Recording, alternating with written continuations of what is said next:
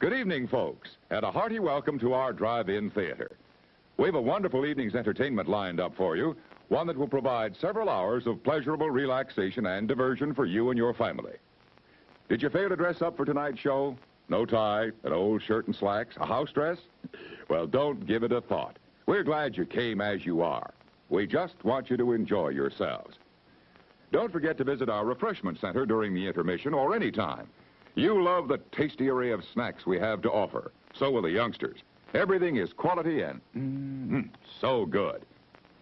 We hope you'll make this a weekly visit. Bring the family. Bring your friends. There are always wonderful new pictures to see, delightful snacks to nibble, a gay, pleasant evening for all. Oh, a word of caution.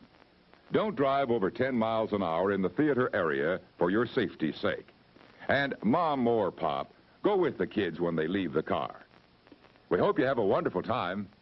Come back soon. It's 4 minutes till showtime. Hey, fellas, don't fight over that hot dog. There's plenty for everyone. Big, plump, and juicy, wrapped in an oven-fresh bun. Add mustard, relish, ketchup, and go to work. Yes, the hot dogs at our refreshment center are the best you'll find anywhere. Everybody agrees on that.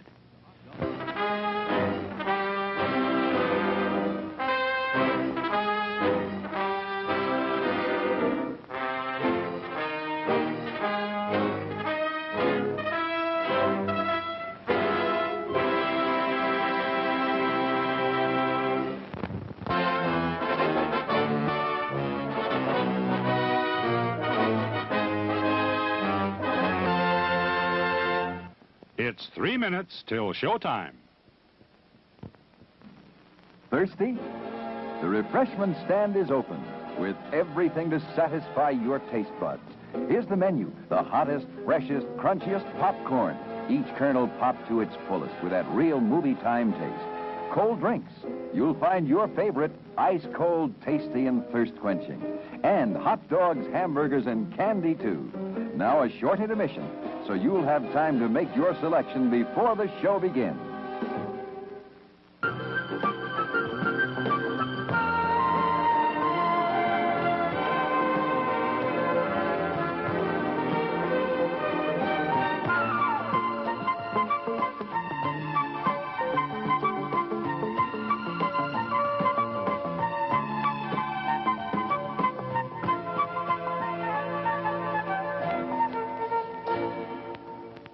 It's 2 minutes till showtime.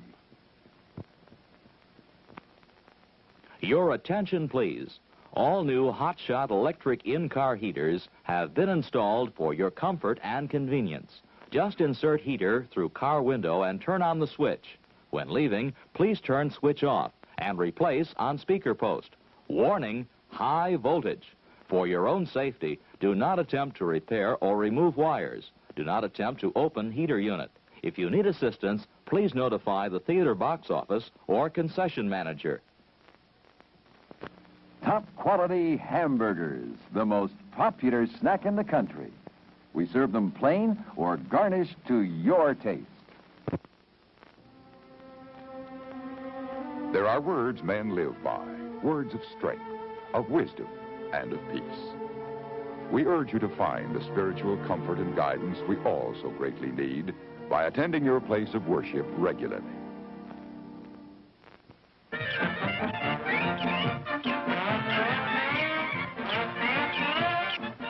Just 1 minute to go.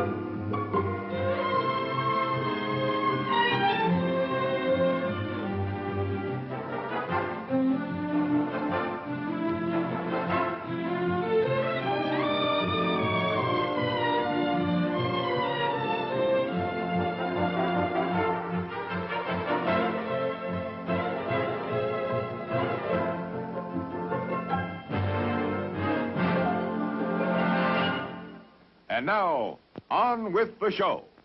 No, that's not big enough.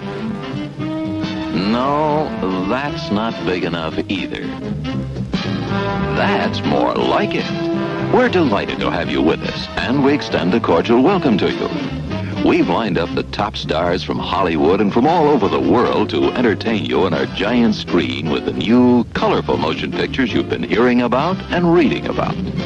To add to your enjoyment, we're all wound up to bowl you over at intermission time with live wire service at our snack bar, where you'll find a tempting variety of favorite foods and beverages. Your continued patronage is very, very welcome. Hello, fellow humans, and welcome to my stream.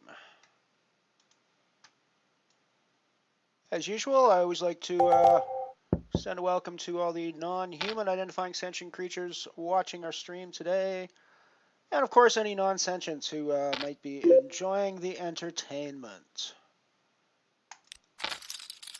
In a bit of trouble in the Comet, although this hand seems to be developing reasonably well. This is the Comet Nano that you're looking at now, as you can see from the title. Gave up most of our stack to a player who may or may not have been Yagi from the community streams. I think the name looked familiar, and they had ace-queen, we had ace-9, and ended up giving a good chunk of our stack to him in that hand, unfortunately. Right, so we pretty much split with people or lose badly to sevens at this stage since we're playing the board all of a sudden.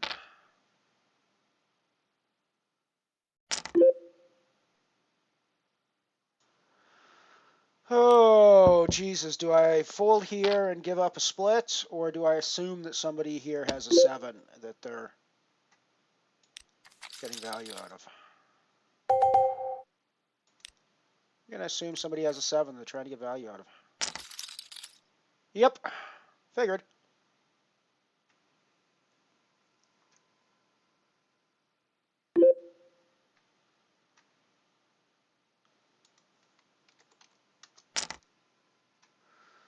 Alrighty, so what else we got going? I got the Falling Star. I have got the Falling Star bounty going as well. We got a stack in that. We haven't taken any bounties yet, but we do have a stack sitting 72 of 150 at the moment with 285 total in there. That's a big field for that one. It's a very big field for that one. The qualifier to €50 ticket just popped up. Going to bring that one up on the screen here shortly as well. I won the €10 ticket earlier today. And try to spin it up into a 50. Into a €50 ticket. And to try to spin that puppy up into a €50 ticket. So this is the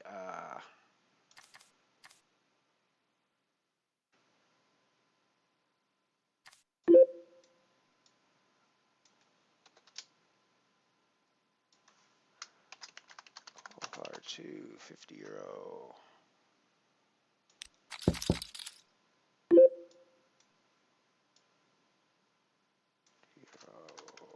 ticket.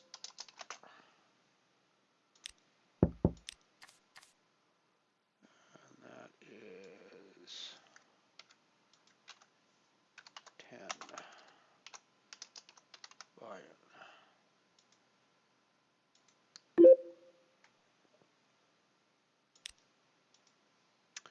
Alrighty, so this is the qualifier table.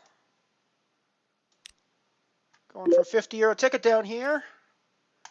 We just picked up our €10 ticket earlier today, so we're just going to try to roll this up all through the day.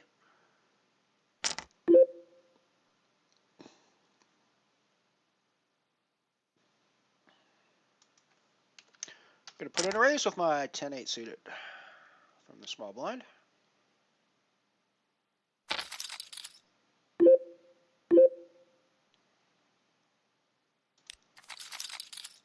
Going to put a C-bet in.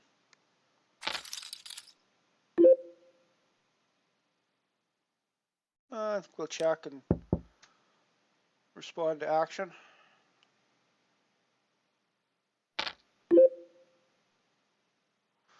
I don't think I'm going anywhere with the flush draw and the straight draws. I don't have the straight draw. Never mind that. But with the flush draws, I don't think I'm going anywhere. My guess is he's got a king or a queen, but if the clubs had come in, we'd have gotten them. In this case, we don't have bupkis, so we'll be check folding. We don't got bupkis.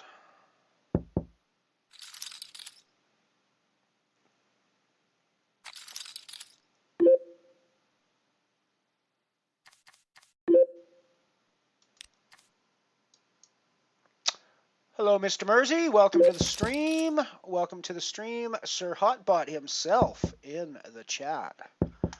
Welcome, buddy. Welcome, welcome, welcome. We're trying to run ourselves up into a €50 ticket here. We got a €10 ticket game going. That's what's on the screen as I speak. And yeah, we'll be trying to run that puppy up. So far, it hasn't gone terribly well. We kind of got ourselves into a pickle when we raised with 10-8 suited, small blind to big blind, got called, and the flop was sort of good enough for us to continue with a c-bet. He called us, and unfortunately, we were not able to pull that out of the sewer. So we lost 2 chips on that hand, but we're still doing fine. Still doing fine.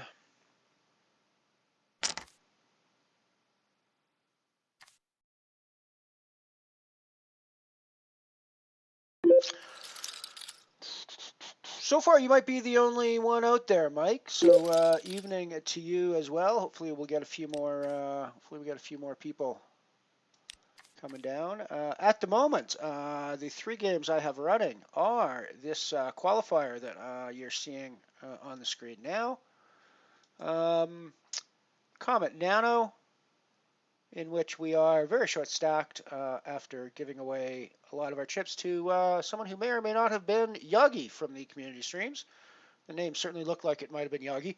And he had ace queen and we had ace 9, and unfortunately that did not work out so well for us. However, we do have a stack building to a certain degree in the Falling Star. Haven't taken in bounties there yet, but you know, we're still working on chips. I have the Black Hole Nano registered in my back pocket, waiting to start up here in about 10 minutes. So we will add that to the rotation as well.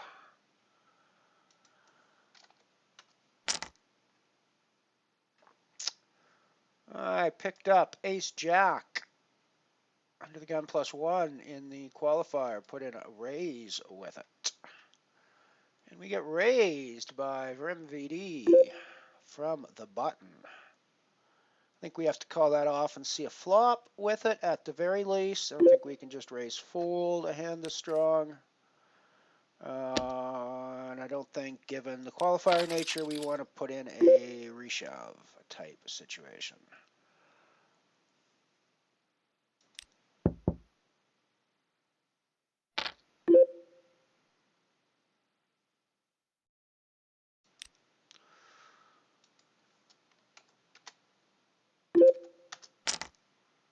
I think he saw our last hand and, yeah.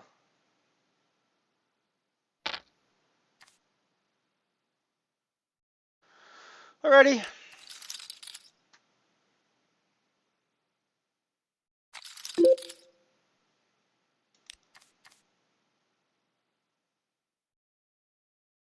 I mean, that definitely seems suspect, but what am I going to do about it, right? I'm not going to call off my stack there, I don't think, with Ace Jack. Maybe I should call off my stack there with Ace Jack. Maybe that's where my ICM play is weak. Maybe I should be calling off there with Ace Jack when I'm the smallest stack. But I wasn't that small of a stack. I still have a fair number of big blinds. When it comes back, you know, if I fold there, I still got a fair number of big blinds at this stage. And I don't really think I need to put my tournament life on the line at that point. I probably didn't need to get quite that deep in the hand either, but I had to take a stab at it, I think, on the flop there. I guess if I reshove, maybe he doesn't. I mean, obviously he can't make a move back at me if I reshove there.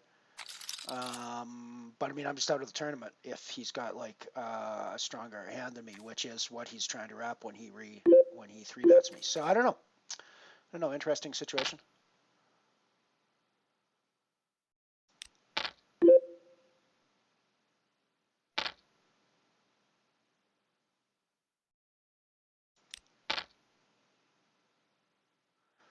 I probably should be re-raising there, but that's why I don't. When I do hit the hand, I can actually, because my idea here is to re-raise to action.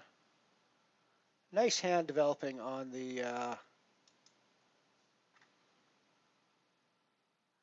Comet table.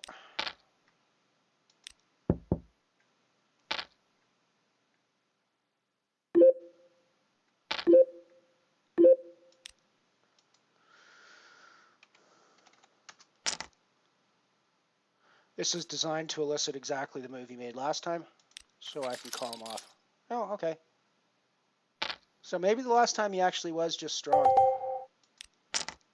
We're all in the Comet, as you can see, and I think we've got the nuts both ways now, so I think we're okay. I mean, obviously it's not the nuts, but yeah, I think we're in good shape. Alrighty, so we rebuilt some of our stack in the Comet anyways. We're not dead. We are not dead, which is always a good thing. And we're still live. We got 1,400 chips. Oh, I guess you guys weren't watching the hand in... Oh, yeah, you guys weren't watching the hand I was describing in the qualifier either. So let me actually replay that. Let me bring that up on replay. Hello, Cleeds. How you doing, buddy? Oh, cool. I busted out of the dark matter super early. I busted out of the dark matter super early today. Pretty dumb situation as well. Actually, another hand where I got frisky with ace-9, which I don't know. Maybe that's I hope that's not a theme for the day. Get frisky with ace-9 and get your ass kicked, which isn't all that unusual when you get frisky with ace-9. Actually, now that I think about it. So let me bring up this replay and go back and check this hand out.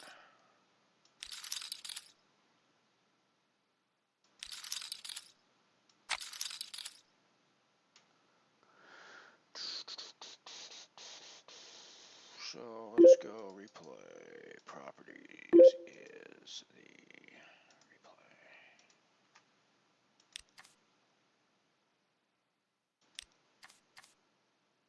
Okay, I'm going to actually cut to some commercials, and then I am going to come back and we'll go through this replay hand after the break.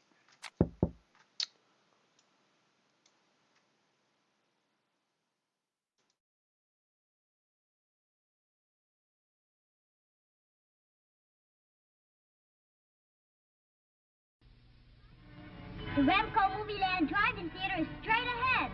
Here it is now, Betty. Today's double feature. Have Gun Will Travel and Heckle and Jekyll. It looks terrific, Jimmy. Drive right in and park. Let me show you how it works. Switch on the projector, turn the film knob, and you'll see 6 exciting still features. Have Gun Will Travel and Heckle and Jekyll. Captain Kangaroo and Dinky Duck. Mighty Mouse and Farmer Alfalfa. Gollywog, clear, big pictures. This Remco Movie Land Drive-In Theater has everything. 6 complete features. Its own giant screen, projection booth, marquee that changes, ticket window, and 6 beautiful cars. Be the first in your neighborhood to own and operate a Remco Movie Land Drive-In Theater. Only $5.98 at your favorite toy store. Remember, every boy wants a Remco toy. And so do girls.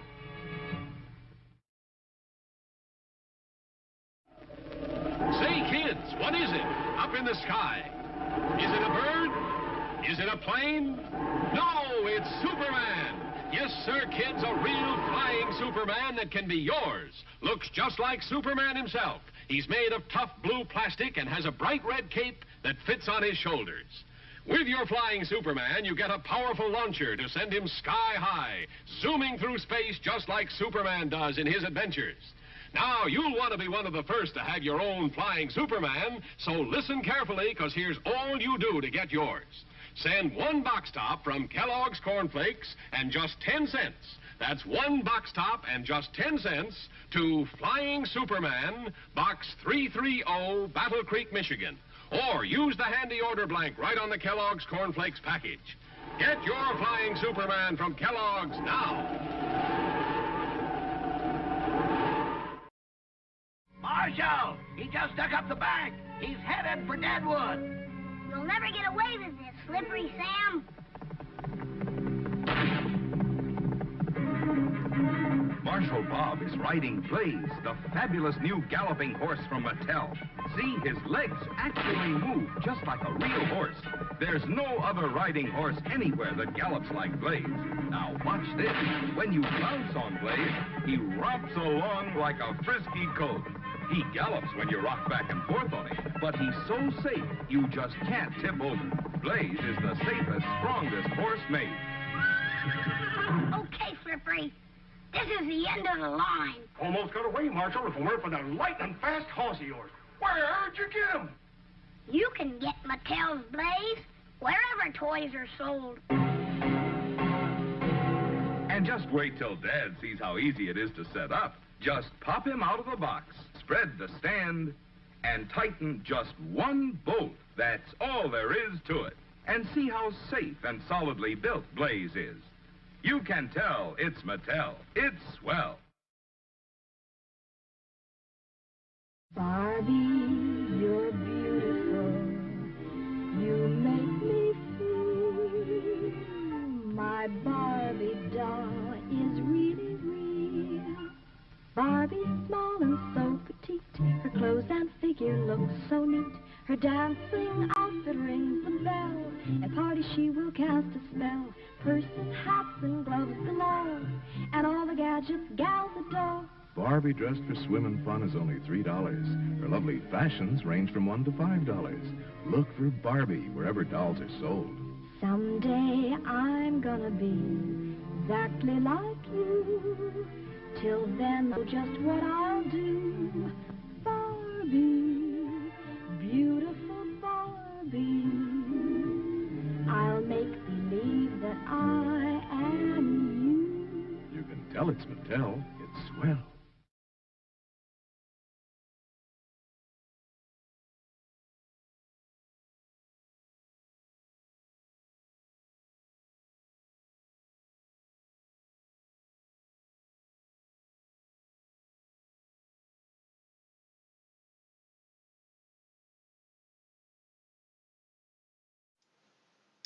Alrighty, we are back. We are back. Just got you here on the four table layout for a second, just to let you see what we're playing. Got the Falling Star in the top left. We got the Comet Nano in the top right. Bottom left, we got the qualifier for €50 ticket, where we're in trouble. Got to play some poker here. Got to win some poker hands. Not going to do that with Deuce 4, I don't think. I'm not calling Deuce 4 on the big blind. And bottom right, we have the Black Hole Nano, which just popped up. Let's flip back to the main scene. Let's go back to that hand I was talking about on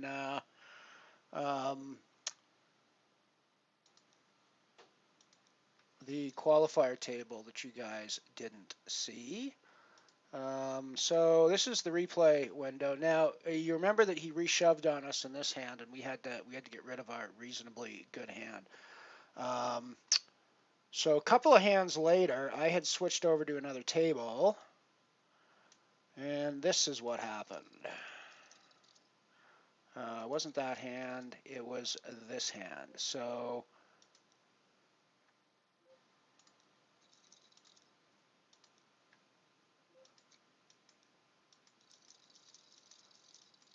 whoops, sorry, I was hitting the wrong buttons there. There we go, that's the hand I'm looking for. And we're going to go back to the start. There we go. We're going to hit the right buttons now. Alrighty, so we started off. Nope, that's the wrong buttons. Here we go. Alrighty, I'm sure I'm going to hit the right buttons now. So we started off, of course, with just a fairly normal thing. I'm in the small blind. I get a6. Our active friend that was that reshoved on us before and made us give up the hand raises. So we decided to put in the call with our ace. It's not the best ace in the world, but it's it's an ace, right? So we put in a call with it. The whole point of this was to sort of recreate what he did before, because we were pretty sure he wasn't strong before. Okay. So we check when we flop our ace, and we're planning to re-raise. We're planning to raise on him at this point.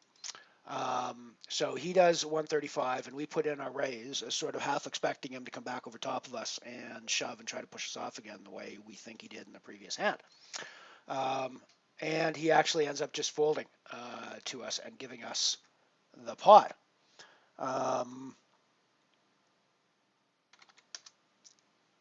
Which was a nice pot, and we took it down. It was cool, but we were kind of hoping to be able to reshove over top of him and maybe get a call off light with a 9 or something like that. But it still worked out, and we're still in the tournament, and things are still going well. So I just wanted to show you that while since it was not on the screen while I was talking about it.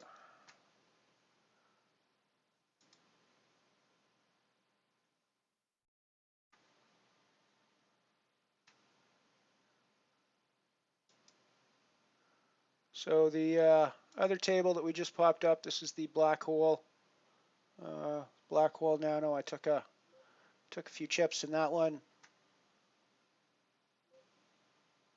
Oh crap! You guys didn't see any of that. That's hilarious. That's twice now I've described a hand to you guys, and you haven't, and it hasn't been on the screen because I just realized I was in studio mode, which means all of that was done in my background. Stuff. That was really. All right, you got pro streamer. We got pro streamer action today. It's Monday. What can I say? It's absolutely a Monday, and we are experiencing technical difficulties here at the mothership, ladies and gentlemen. Right. So now we're back. Okay, let's actually do this properly. Let me bring up my replay again. Let me bring up my replay again. We will go through this. We will actually go through this hand.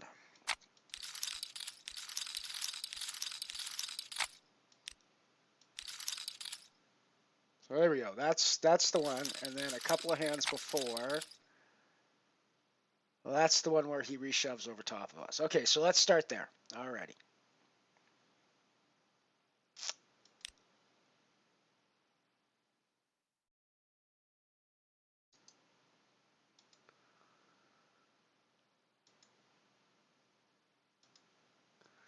Okie dokie.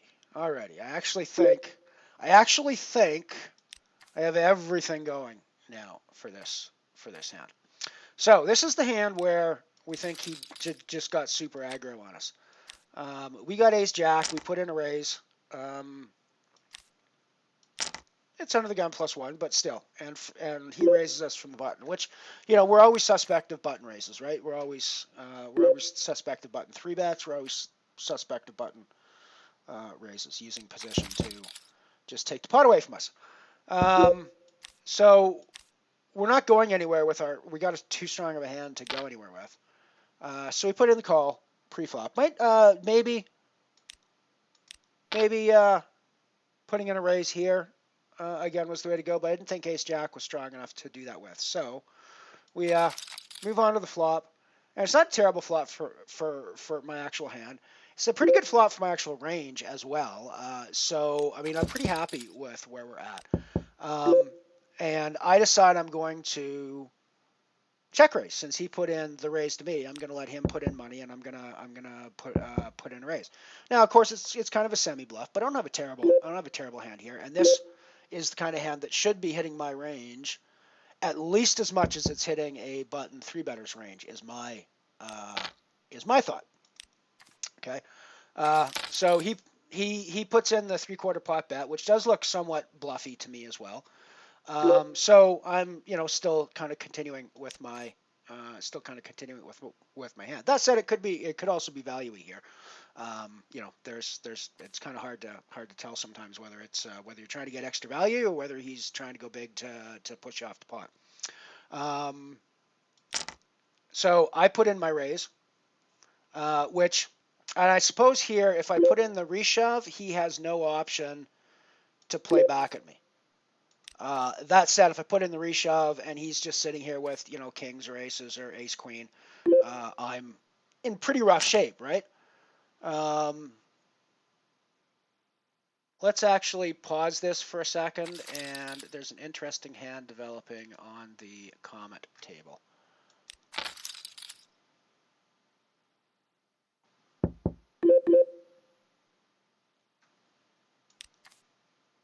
I mean, I don't exactly have the nuts,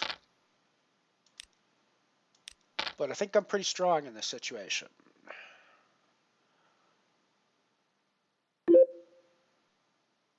Redraw to the straight flush. I'm all in with fours in the qualifier as well, against the fellow who was who we think might have been playing around with us a little bit.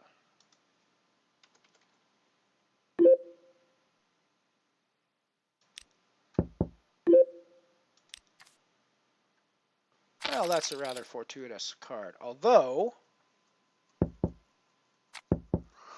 I mean, I think if he's got the full house, if he's got the boat, he's got the boat, and we're just done with. Or if he's got the better hearts. Wow. Wow. Okay, that's going to be another hand for the replayer to go back and look at, because I got to figure out if he actually had nothing like it looked like he had when he called me there with nothing. Right, let's go back and hey MVE, good to see you. Good to see everybody. Right, so after that hand, let's go back to the replay again. And where were we? We were, yes, we were still on this hand, on the ace jack hand, and where I put in my re-raise, thinking he was just playing around on the button, and he comes back over the top for a shove. Now, as I said, that if I shove there, this move is not available to him if it's a move. That said, if it's not a move, I'm just out of the tournament most likely. So I folded for the record, and we moved on to a hand 3 hands later when I get the ace-6 in the small blind. He puts in the raise. I call behind. And I flop top pair. And I figure in this spot, I'm going to, quote unquote, do to him what he did to me in the last hand. So I check. I let him bet into me, and I come back over top, assuming that he's going to try to do the same thing. And I'm going to snap him off with my pair of aces at this point. And instead he folds. So interestingly, I took that pot, and I'm still not entirely sure. What he's doing. We're still in that one. We are still the small stack, but we're still in that one, and we're still building chips. We still don't have anything to like. It's not like it's a huge. It's not like it's a huge issue for us at the moment. Our chip stack. So I'm not too concerned there. We'll hang around. We'll see what happens. We'll go from there.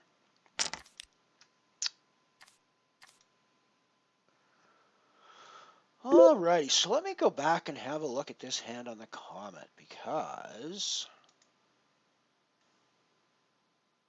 let me do this hand first, because I need to know what dude up there called me with on that hand, because it looked like 6, 7. Yeah, dude fucking called me with bald ass hair on that hand. That had to have been a misclick.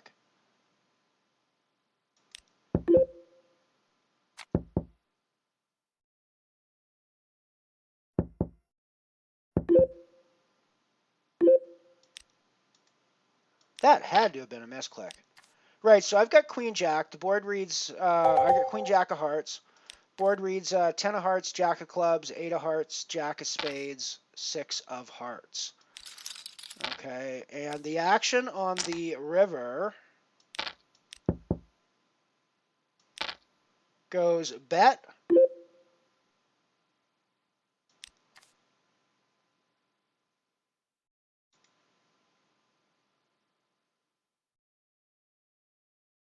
bet by Pack-X,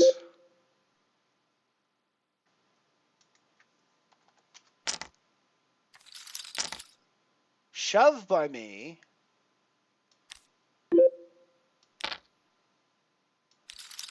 and Pack-X just calls off with the Queen of Spades, 7 of Hearts. No draws. No Queen High for like pair of jacks on the board, Queen High for his hand. Interesting. Thanks for the chips, dude. I guess is the way I would put that. Cool. Cool, cool, cool. Right, so we doubled up in the comment, and we're doing okay there. We got some chips. We got gifted. We got gifted a double up. We got ourselves gifted a double up.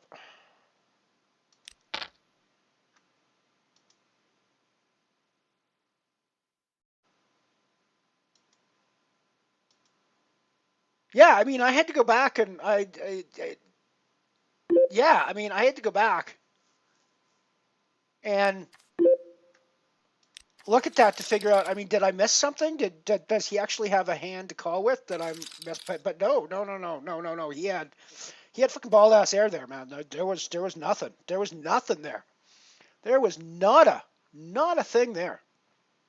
Unfortunately, we're getting moved, so that means that we will no longer have him at our table.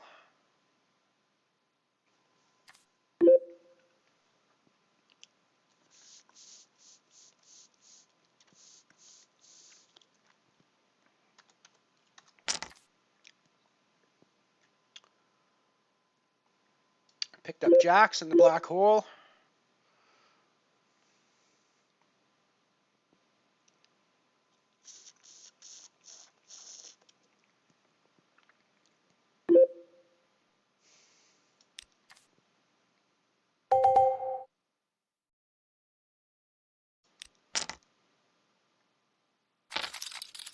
No, I thought we'd bet that. I guess we hadn't. I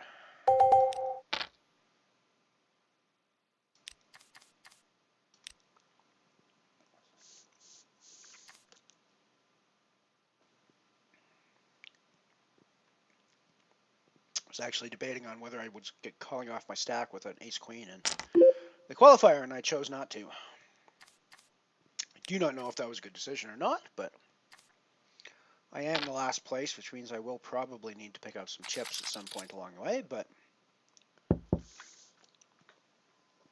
I do still have 15-ish big blinds, so I'm not in a horrible shape. Evisceration, good to see you, buddy. Welcome. Welcome.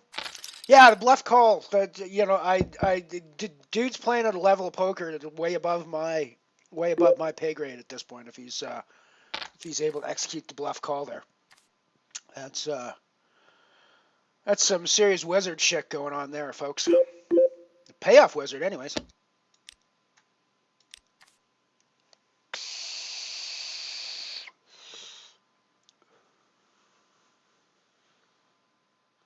Flopped a nut low flush draw, or I would have, should I say, in the comment, had I not folded my deuce three of spades pre-flop.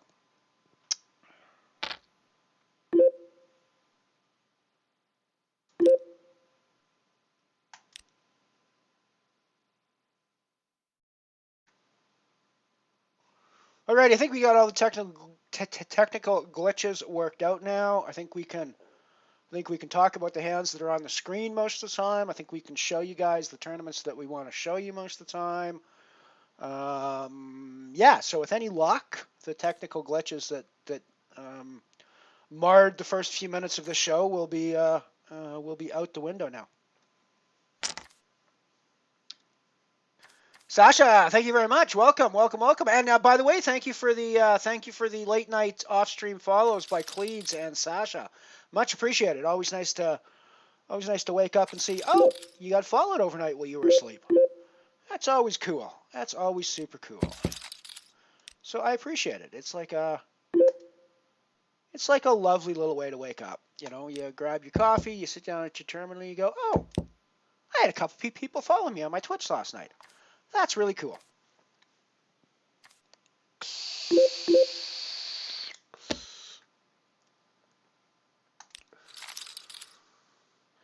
I don't think he's arrived in chat yet, but I want to say thank you to Night Shopper for giving me a bit of a shout out on the community forums. I'm like a horrible ambassador type person. If I was an ambassador type person, because I did literally Shopper told me he posted this in the forum, and I won't say it's the first time I've seen the community forums or heard about the community forums. I've kind of vaguely heard about them in the background when people talk about community free rolls and yada yada yada and things like that. And I've actually been over there once or twice to kind of poke around. But I realized yesterday after Shopper said he'd posted a link to my stream in one of the threads, and I went over to say thank you and to like it. I realized I wasn't even a member of the community forums yet. So I had to quickly create a membership last night around 66, which I figured was appropriate for the since that's my stream name, and it's actually some form of Elron 66 or 6900 is what I play poker on most places as well. So it's familiar to poker players elsewhere. And yeah, so I am finally now a member of the community forums. Which tournaments are we playing, Evisceration? We have got, let me run through the, well, let's actually give you the overview of what we're playing. Let's head down to our four table screen. So, top left corner, we've got the Falling Star Bounty that we are doing okay in. Haven't taken any bounties, but we've got more than a start stack, so we're not doing too bad. Top right, we have got the Comet Nano, where we had an astonishing call by somebody after we rivered a flush and re-raised all in on him, and he called off for 3,000 chips with Queen High. So yeah, we were pretty happy about that. Took those chips and stacked them up on our side of the table and moved on. Down the bottom left, we're playing a qualifier to a €50 ticket. I won a €10 ticket earlier today, and we're trying to spin that puppy up. I have to say, we're not doing so great. We are last place at the moment, but hey, we're still in it. We still got chips. We still got a chair. We know how these qualifiers work as well. We don't necessarily have to. I mean, obviously, I have to get some chips before. You know, I'm not going to fold my way into the money from 16th place here, but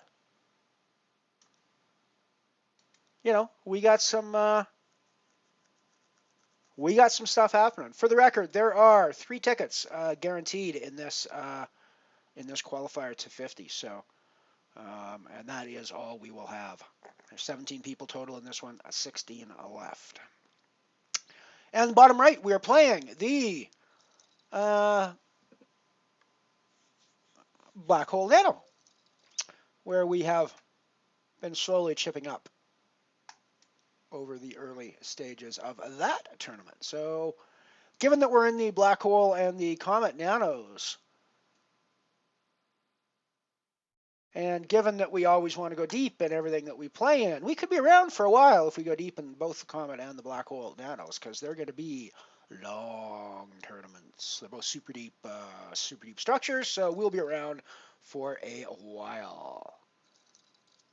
Yeah, Shopper for the win, man. Night Shopper for the win. Thank you very much, Cleeds. I appreciate you checking that out. I am going to put going to go over to the blogs and stories section sometime this week and put up a general post saying hello and kind of giving a rundown on the stream and what I'm doing here. For the record, if you type exclamation point challenge in the chat. You will see some details on my current challenge that I'm running, which is basically start at €0 here on Unibet. Don't deposit any money whatsoever, and play free rolls and try to free roll those puppy up into some cash and eventually a ticket to a Unibet Open, a live event, which is why we're playing this this qualifier here. Alrighty, we are going to be shoving our King 6 here in the small blind. I mean, it's not obviously the greatest spot. I've been super foldy, so I think any sort of aggressive action like that is almost certainly going to get a fold unless I'm running into massive hands at this point. I can't abuse that obviously, but that's just the way it's going to be. So yeah, let's go back to our one table screen since I think that's easier to see the poker that way. And this is the black hole nano. So just a quick run through on these. We got the black hole nano. We got the qualifier. We got the comet nano. And we got the falling star. A bounty. Haven't taken any bounties in that one yet. That's cool.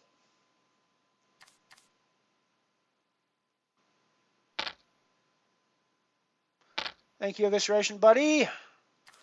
Much obliged, much obliged. And it's good to see everybody here hanging out with us here on the Mothership.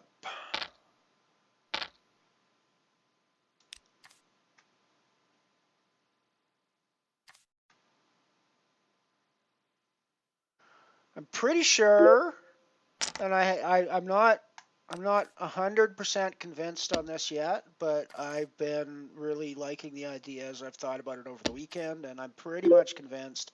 I mean, I've been convinced of the Mothership poker thing for a little while now. Alrighty, we got more shovey type action happening in the qualifier. Again, one of the things I've got to adjust my ICM strategy for is that I need to be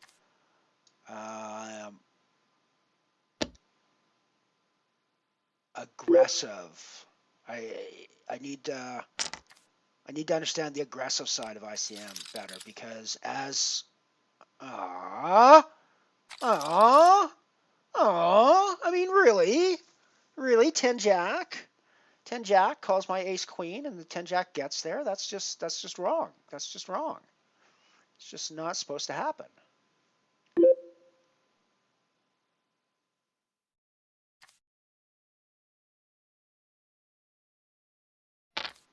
So yeah, I've been pretty convinced on the Mothership poker concept for a while now. Not least because I can use the phrase "come on up to the mothership," which I really like. Not least because I'm a bit of a alien as a Canadian North American playing here on Unibet. Ooh, we got a nice little thing developing here for us in the. We called raises. Did we call raises or did we call? No, we just called pre-flop with our sixes in a limped pot, and we flopped a set. Now it is a straighty, flush drawy board, but I think we have to go for this. We have to go for this puppy at this point. Try to build some chips for ourselves.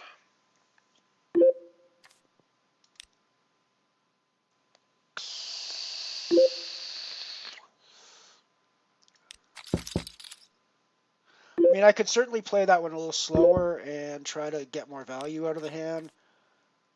But I also think that I play myself into a world of hurt there at least a significant percentage of the time if I do that. And I'm not really that upset with getting the hand over with at that stage, frankly.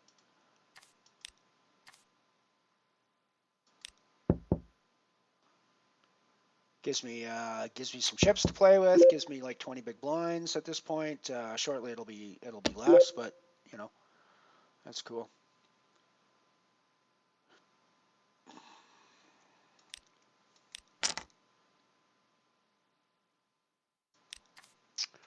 We are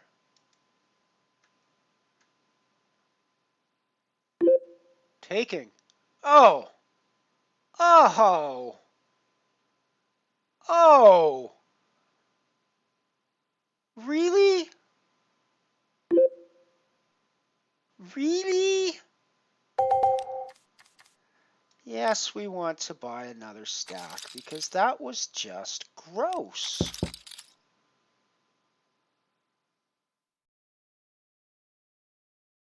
That was just disgusting. Yeah, I think our life is over in the qualifier. Yeah, we might survive. Yeah, our bluff got through. Our bluff got through.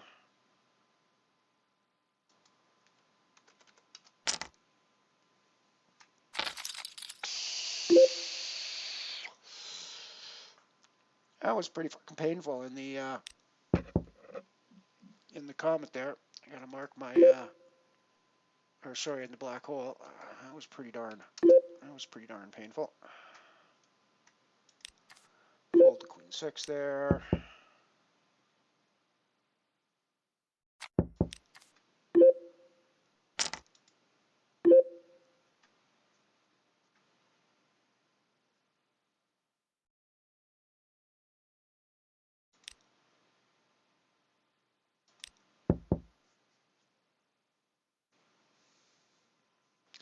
You can see I've added some stats to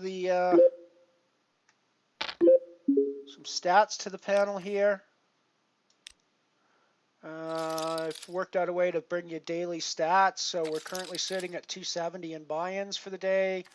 Haven't notched up any wins yet. That means our average buy-ins over 6 tournaments for the day is 45 cents.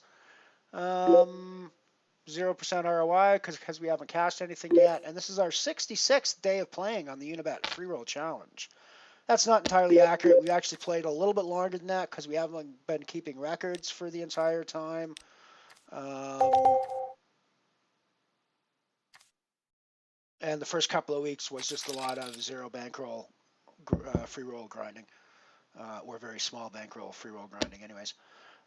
So yeah, that's the new results. You'll also notice our bankroll graph is looking way more normal than usual. We had a pretty crappy weekend. Fired a bunch of 1 and 2 euro bullets into things, and busted a whole bunch of 1 and 2 euro bullets yesterday. So that kind of really impacts the bankroll.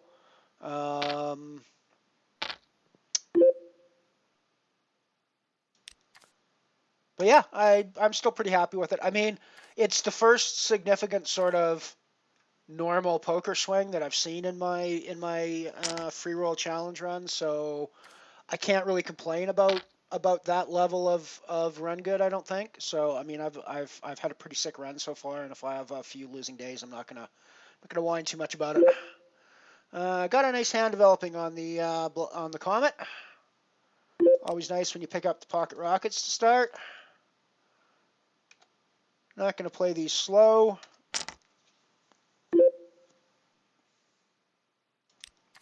We're going to try to get all the chips in the middle, which, in the Comet can happen, even if you're playing with, 100 big blinds. It's people are still willing to put those in the middle with an astonishingly large range of hands.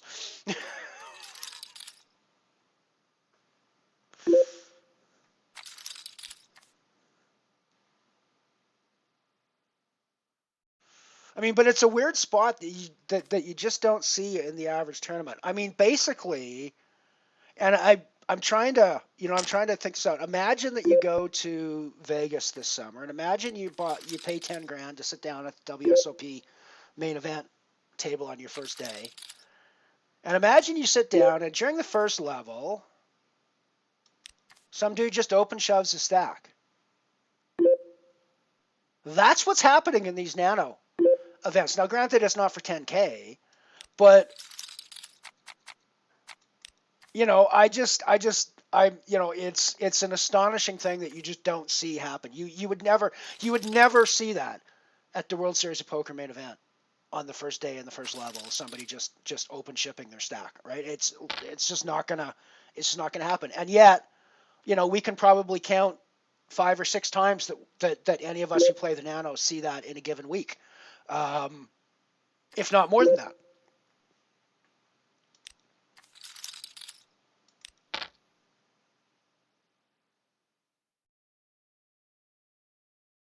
Oh, sweet evisceration. Cool. I see you there, buddy. I see you. I see you. Good luck, good luck, good luck.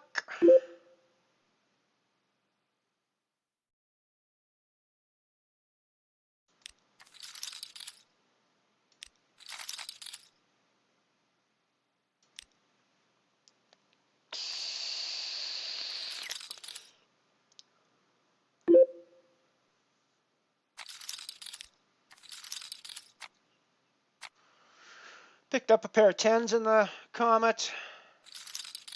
We're in really big trouble in the qualifier. Just not getting any hands we can do anything with. Looks like we're going to be in trouble there. I mean, maybe I should have just shoved with my 7-3 from the small blind, but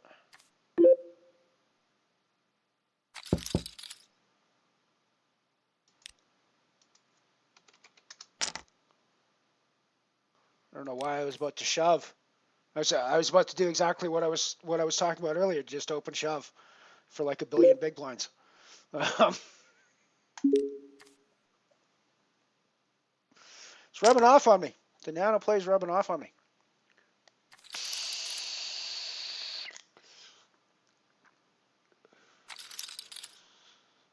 I was thinking I was on the I was talking about the qualifier table, and I was thinking. Speaking of the qualifier table, it is open shove time on. Whoops. It is open shove time on the qualifier.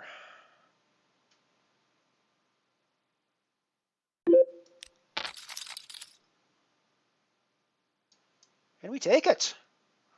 We take it. Dirty, dirty. We like it. We like the dirty. We like the dirty.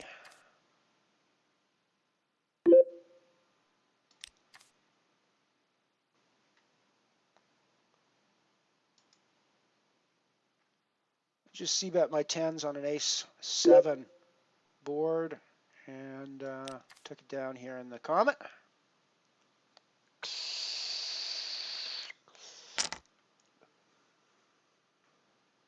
We're still quite low in the Falling Star. Still haven't taken any bounties, but we still got chips, so you know we're still okay. Been pretty card dead over there, so it's been hard to make anything happen.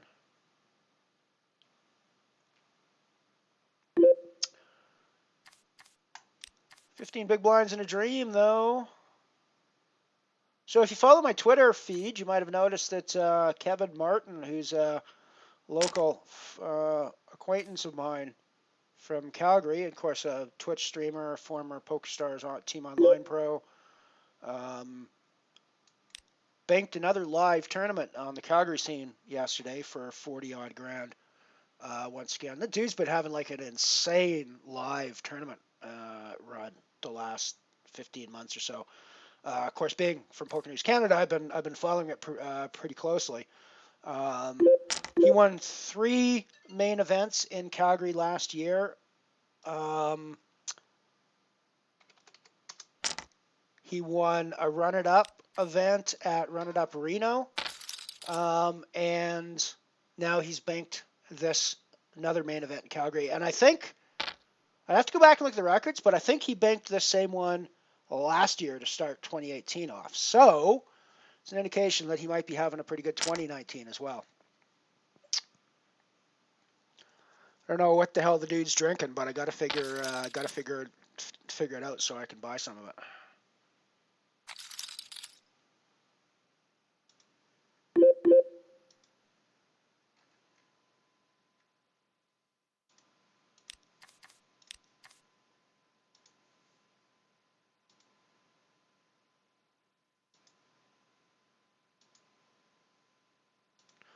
Just saw your Facebook request, Sasha. I accepted.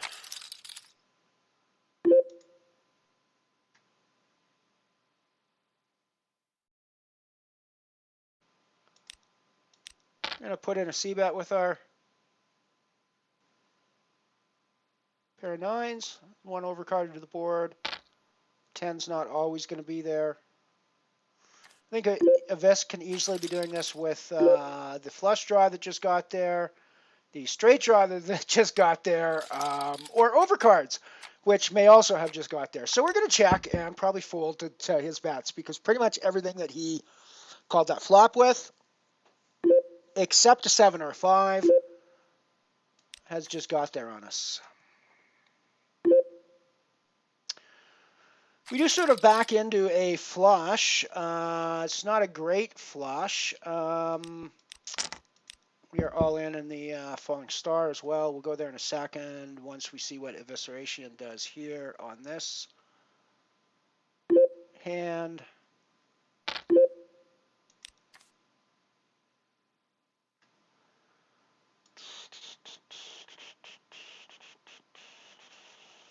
I mean, if he was calling the...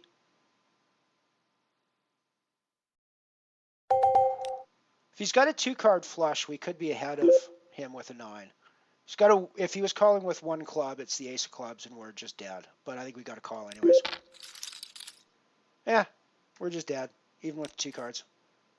Out of the falling star. We didn't get there in time. I was in with a pair of 5s. It's under the gun, and I had like 11 big blinds, so I figured it was a good time to try to take some. It's probably a little early position, but yeah, what the heck. Alrighty, so we're down to 3 tournaments. So we're down to 3 tournaments.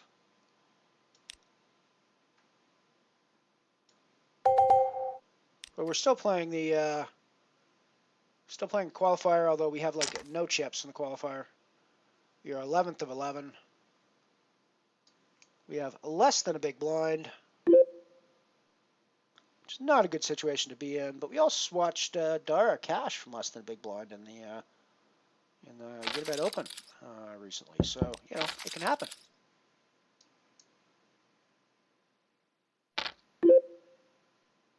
Yeah, I mean exactly, Mike. It's like, you know, what do you? It's you just don't want to. You know, no one's going to do that, and it's so weird to see it here. It's not a situation where.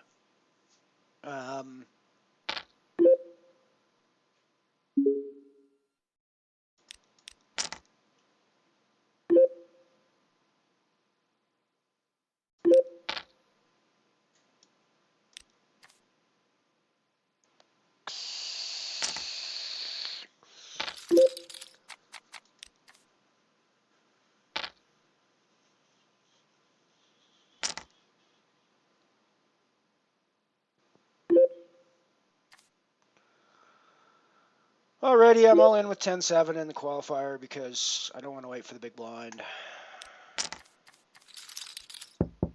And we're up against queens.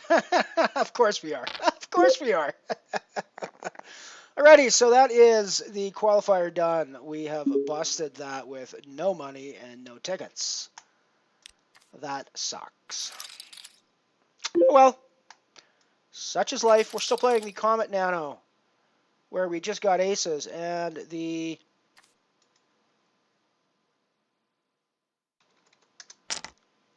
Black Hole Nano, where we just got ace king.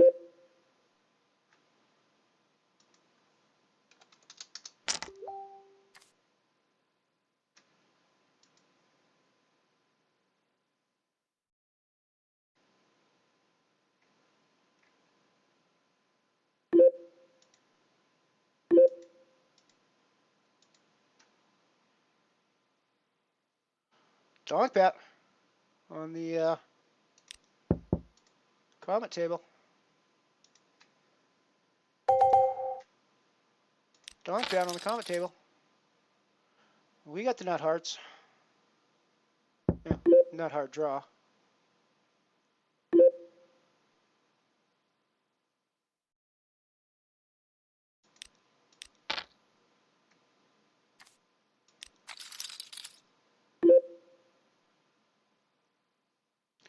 Took that one down.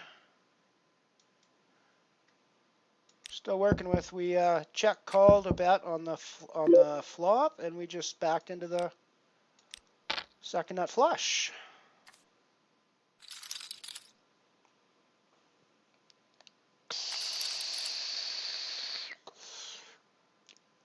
Pick up ace jack in our next hand. Pretty decent.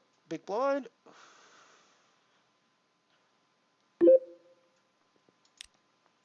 Let's look for a few more tournaments to jump into.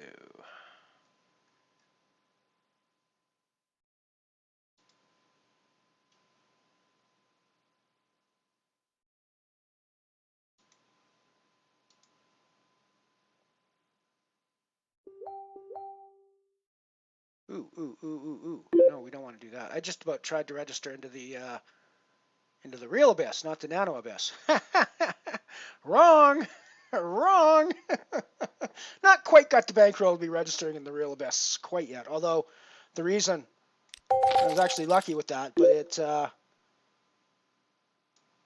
had the 25 euro ticket from David's Stream League the other day. So, alrighty, let's actually register in the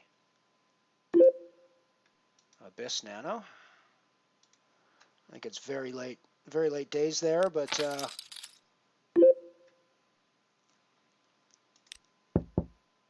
what else do we have?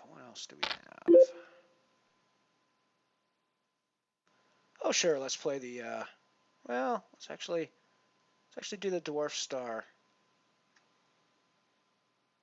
The Dwarf Star Bounty full event is one of the things I'm considering playing with my 25 euro ticket at some point. I haven't quite decided what I'm going to play with it yet. It'll definitely happen on stream.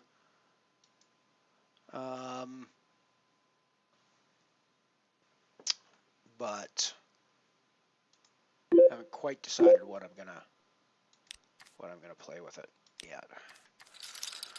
So let's get those tables set up. We have got the Abyss Nano, and we have got the Dwarf Star Bounty.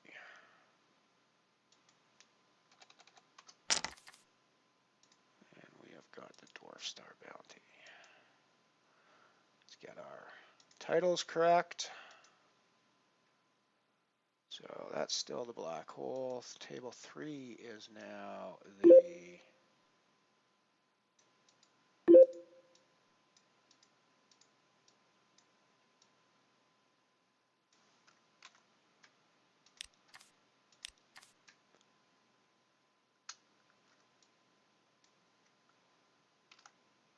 table 3 is now the 15 euro Dwarf Star Bounty 0.25 buy-in.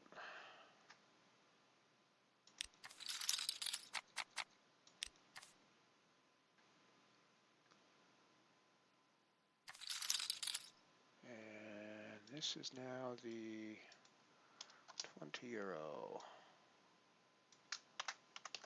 Abyss Nano.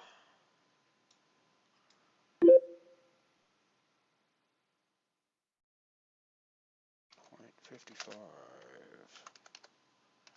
buy-in 1x bullets.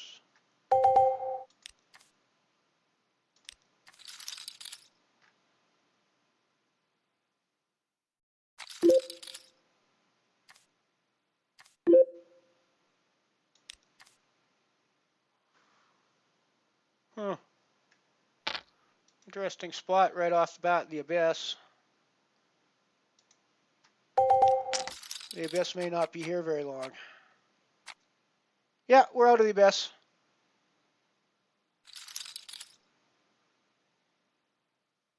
Although we're gonna fire one more.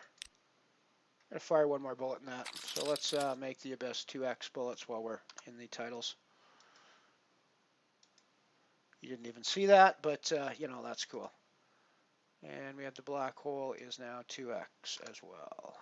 So let's save all, fold. Alrighty, let's go have a look at the, let's go to our 4-table layout. So top left, we got the Abyss Nano on our second bullet. Top right, we still got Comet Nano. Bottom left, we got the Dwarf Star Bounty. And on the bottom right, we still have the black hole on our second bullet there as well.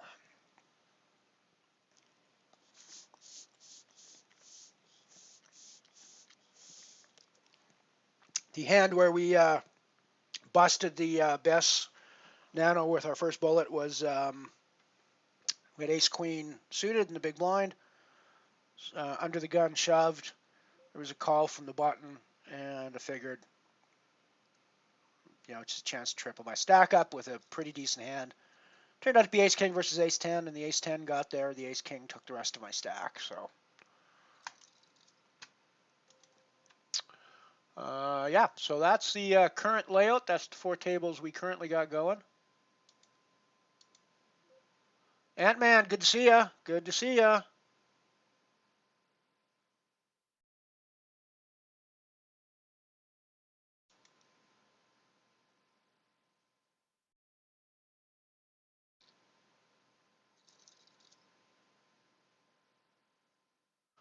Thank you, Visceration. I appreciate that. Yeah, that was a pretty tough spot for me at that point.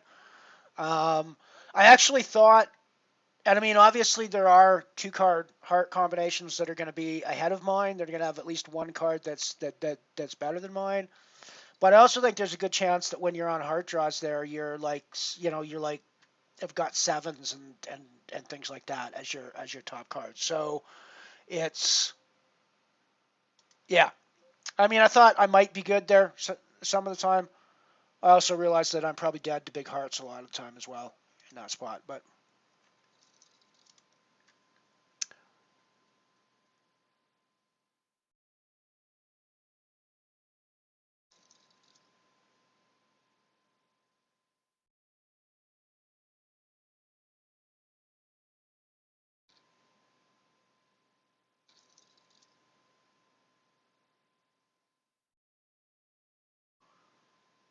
nice one, V. I didn't make it into the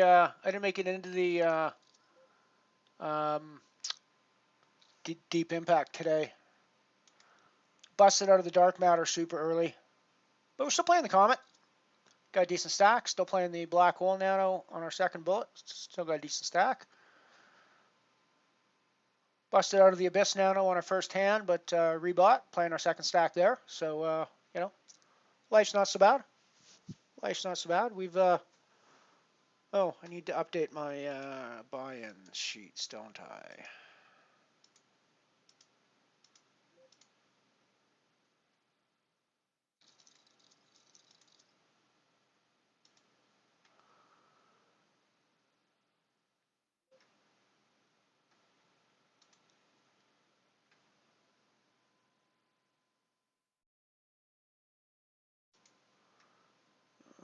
So let's update our buy-in sheet. So we now have the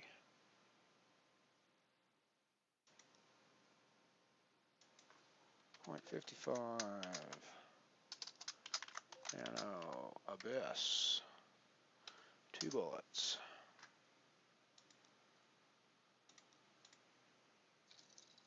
And the .25 Nano Dwarf Star Bounty for 1 bullet. And we got 0 there. We're still in that. We're still in that. Yeah, okay, cool.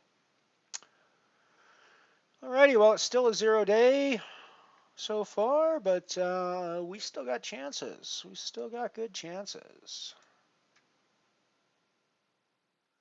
Ged, good to see you, buddy. Good to see you.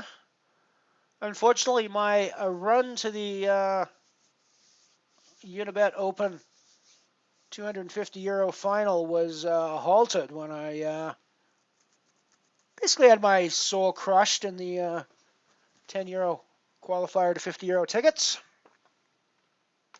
That's 3 times now I've gotten into the 10 to 50 qualifier and had my soul crushed in that. But yeah, well, we'll keep cracking at it.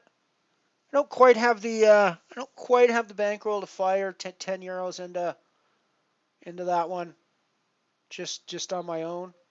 We're gonna keep trying to book tickets for it, and we'll go from there.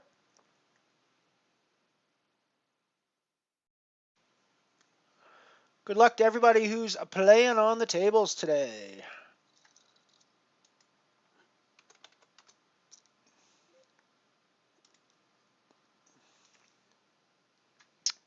We head back to our one table screen.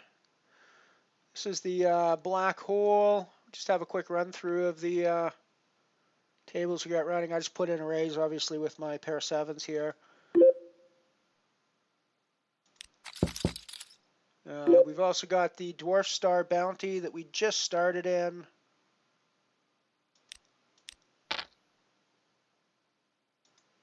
We've also got the Comet Nano where we got a reasonably good stack, but we're still early in that, obviously.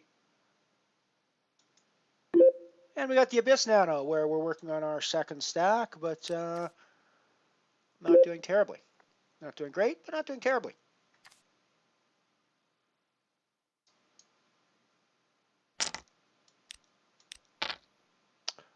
Might be going down. Yeah, gross. Gross. And we're done in that one because that was past the rebuy period. Alrighty, so the Abyss is done. The Abyss is a big fat goose egg. We really late regged quite a bit in that one. Anyways, so no surprise there. Let's see what else we could put in that slot. Oh, we got... Right, so my new mission means I have to play sit and goes. So I'm going to jump into a €2 sit and, or €1 sit and go if anybody wants to join that. Let me just talk about that in chat real quick since we're on the delay here. Actually, we're going to wait till after the break. We got a break coming up, and then after the break, we're going to do maybe a sit and go. If y'all are interested, I'm going to do one anyways, and if y'all are interested in playing with me, we can come and do that too. So let's head over to our break and catch our next bit of ads. We'll be right back after these commercial messages. Gaylord! Gaylord! Gaylord, you look kind of crazy, move kind of lazy, see what he'll do. Gaylord, when you pull his leash, he'll walkity walk with you. Gaylord the pup is full of tricks. Watch. Back up, Gaylord. Atta boy. Now climb, Gaylord. Up, up. Now fetch your bone. Got it. Good boy, Gaylord. Gaylord, you look kind of crazy, move kind of lazy, see what he'll do. Gaylord, when you pull his leash, he'll walkity walk with you. Gaylord comes with a bone of his own. He's a wonderful toy. He's ideal. Gaylord, when you pull his leash, he'll walkity walk with you. What's the greatest jet prop airliner ever designed? Remco's Flying Props, with real motor-driven jet prop engines. The giant cockpit with dual controls has room in it for 2 kids to control every action of the plane. In the air above the cockpit roars the mighty Flying Fox airliner. The engines are revved up separately from low to high speed. Hear that powerful jet sound get louder and louder as you rev her up. While flying, you retract the landing gear. You yourself make the plane climb, bank, dive, and turn in flight. while cockpit instruments keep you on course. For night flying, switch on the red and green wing lights and blink them. Kids, fly Remco's Flying Fox Jet Prop Airliner for the greatest thrill of your lifetime. Only $14.98. Remember, every boy wants a Remco toy, and so do girls. Who will be next to launch man in space? Me! And so can you with Deluxe Man in Space set. You get a rocket launcher, defense base, and 3 different nose cones. Up goes the astronaut to the top of the launcher. The gantry moves in. The space capsule is locked on the mighty Atlas rocket. Blast off! There he goes! Man in space! Enemy bombers approaching. Flash the alert. Open fire! Deluxe Man in Space, complete with missile base.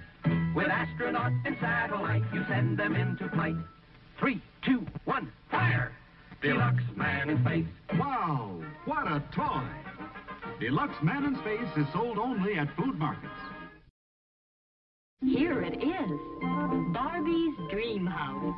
The wonderful new house for Mattel's famous Barbie doll.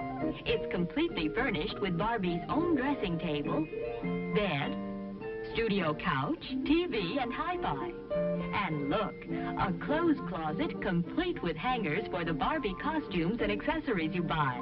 And you'll have fun putting the furniture together. Just pop them out, fold them into shape, and there you are. You can arrange the furniture and, of course, rearrange it. A lady's privilege. Barbie's Dream House is a wish come true for both of you. And look, the whole house and everything in it folds up into its own sturdy carrying case. You can take it anywhere. It's perfect for storing Barbie's furniture and costumes. Mother will appreciate that. Look for the genuine Barbie Dream House and furniture, made only by Mattel. Look who's come to your house to stay. A pal you can play with all day long. She's Patty Play Pal, a big doll, big as a 3-year-old, and Patty's real as life. Patty's beautiful hair can be brushed, braided, or put into a ponytail. And Patty Play Pal, big as she is light and easy to carry. You can dress her in your own clothes, because Patty Play Pal is almost your size. She can wear your pajamas and stay overnight, too. Yes, Patty's a wonderful friend. She's just one of the ideal Play Pal family.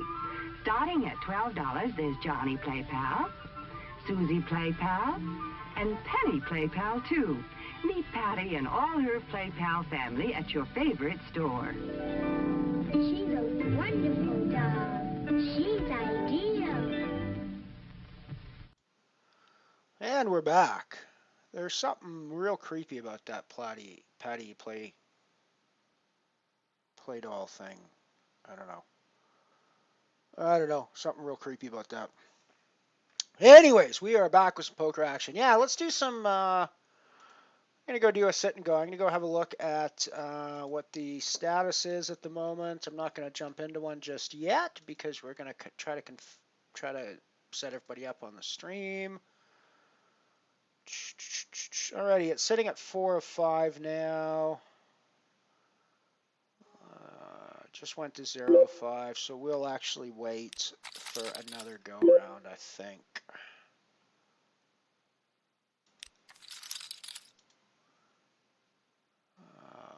Let's pop this out. That'll make life a little easier, I think. And then let's go here. This.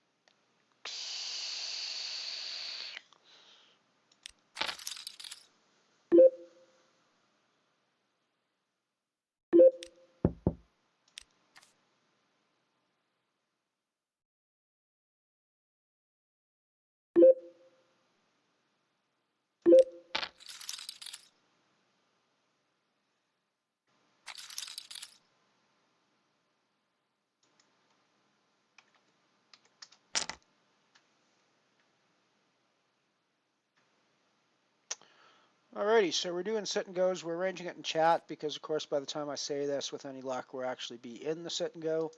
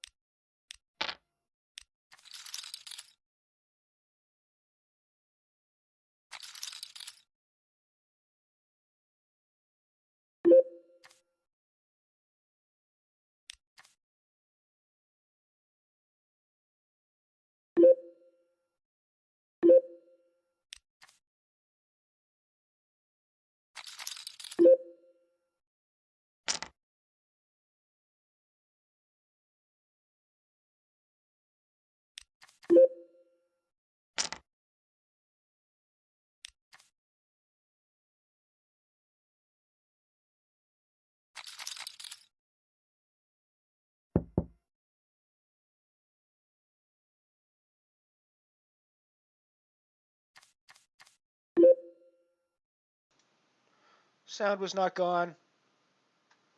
I was just muted. Rookie streamer / Monday mistake. How's that for an excuse?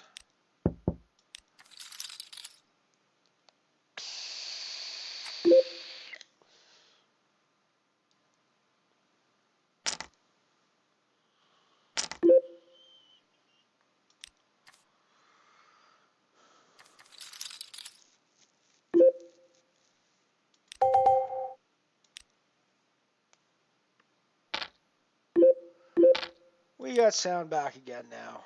I think I must have coughed or something and turned my mic off so I didn't cough in your ear and then forgot to turn it back on again. My apologies. My apologies. We have sound back now.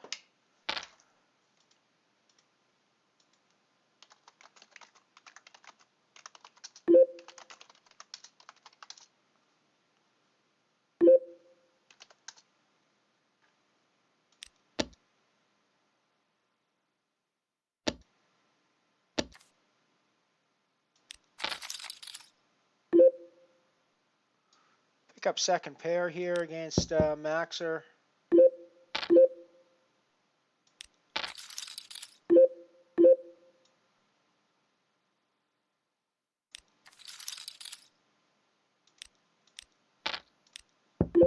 I think we're pretty happy to go the distance with this.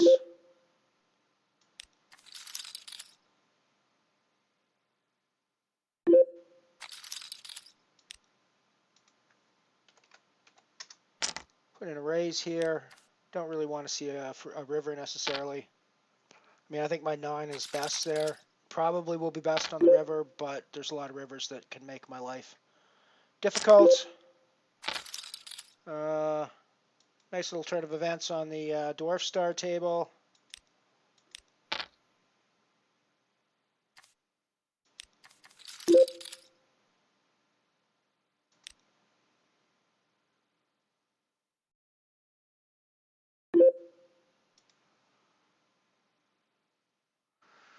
Oh, this is the sort of hand that I want to call off with.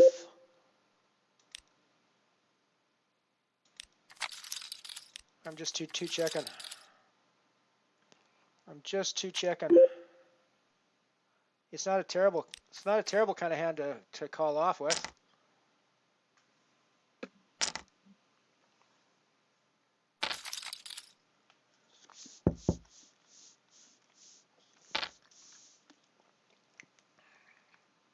We're going to have to call him off eventually.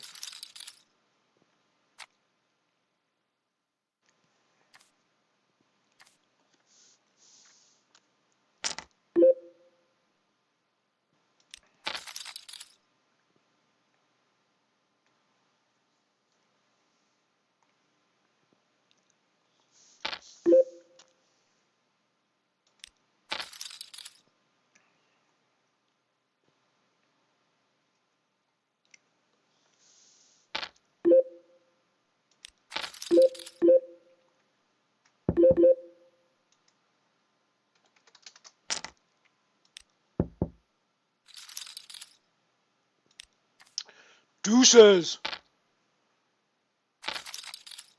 The deuce. The deuce takes it. We gotta love that. Gotta love it when your duck takes it. Ant-Man with the aggro reshove. Nice one, dude. Nice one.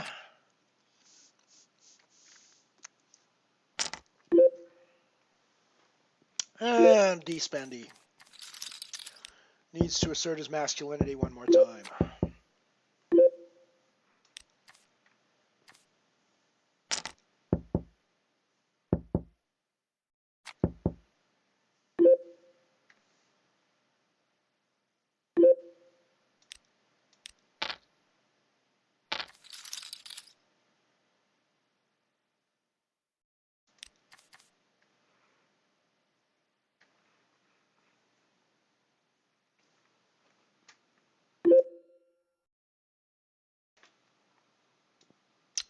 Turned the mic back on that time. Yes, I did. I just had to double check the sound levels, make sure everything was thing was still ticking up into the green, and it is, in fact.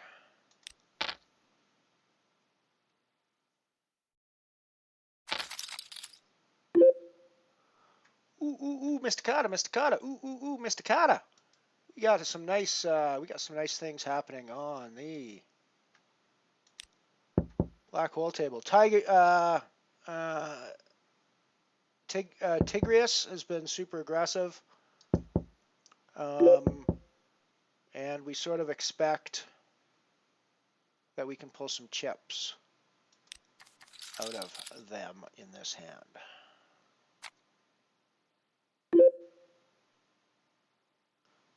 And this is actually the perfect action for our hand, because when we check behind, it makes us look weak, to at least given the previous action, and it induces action. It induces Tigrius to continue in the hand with either aggressive action or call here, and then he gets aggressive later. We'll see how that goes. So far, so good for our plan.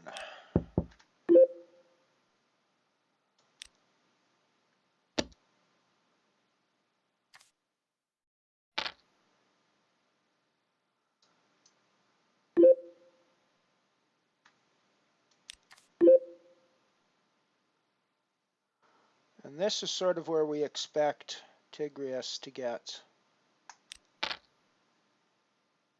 a little frisky. Possibly.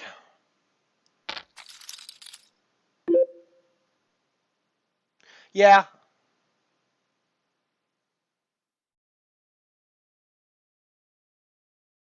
Yeah, no, I think I agree with you on that. That's eventually why I folded.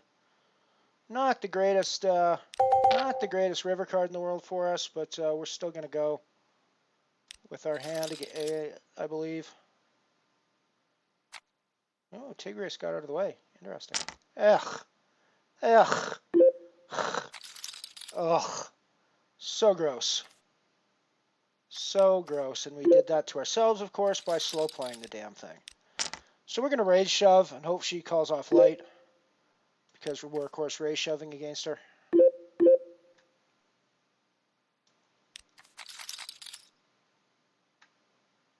Yeah. You're hoping for a light call.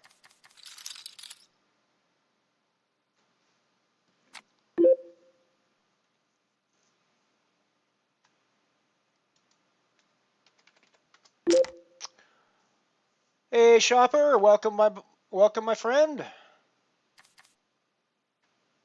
Welcome, my friend. I said this earlier before you came into the chat, but thank you so much for the love on the community forum. And I have to confess, when I went over to look at your post to like it and say thank you for it on the community forum, I realized I wasn't even a member of the community forum yet.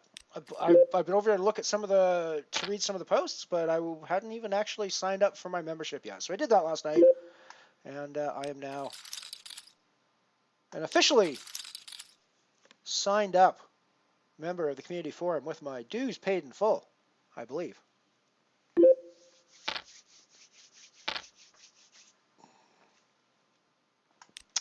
Newcomers to the stream, or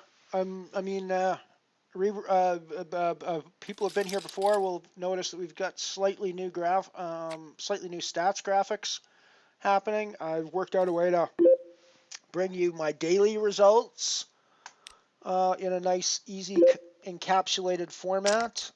So there you go. We got it's a running total for buy-ins and wins for the day. It's tracking our average buy-in for the day and our daily ROI. It's also counting how many tournaments we played today and telling us this is our 66th day of play.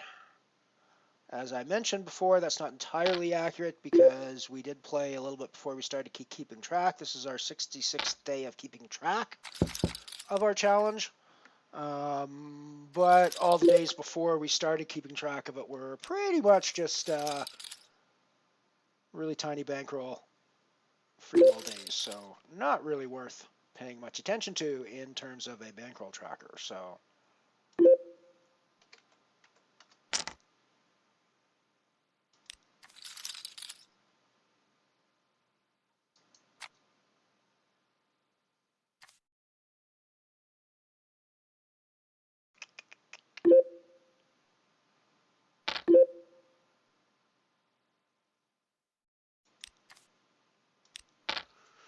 I'm gonna call behind with the A7 here. I'm out of position, so it's obviously not the best. It's obviously not the best hand in the world to be calling out of position with, but.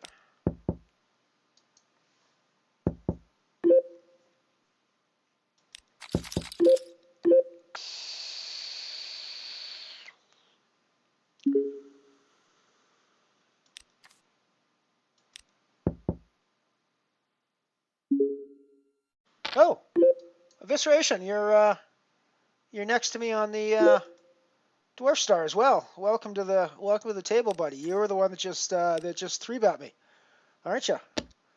You were the one that just 3-bet me from your big blind. Gotcha. Okay, I understand now.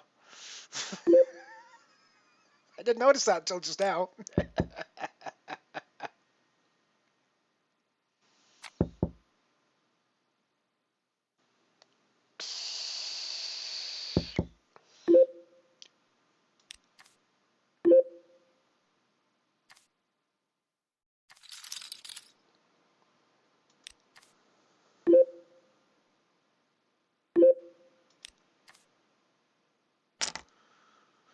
Well, if you bet the flop, I probably would have folded my ace queen, but I don't think I can fold my ace queen now that I'm now that we're on the turn and I flop top pair, second kicker.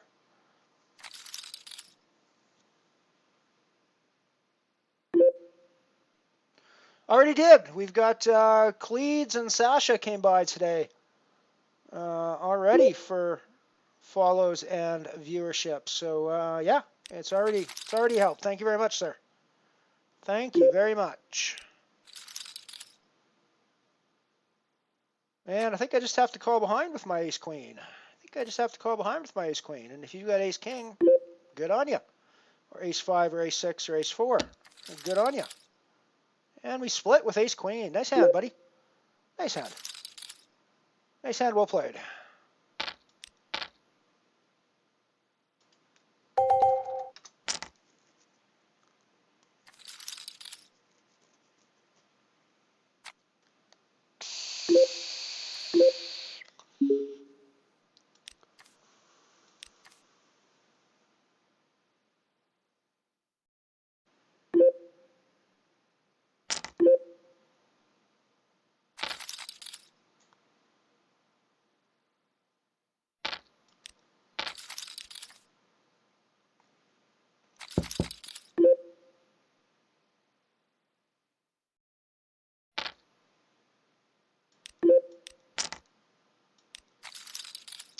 A little bit of his own medicine, although we're much higher blinds now, so it's not quite as absurd of a shove. And we grab him. Sweet. Sweet. Boom.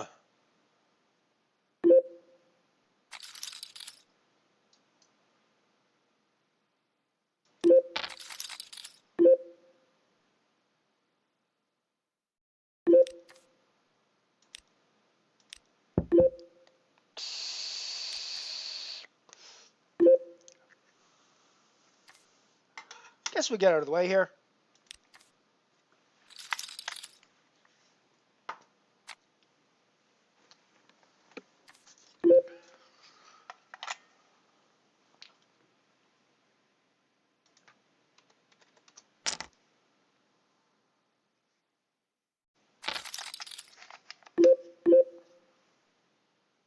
That's a pretty good flop for our hand. Not a terrible flop for our range either. So I think a C-bet's worth it here.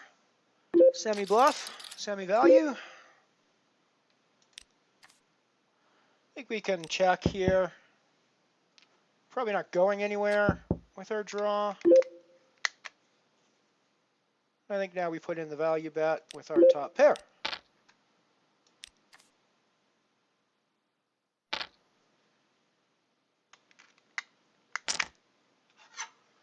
Just changing my batteries in my vape.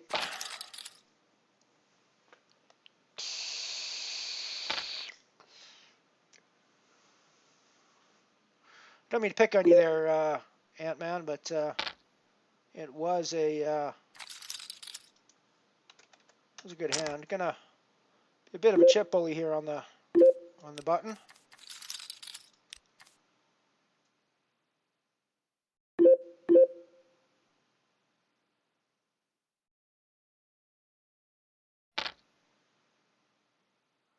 Yeah, agreed. No, it was a good. No, that's cool, buddy. It worked out in the end. Somebody found it and corrected it for you. So that was awesome. And I will do a full introductory post.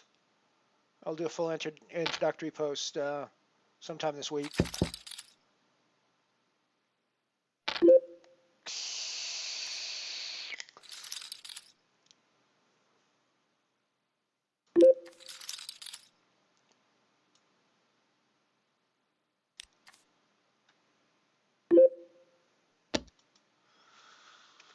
I hate that I'm getting big hands against Ant-Man, but that's just the way it's going.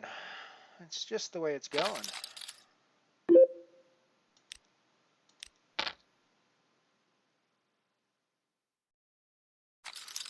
Oh crap! We're not seeing. You're right. We're not seeing the ace-queen hand. I am like terrible today. I'm not showing the right tables.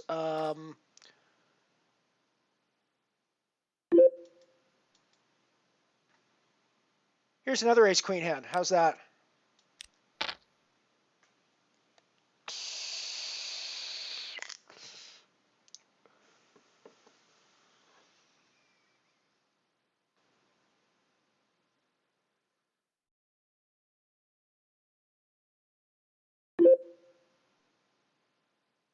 Yeah, I mean, I think you're probably right there, Evisceration.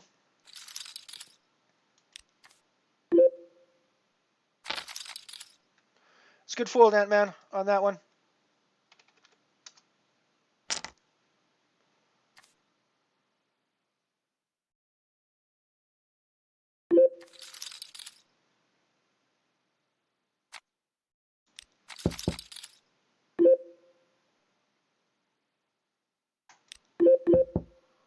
Always good to see lively chat going on. I will admit I'm having a little trouble keeping up with it today and the games at the same time, so I do apologize if I missed some of your messages. Give me a poke if you got something that you really want me to respond to and I've missed it. Give me a poke with another message, maybe 5 or 10 minutes later if I haven't said anything about it yet, because I am having trouble keeping up entirely.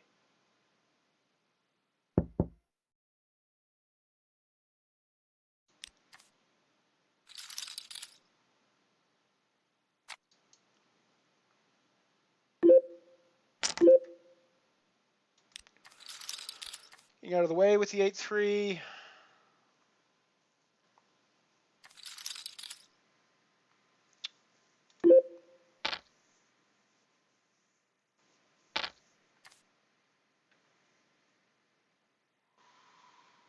Put in the raise with my A7 from the button. And I'm probably not calling off Ant-Man's 10 big blind shove with A7. Ace 10 and up, probably, yeah, but yeah, probably not A7, I don't think.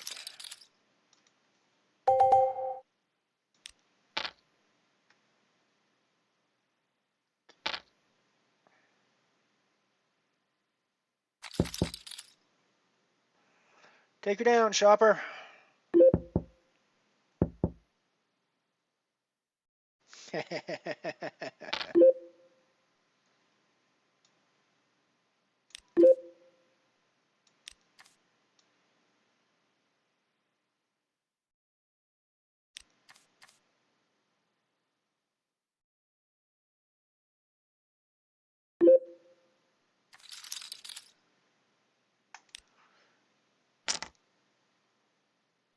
Cozers, you go to, welcome by the way, and you go to unibet.com and download the software. Sign up for an account, download the software, start playing the free rolls.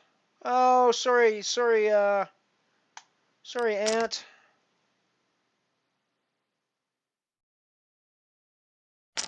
I can't help you with depositing, buddy. I'm sorry about that. I'm a Canadian, so it often shows errors for my deposits as well. And also I haven't deposited, so I'm not going to be able to help you with that.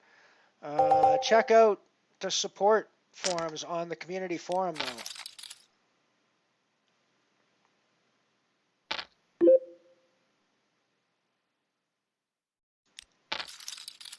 Yeah, I should have reshoved anyways pre-flop, but that's okay. That's okay.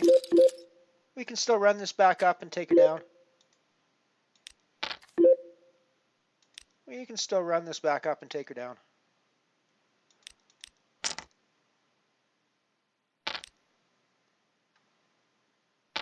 Ah, bleh, bleh.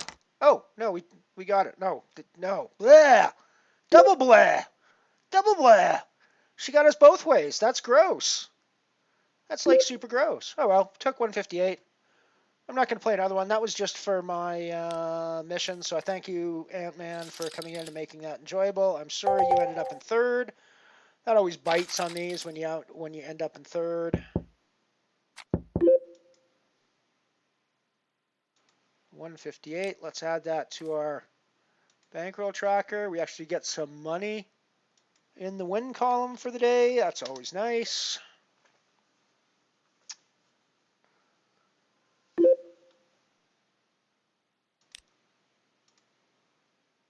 And boom. Yeah, we're getting I like the automatic update on the daily stats stuff. That's cool.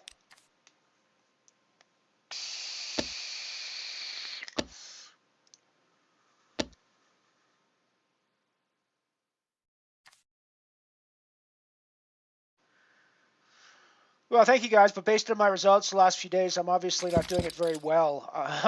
So no, I mean I'm just kidding with that. I've got to expect a few days where things don't go super well for me. So I'm not surprised. And I played a bunch of big buy-in events as well. So when you bust those, it makes the bankroll look even worse. So yeah, it's it's the way it goes. Yeah, that's poker. Nice one, Chopper. I don't think I've played the Deep Crazy Moon before. I'm gonna have to try that one at some point. I think that's one I haven't played.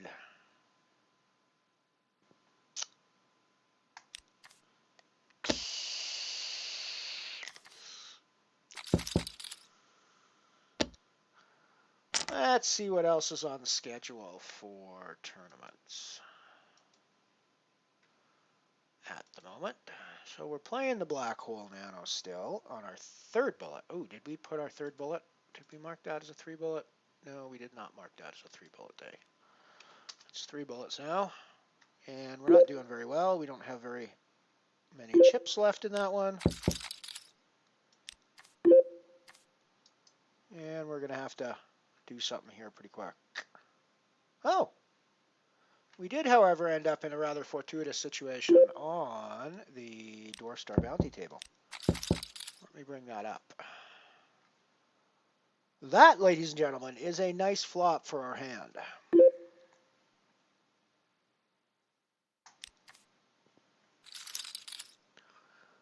Not the greatest turn card for our hand, but we're still going to put in a value bet now. Try to get some value.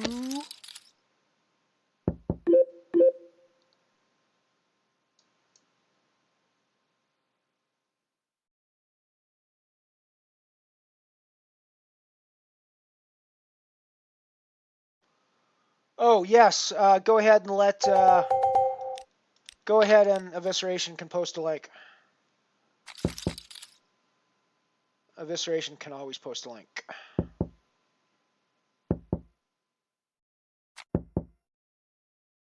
Yeah, go ahead and give him permission, Chopper.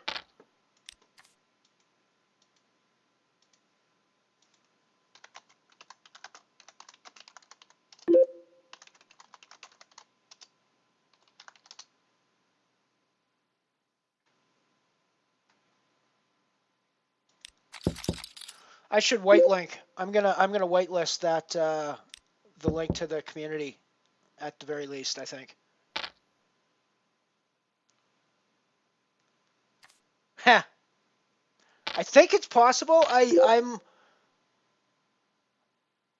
gonna go into my settings in MooBot because I think either MooBot or Twitch, I think I can give VIPs or channel regulars the right to post, the right to ignore certain rules like posting links and even things like emote spam and stuff like that. So you guys could spam emotes, whereas a new person couldn't necessarily spam emotes. So. Oh no, and 600. Oh no, and 600 seconds is way too long. Shit, I gotta go back and check that out. Sorry, buddy. Sorry, buddy. 600 seconds is way too long.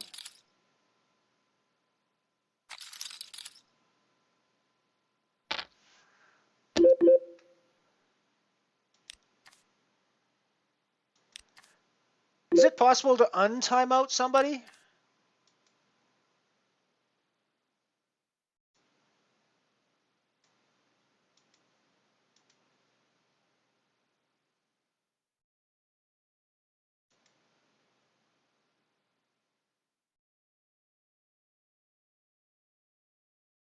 There we go.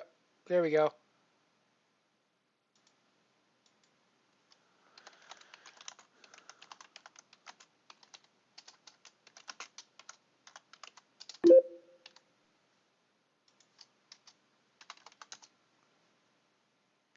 I found the place to untime people out.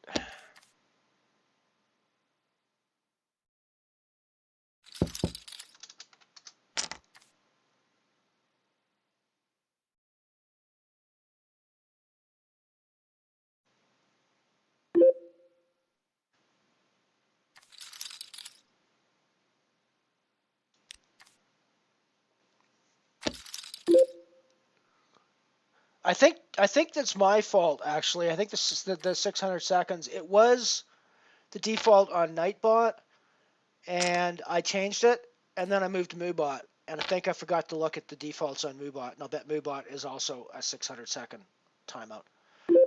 10 minutes seems like way too long for somebody to get timed out for something like that. I mean, I think especially for a first offense, I think 3 minutes is plenty. So I'm going to go with 180 seconds, I think.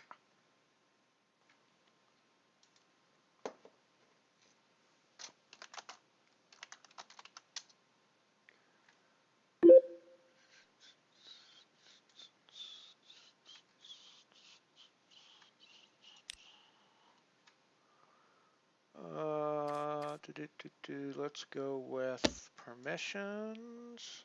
No. Regulars. Okay. So let's make sure, first of all, that Evisceration is in the regulars page because he's absolutely a regular. Oops, no. Add. Cool. And then permissions, group permissions. No, that's not where I want to be.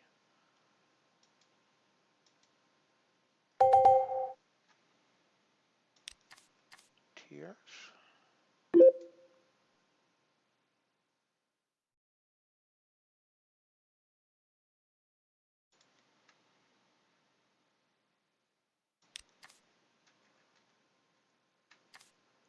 Oh, let me see here. So let's go with general settings. No, that's not it. Just bear with me, guys. I'm going to play around a bit with MooBot settings here.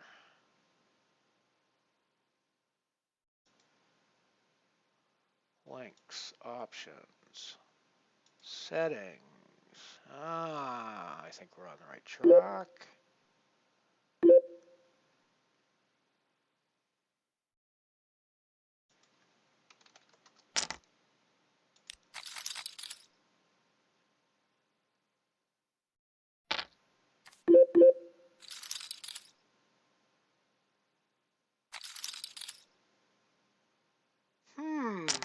Should already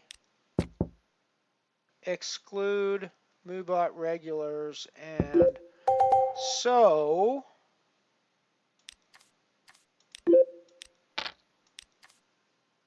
give it another try, Evisceration.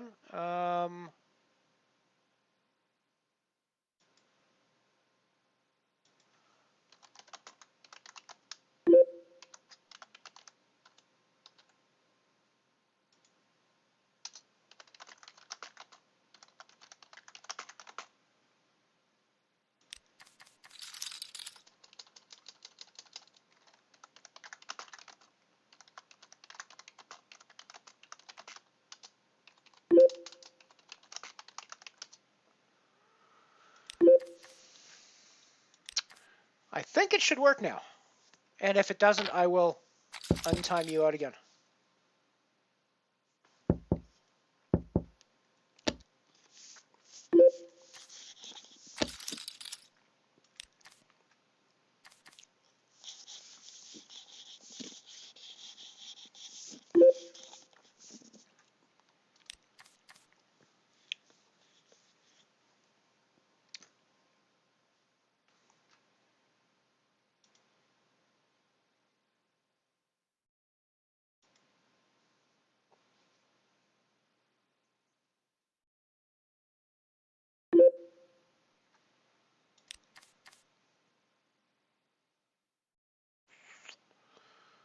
Alrighty, I'm just gonna have a look at games to play, I think.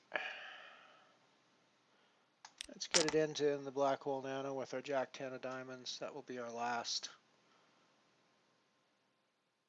kick at that one.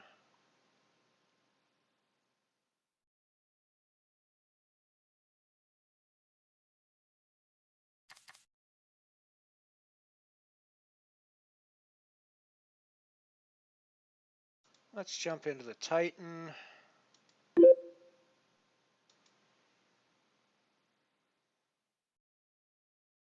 We are done in the black hole. We are not going to buy for a fourth bullet there. We are done in the black hole.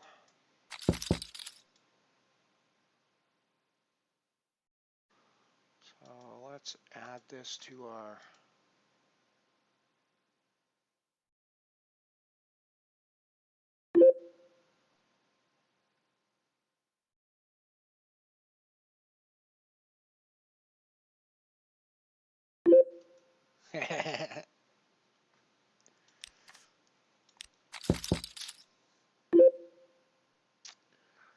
so we busted the black hole.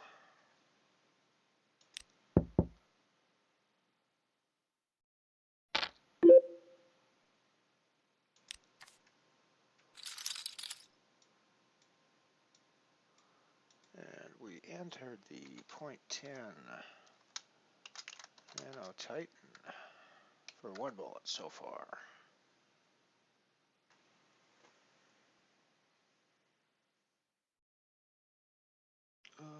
What else have we got that we can enter since we've out of the...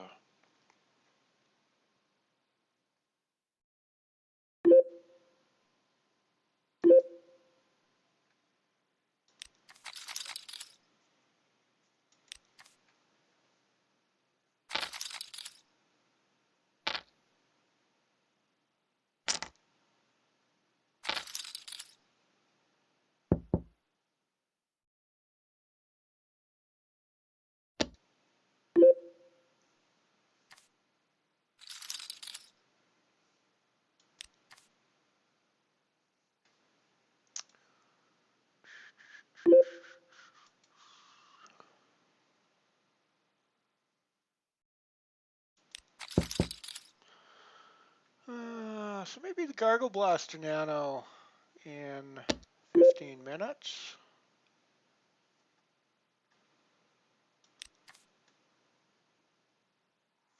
Or the Space Madness bounty, maybe. €2 Singularity, maybe. Yeah, we'll make a decision. We'll jump in something else when the hour rolls around. Yeah, probably best to always ask, but you know, you're regular here, so we're probably gonna let you go ahead.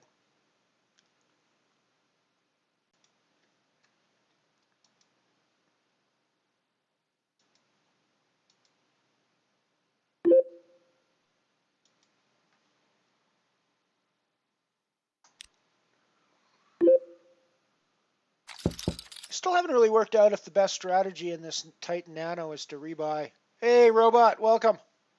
Welcome, welcome, welcome. Yeah, like I say, I'm still not sure if the right strategy in this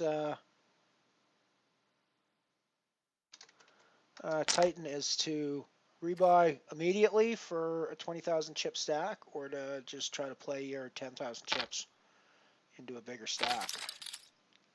I'm not sure.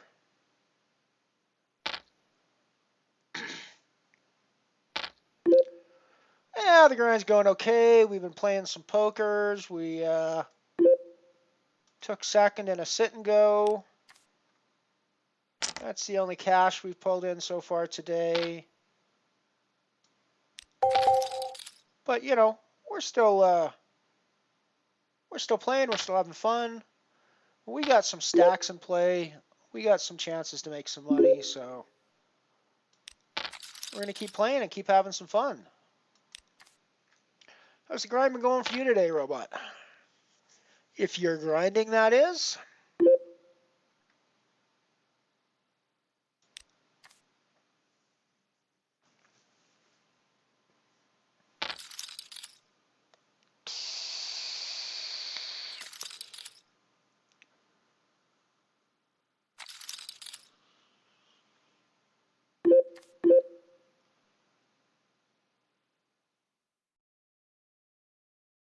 Alrighty, Knight. Take that puppy down.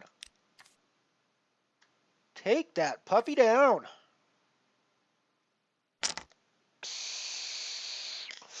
Hey, if I'm not winning monies on the stream, at least my viewers can be. You know, I'm okay with that. I'm okay with that. If I don't start winning monies eventually, the stream's going to be ending at some point. But you know, like I say, I'm sure we're just on a downswing for the last couple of days, and it will pick back up again.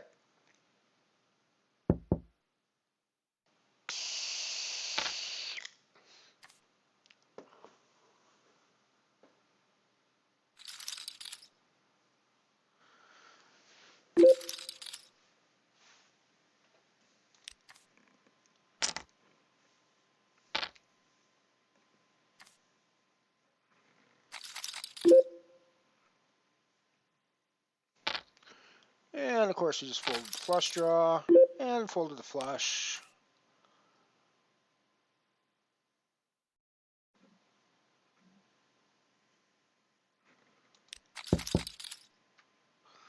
I am in the Titan as well. Let's bring that. Let's make sure that's up on screen.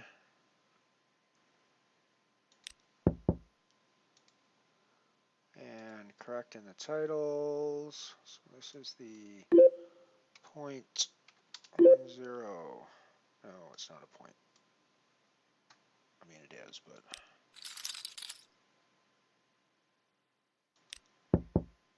it's the 20 euro guarantee. 20 Titan Nano.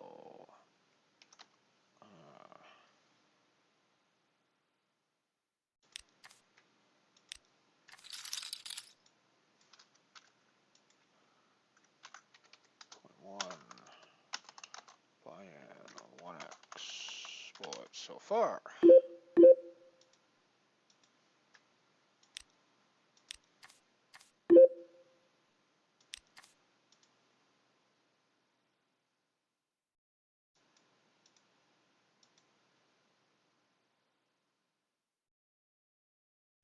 Alrighty, here's the Titan Nano up on screen now. Just regged into that with our 10,000 chips, and we're ready to roll.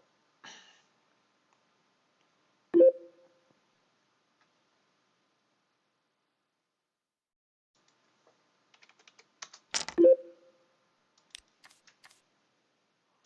put in a raise on the dwarf star table with king, queen of clubs from the cutoff.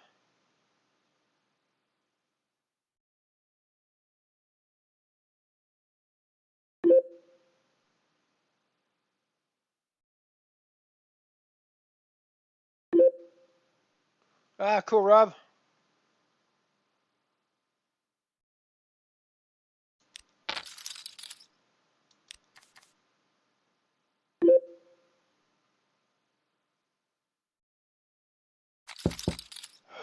This is a gross spot. I guess we got to get out of the way.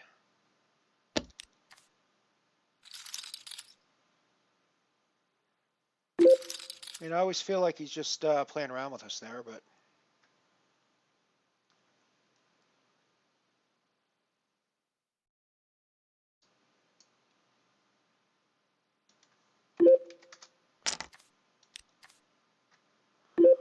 Put in the raise with ace-8.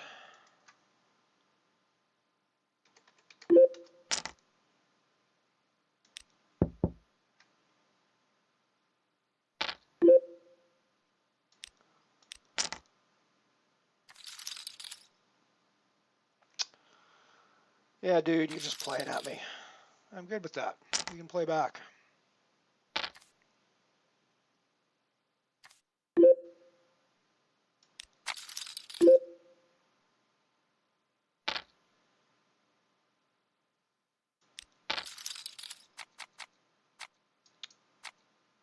Yeah. Just had to call off a small shove in the Comet with King Jack. He had Ace King. We didn't get there. Oh well. Still got chips there. Like 12 big blinds. Not the worst situation in the world.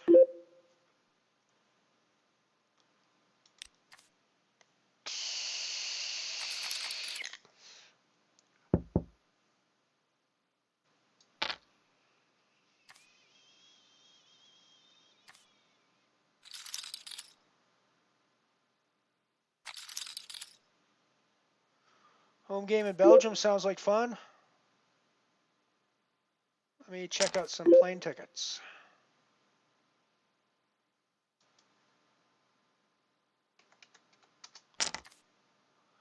Put in the raise with our ace jack on the Titan table. Let's go over and have a look at that.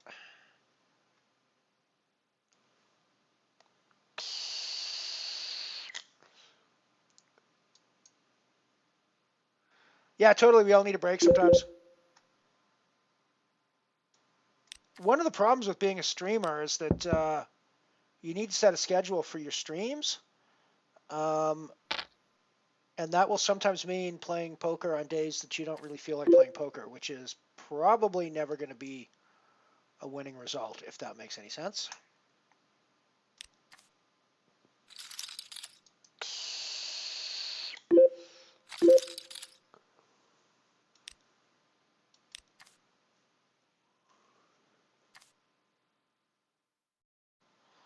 So there may be some days where I say I'm going to stream, and then I come on and send a tweet saying, yeah, we're probably not going to today just because I don't feel it.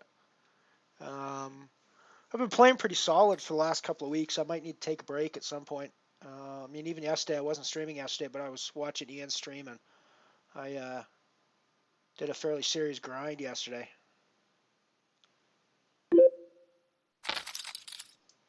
Oh, nice, Night Shopper. Good job. Good job.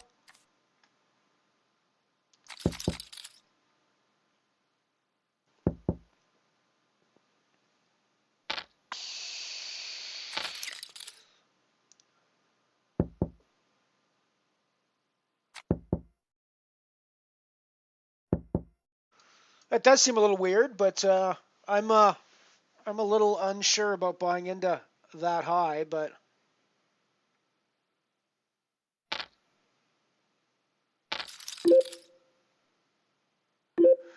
yeah, Robot, I think you're pretty right. I think that I sort of realized after the fact that hand was kind of a mess from start to finish for me, but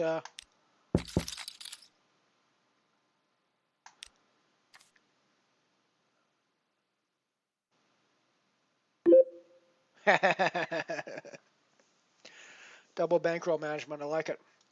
We're going to put in the semi-bluff here.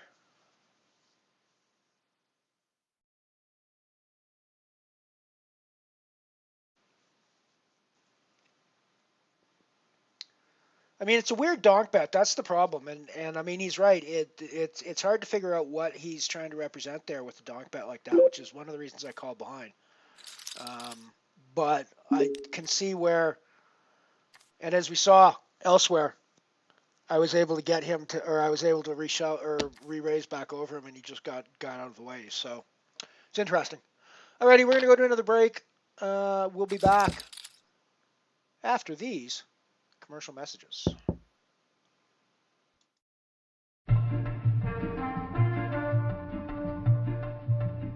From Gilbert Autorama comes the excitement and competition of the famous Indianapolis Speedway, featuring the exclusive new Gilbert Flyover Chicane. Watch the stock cars in slow motion. Up, then go.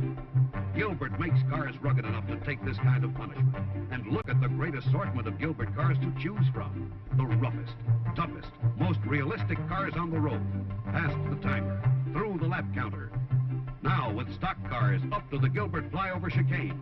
Only this time, in midair, the cars change lanes. And look, just like that, your Gilbert car track can become a horse race track with these exclusive lively trotters. Get all these Indianapolis Speedway extras separately, and be sure to get your complete Gilbert Autorama layout. Look at Gilbert toys first. They last. Tracy to kids. Tracy to kids. Come in, kids. Come in, kids. It's here at last, the new Dick Tracy two-way wrist radio that keeps you in constant touch with your buddies. Easy to work. Up antenna, switch on, press talk button, and you broadcast from room to room and even house to house. No wires needed, yet voices travel back and forth. Radio on the open road from one bike to another, or when out hiking. Dad, I found a bear's cave. Be right down, son. The powerful, fully transistorized Dick Tracy two-way wrist radio is a real electronic instrument. Make sure all the fellows get their A-OK Dick Tracy wrist radio so they can keep in touch. Over and out. The one and only Dick Tracy wrist radio, wherever American toys are sold. Into the deepest jungles went Pressman toy makers looking for something new. The secret they brought back for you is incredible. The Pressman Witch Doctor Head Shrinkers Kit. Plastic flesh, mixing cauldron and petrifying potion. Just pour it into the mold and in minutes you can add monster hair. Paint it with a coloring kit included or make up your own decorations. In 24 hours the heads shrink down. Now shrunken heads for all occasions. Collect them, swap them, give them to your Witch Doctor friends. You can always cook up more with Pressman's Witch Doctor Head Shrinkers Kit. Everyone knows that beautiful hair makes a girl look beautiful. Beautiful Chrissy has beautiful hair that grows. This is beautiful Chrissy, the doll with beautiful hair that grows right down to her toes. Turn the knob and her hair is shorter. Press her tummy and you can make her hair grow and grow and grow right down to her toes. You'll love to brush it and brush it. He has beautiful hair. She has beautiful eyes. He has beautiful clothes. Beautiful Chrissy comes in this beautiful dress. But you can get all these other beautiful clothes for her, too, and style her hair to go with them. Beautiful Chrissy has beautiful hair that grows. Beautiful Chrissy. She's ideal. Look, Remco Coney Island penny machine. Win a prize. Let's go in. And look at the wonderful prizes you can win. I'm going to win a watch for you. The penny in the slot, and look at the prizes go round and round. Bracelets, whistles, harmonicas. This lever moves the bucket from side to side. This lever moves the bucket up and down. Here goes. You've almost got the watch. You've got it. Down the chute and out it comes. You just made it. The timer says finish. Kids, this is a toy you've got to have. Remco's Coney Island penny machine. Only $12.98 at your favorite toy store. It comes complete with a giant bag of wonderful toy prizes. Remember, every boy wants a Remco toy. And so do girls. And we're back. Added a €2 singularity down there in the bottom right-hand corner of the screen. Now as well. You can see we got the Titan Nano in the top left. We got the Comet Nano in the top right. Got the Dwarf Star Bounty in the bottom left. And we got the €2 singularity in the bottom right.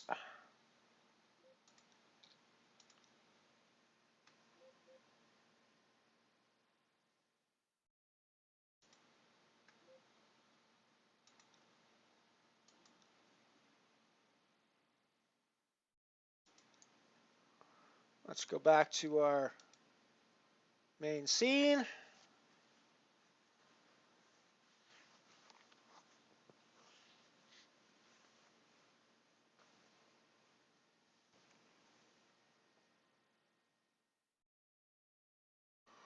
Run through the tables. That was the Titan. This is the Comet.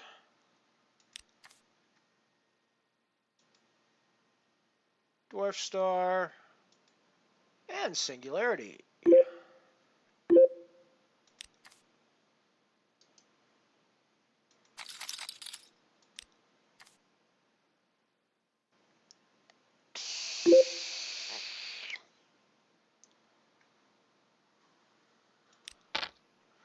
Gonna call behind with my suited ace here on the button. See what we get. Make an assessment on the flop.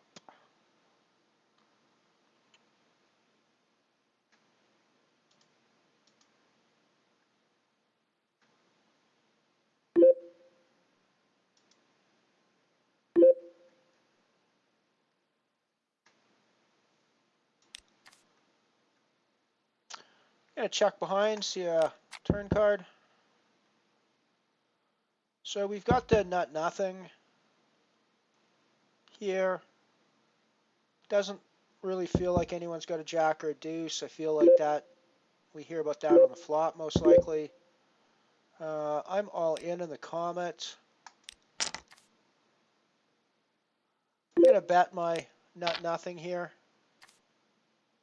for value before we head over to the Comet quickly.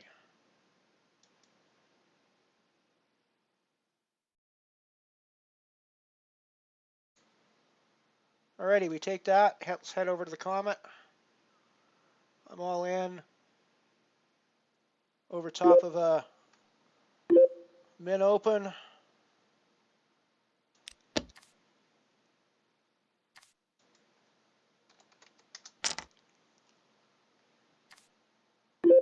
We get called by the Queen Jack. And we hold. Big double up in the Comet. Big double up in the Comet now.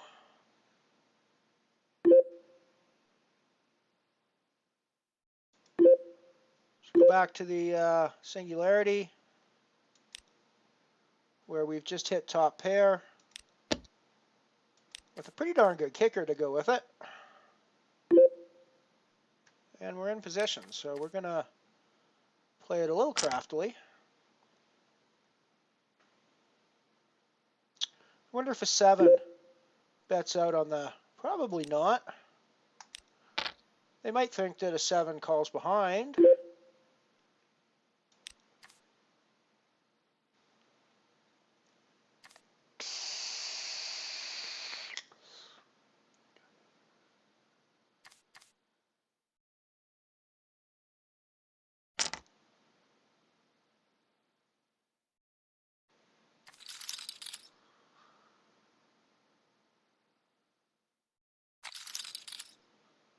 I think we probably check this back.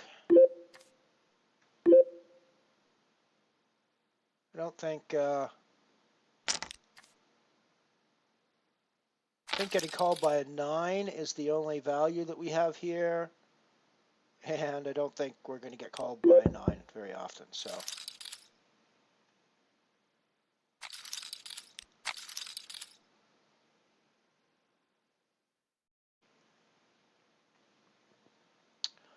Alrighty, so we build up some chips. We are the #1 chip stack early in the Singularity. That's always a nice feeling.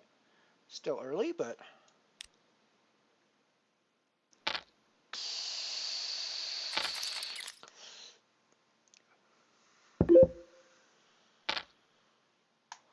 would be curious to hear comments if you guys think I had a value bet on the river on that last hand in the Singularity. I don't really think I did.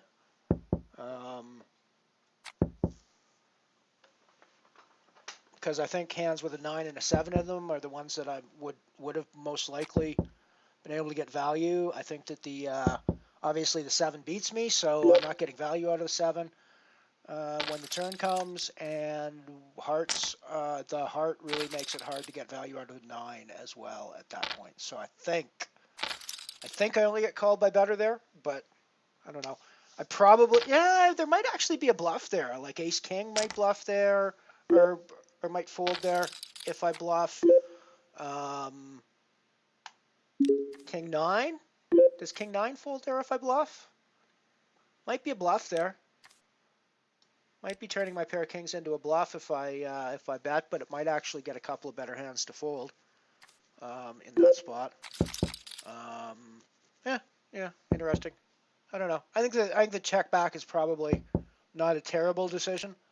It may not be the biggest value decision, but it's one that guarantees me that I'm also not going to lose a crap load of chips on that hand as well, I think. So that's the other side of the coin.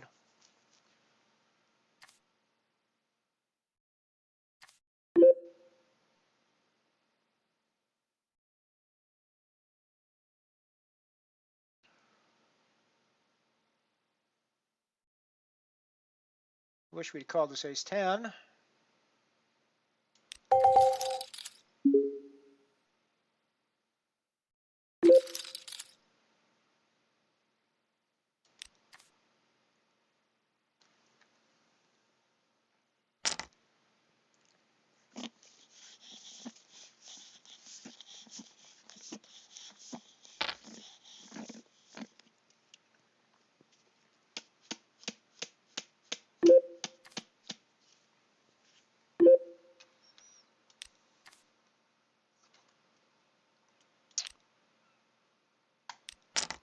We're all in the Titan or in the Comet one more time with 7s. Small blind raised into us, so we reshoved, and we get it through, which is not a huge surprise, but we'll go back to the Singularity. A lot of money up top. We don't have anywhere near the guarantee in this tournament yet, but we only need like 50 odd people in it to hit the guarantee, so I think it'll probably get there by the time Reg closes.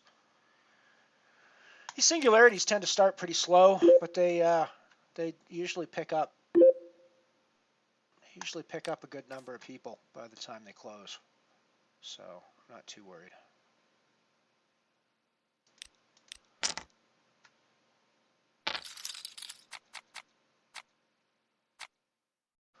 We just pulled in the double on the Dwarf Star, shoved ace or very active player with a big stack raised under the gun into our big blind. We reshoved with ace 9. They called off with ace 7, and we held.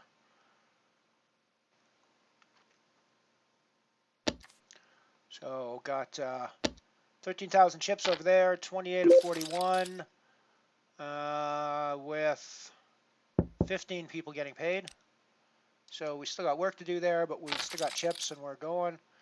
The Comet Nano, we're 16 of 17 with 11 getting paid, 15 of 17 with 11 getting paid. Still got work to do there as well, but you know, we also know that one can you can back your way into money in that one pretty frequently. So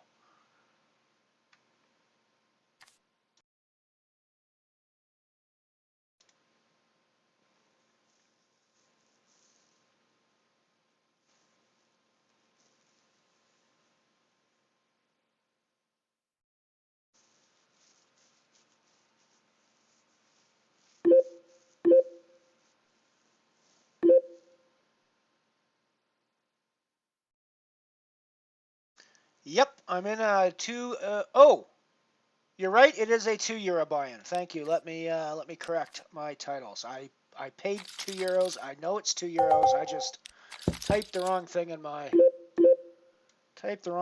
title. Let's fix that. There we go. That should be fixed now.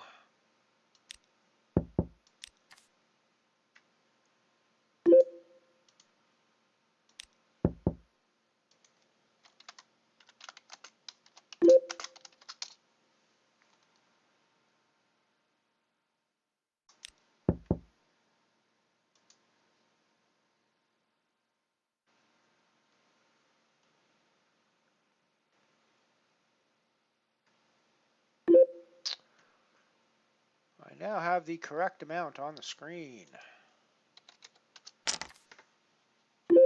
for the singularity.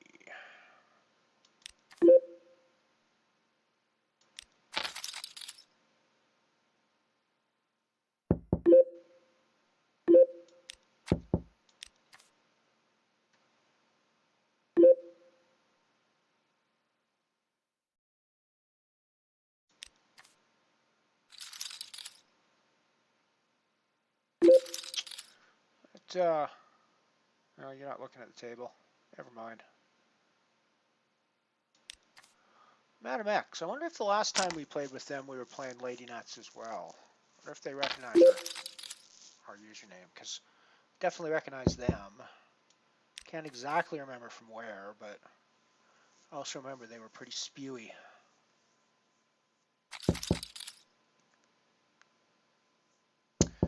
You do a good job, Night Chopper. You do a good job. That is what mods are for, and you and Piano Cat do an excellent job.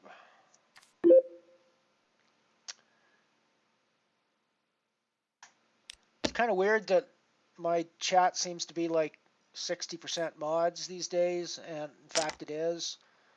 But I'm actually just kind of prepping for when or if we get a lot more people in, because I mean, you guys are the core group, and I want you to be the ones that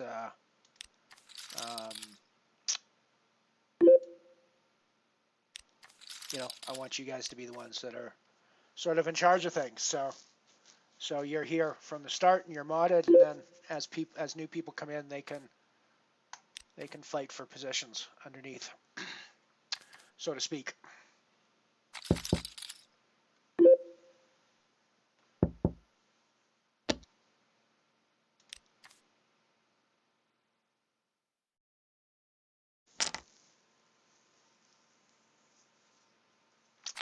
It feels a little weird not to have our Piano Cat curled up beside the keyboard today, but I'm sure she's busy. No, she's got a lot going on in her life, so hopefully things are going well for her.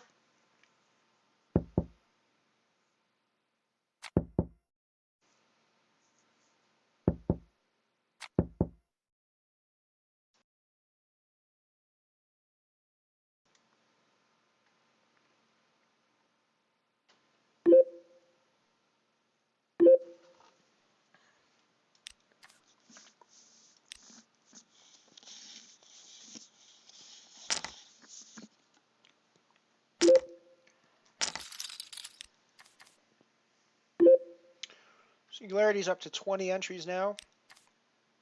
We're going to need over 50 to make the guarantee of 100 euros, but I expect it'll get there.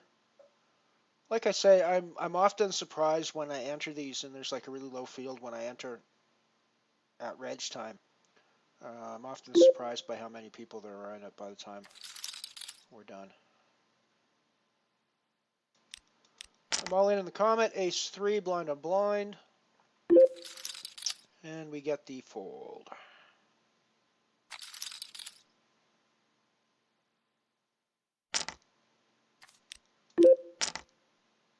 I'm all in for an absurd number of big blinds on the Dwarf Star bounty table. Crap, we got called. Got a pair of fours, so it's not a terrible spot, but you never want to see a call when you got fours. And it was really not a good plus EV move, and he runs out on us. We're done. We are done in the Dwarf Star. It was not a, that was very much a minus EV move, so I'm glad it was not on stream, and I'm glad I was just describing it to you instead of actually showing it to you. Because yeah, that was pretty bad. That was pretty bad. We just open shoved fours for in the cutoff. We open shoved fours for like 42 big blinds.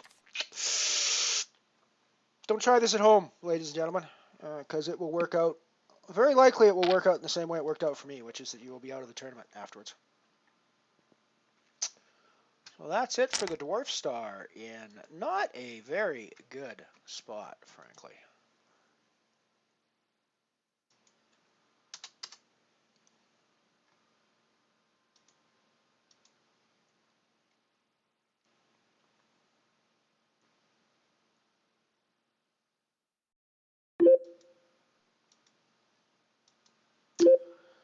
So we'll throw the Gargle Blaster in that slot. Nano Gargle Blaster.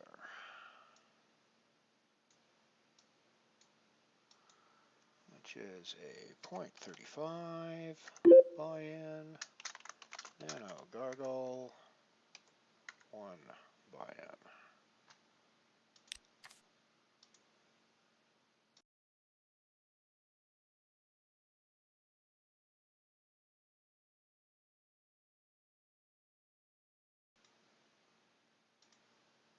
So table 3 is now the €20 guarantee.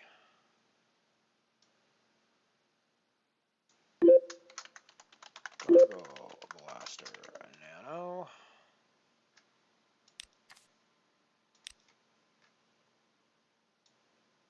Is .35 buy-in 1X bullets.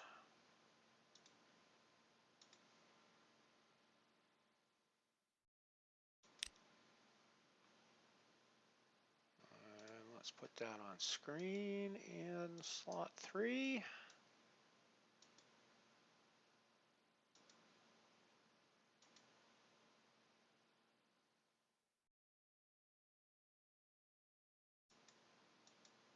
And we got the Gargle Blaster rolling.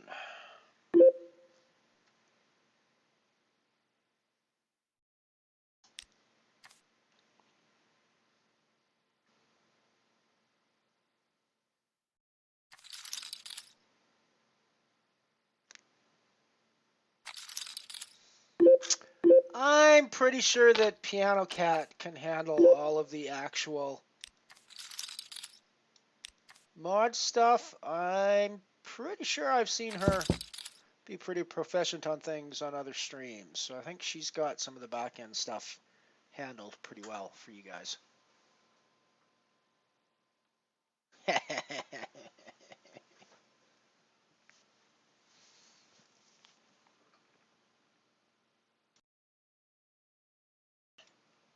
That's also why at some point I wouldn't mind Dark Angel to be in here as well, because I think she's got some of those skills for the background as well. So.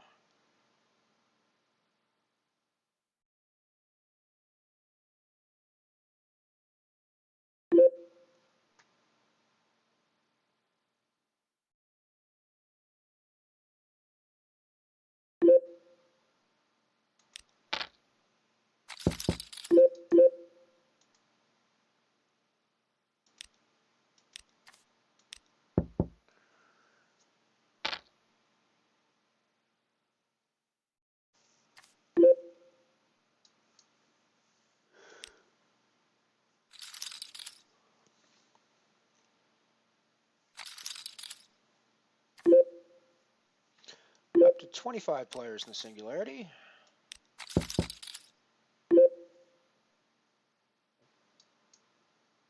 Oh, this might be a pivotal hand in the Comet, which is that table.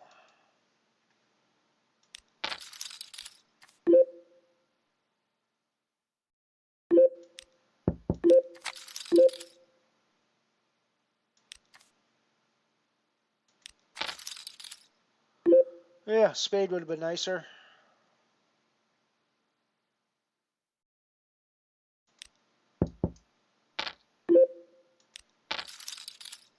Yeah, spade would have been nicer, but sort of knew I was.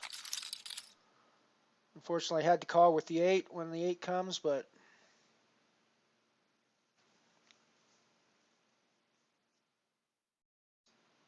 Good luck, buddy. I'm in that one as well, so hopefully we'll run into each other at some point on this table. You know what I'm playing as. I'm in there as Lady Nuts, so look for Lady Nuts.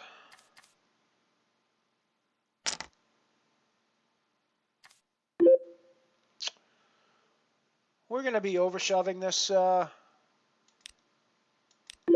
the small blind, I think.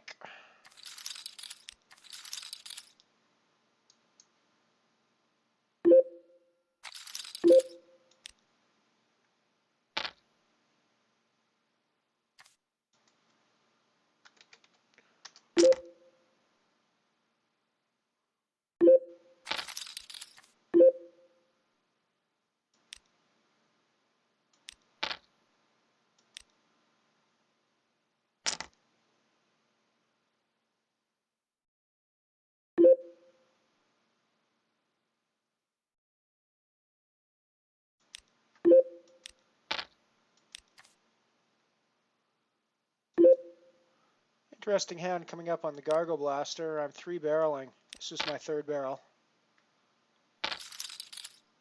And, wow, he just called me off there on the flop. That's an interesting float there, dude, with the King 7. Interesting float there with the King 7, dude. Cool. I'm okay with that.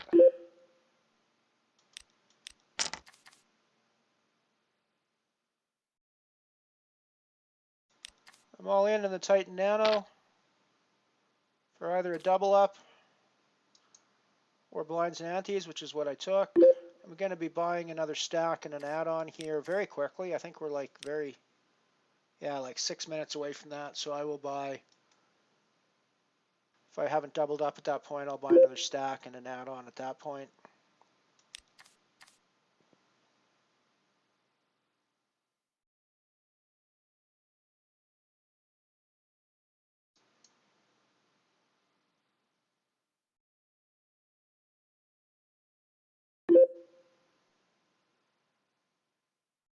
Ah, so you are on my table. You're to my right on the yes. So you are doing very well.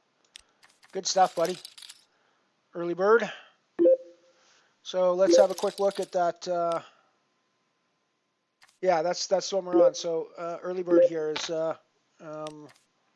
MVE. Cool. Cool, buddy.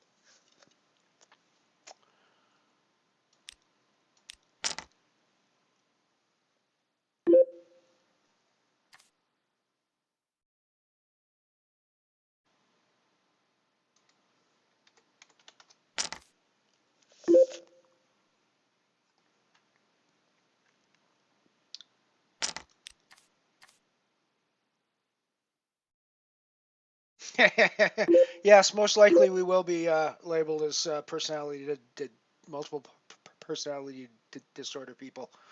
Night shopper.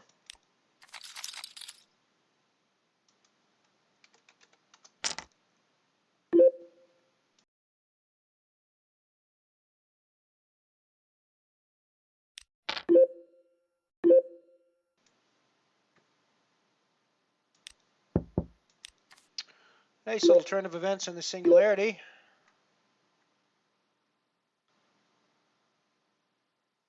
Just gonna call behind. Since we got the nuts. And this lets us bet back into him.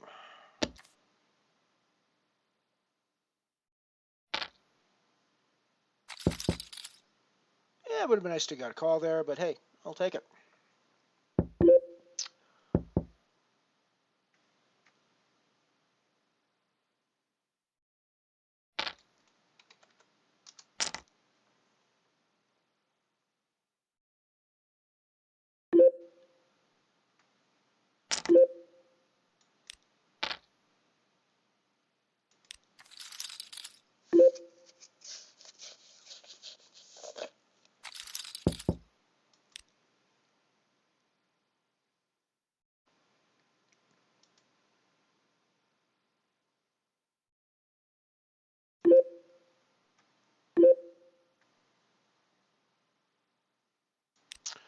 Just have to remember the Gargle Blaster is a freeze out.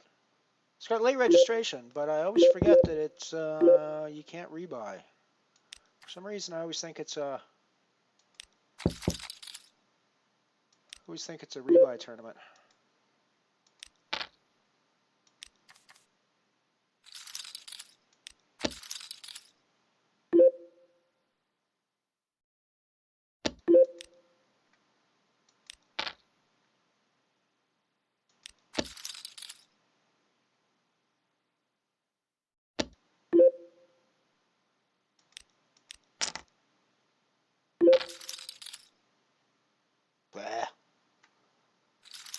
Sorry you guys didn't see that. I was on the Titan table. I just doing a double rebuy in the Titan now for 20,000 chips. Yeah, just before the add-on.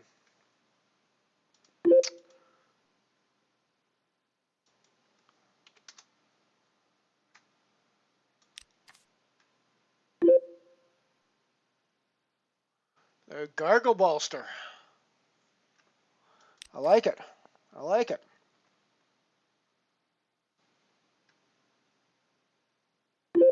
Yeah, Bolster sounds better. I agree with you, Night Shopper. Gargle Bolster. I like it. I like it.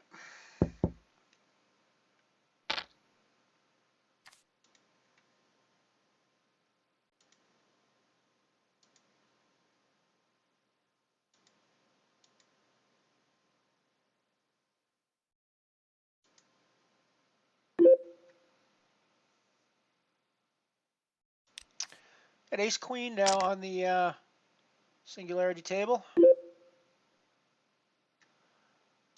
Gonna put in a raise with this, I think.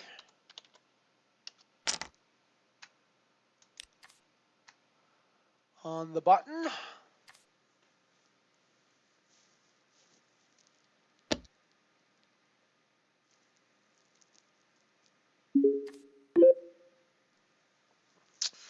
And then you just donk leads into us on the garbage flop.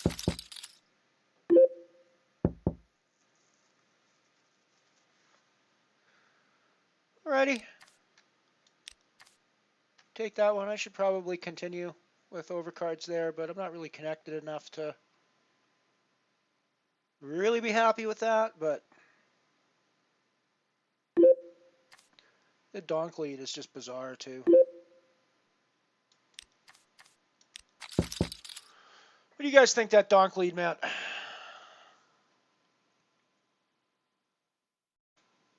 I don't know. It strikes me that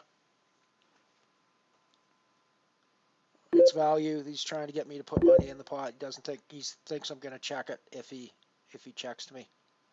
There.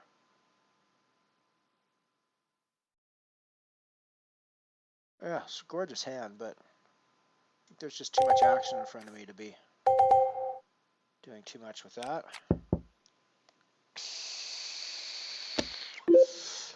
The Bird and I are in a hand together on the Gargle Blaster. And I've ended up with second pair, but I still lose to anything that hit the flop. So I think we just check behind. And we sucked out. We sucked out on LVE. Sorry about that, buddy.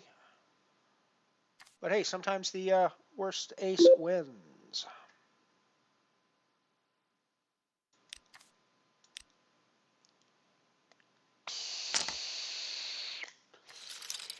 And I need to pick up chips, as you can see, because I don't got none.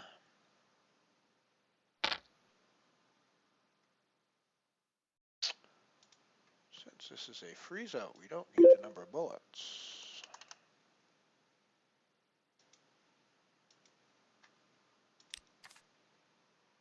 There we go.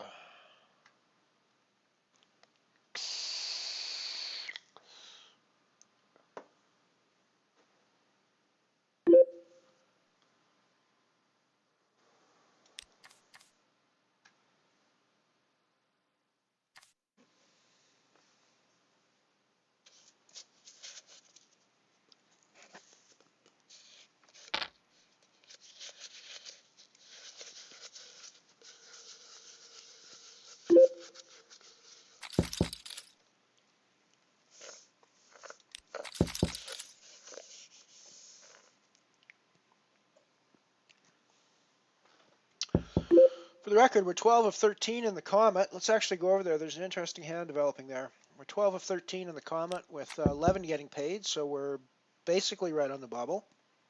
And we've got second pair. And the second, no, not second, and we've got a nut or a flush draw, but not a great one.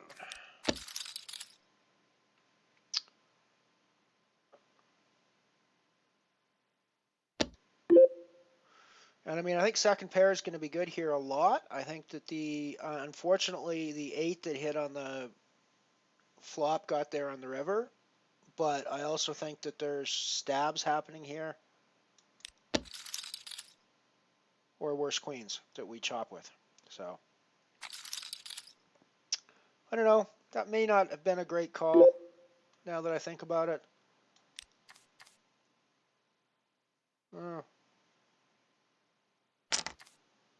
Yeah, given the 8 coming on the river, there's a lot of the hands that we were beating that we suddenly aren't beating anymore. So,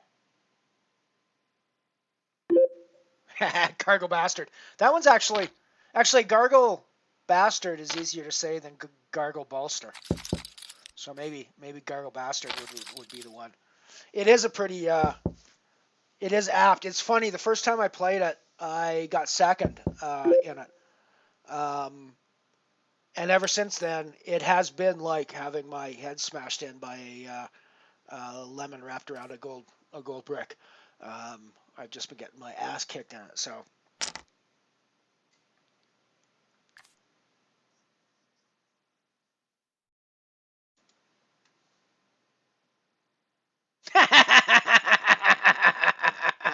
Well, hey, I did put it on screen.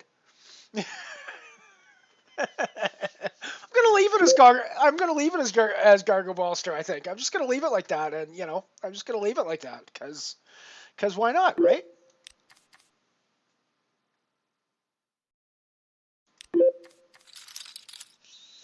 I'm just gonna leave it as the Gargle Bolster for today. We're gonna play everybody else can play the Gargle Blaster. We're gonna play the Gargle Bolster today.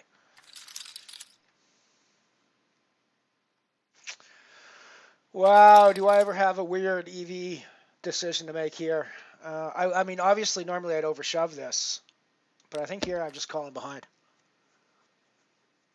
I mean, actually, now thinking about it, I think probably the overshove is the plus EV play here, even given that we're ICM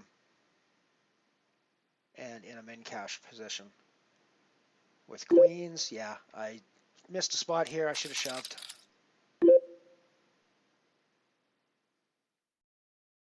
I might get out of it.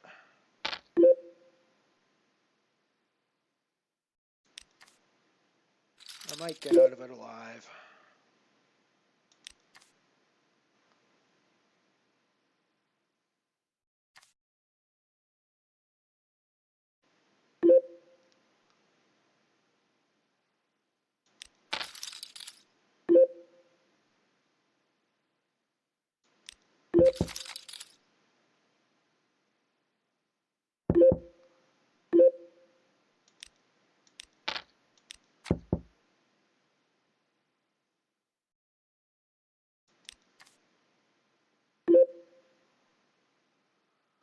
Yeah, I think we're calling off here.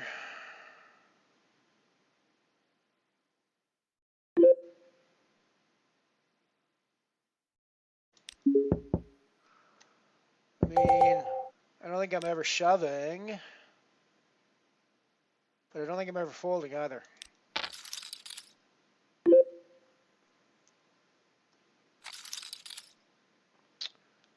Got the add-on break coming up in the Titan as well.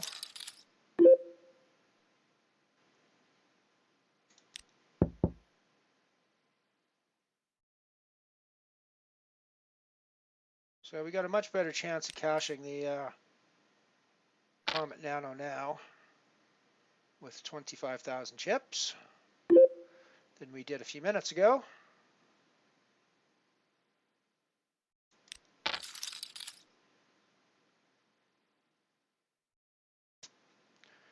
Yeah, we lost a pretty chunky pot going into the add-on break in the Titan, but we're still going to add on for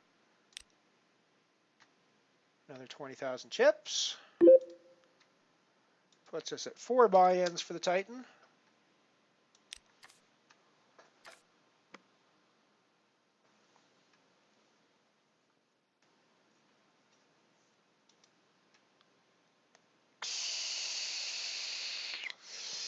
Yeah, I just noticed, well, I noticed when you said that, Shopper, that I'd spelled it wrong on the screen. I hadn't noticed it before that. I thought you'd come up with I thought you came up with Gargle Bolster.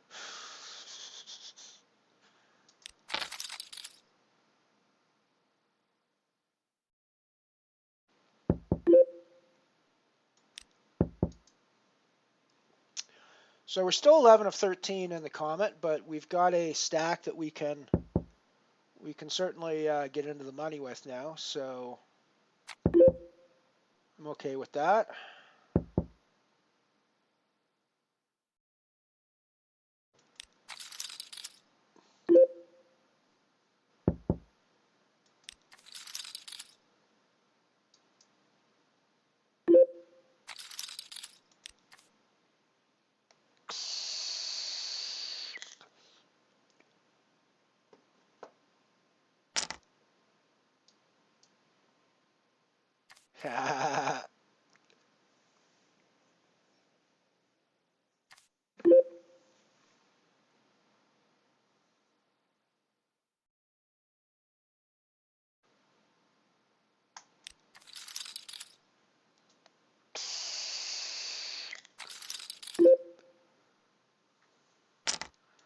We're going to be playing an ICM game now in the Comet Nano, I think. Be folding a ton. I'm taking a few spots here and there that look like they're good spots for us to pick up chips in, but we're going to be pretty cautious, I think, over there. Looking to cash. My confidence is kind of low last couple of days. I've been getting crushed in a lot of events. I mean, I know it's just variance, but it's hard to keep your confidence up. It'd be nice to pull in a score of some kind here. I mean, we did pull in a second place in the sit and go, so I mean, it's not like we're losing everything, but you know, it'd be nice to go deep in this Comet. Comet is one of the nanos I haven't won yet. I've won the Titan and I've won the Dark Matter, I believe. No, I think it was Deep Impact. It's one of the two. It's either Dark Matter or Deep Impact. I can't remember which one, but one of those two I won as well. I have to go back and look at my tweets. Whichever one, the Dark Matter or the Deep Impact was the first tournament that I won here on Unibet. Well, first non-free roll tournament that I won. I actually won one of the regular free rolls back in the day at one point, which astonished me. I was just running like God in those, so it was pretty easy that day. But you know.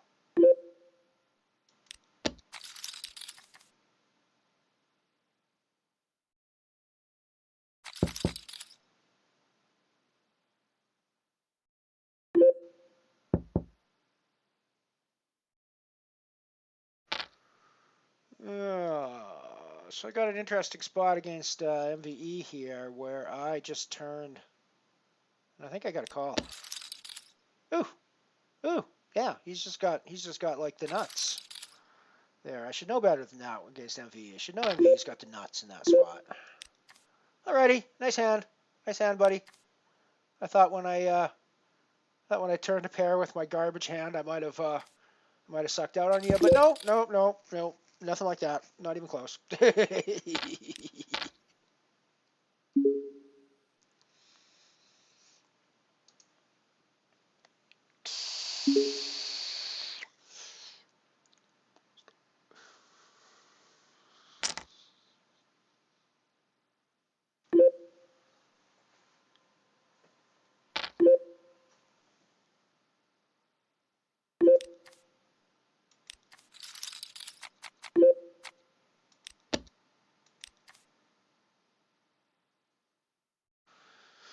So 13 of 35 in the Singularity now. 41 total people entered in that. So yeah, it does look like we might hit the guarantee there.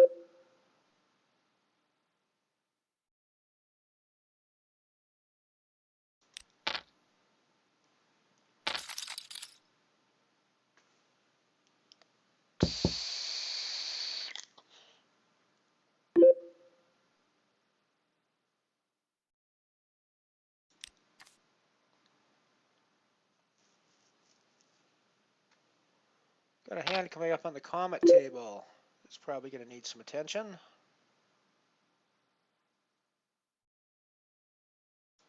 Still 11 of 13. Still 2 people to go to the money.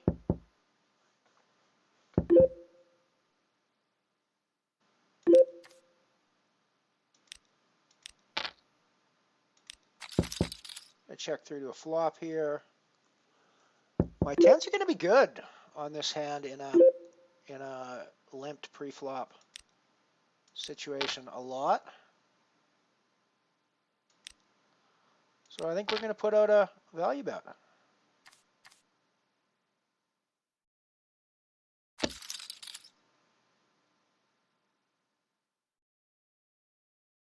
They're good less now that the ace came.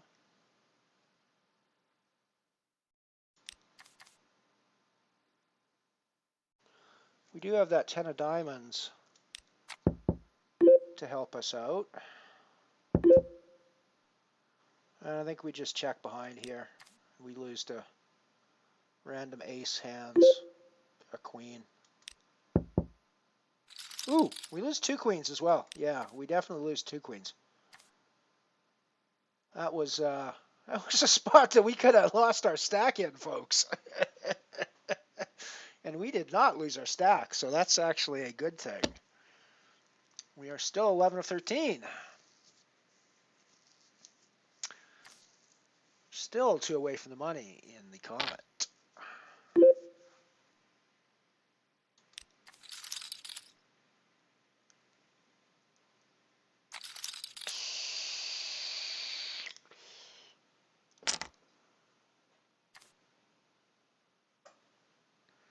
Nope, added is always good. Always a good word.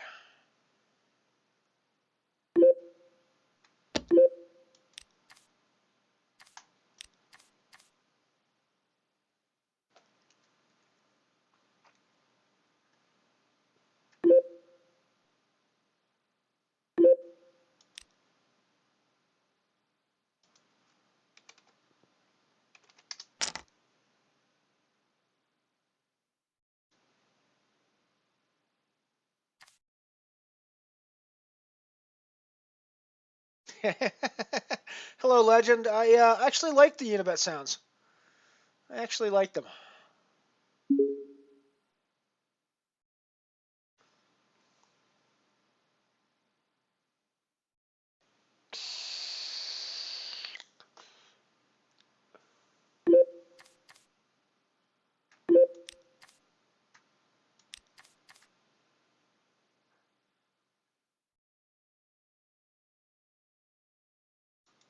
Bit of a hand developing on the Titan table. I raised under the gun with my kings to call from the big blind. Yeah, so not much of a hand developing, but I thought it might. So there's 20 people getting paid in this. We are 22 of 59, so still quite a ways to go to the money, but yeah, we could do it. Still sort of on the money bubble, soft bubble in the Comet Nano. We're getting moved off of MVE's table.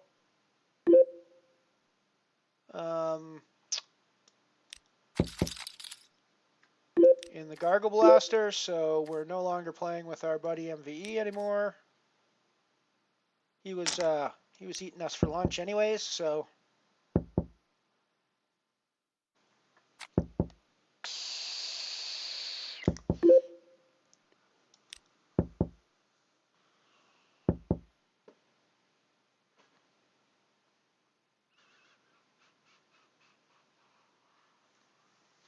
nice one, Ant-Man. Good job. I'm in some trouble in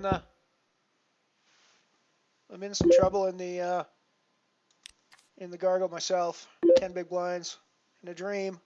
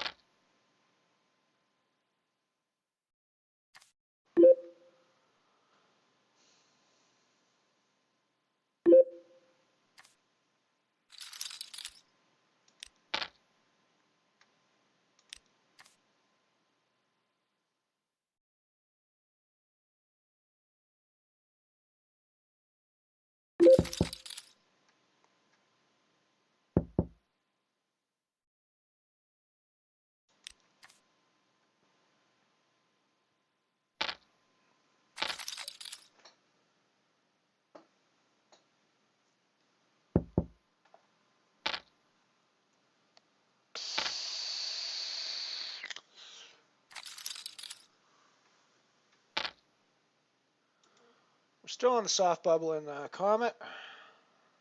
I'm still 11 of 13. Still 11 people getting paid. That will not change.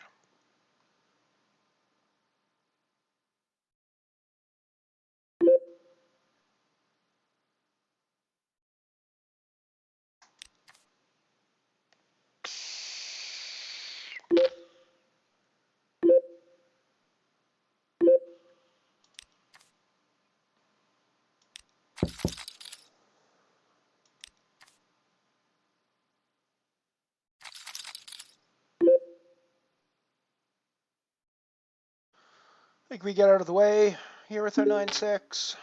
Nothing really to see here. 5 comes for something to see maybe, but we're already out of the pot, so we don't care.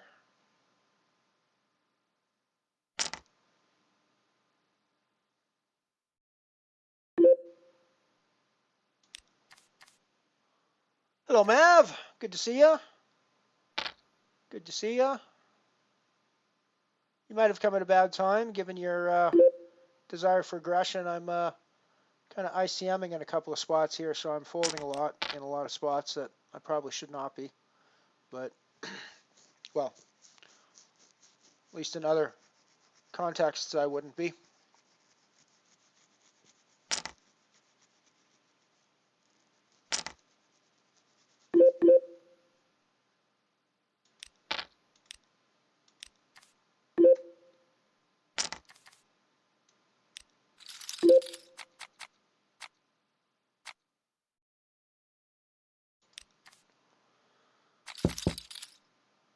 Just saw somebody blow off 6,000 chips at 100, 200 in the Singularity with Ace 9.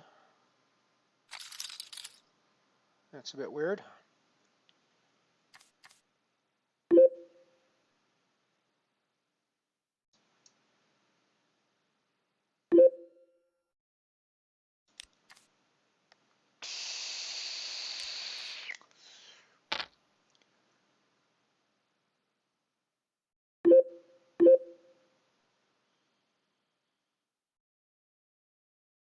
Oh, cool. Cool, Night Shopper.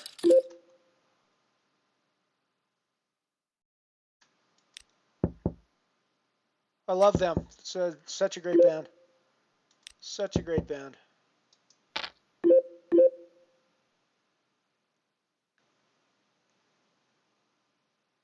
Yeah, sorry, Grinder. What can I say? Or, sorry, Legend. What can I say? That's, you know, I like them, so they're here. I don't know. Is the sound ahead of the video? I don't actually have sound going. I don't, if I have sound going in the background and I'm hearing myself from 3 minutes ago, it's very, very disorienting. So I have trouble, and I would have trouble knowing anyway, since I'm actually talking from 3 minutes in the future. We are on a 3-minute delay, so it's possible. Although it looks to me like my recording is right bang on the on, you know, sound and video seem right bang on at my end. Let me actually pull up sound for a few seconds on my screen and see.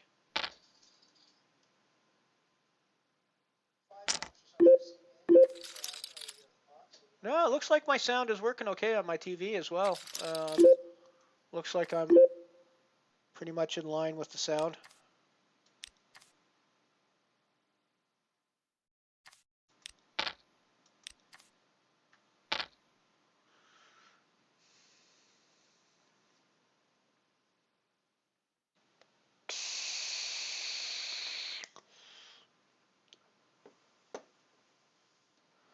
What aren't you sure about, MVE? My call? Yeah, you're probably right. I think that was pretty much a weak call against you. Like I said, I probably should know better than that. I should probably know you've got the nuts there.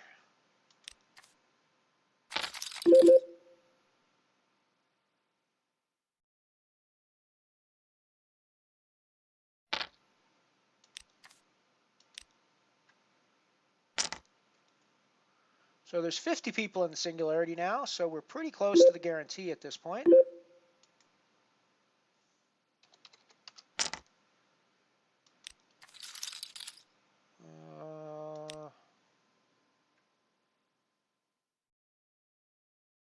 Yeah, I think we probably need another 6 or 7 people to hit the guarantee.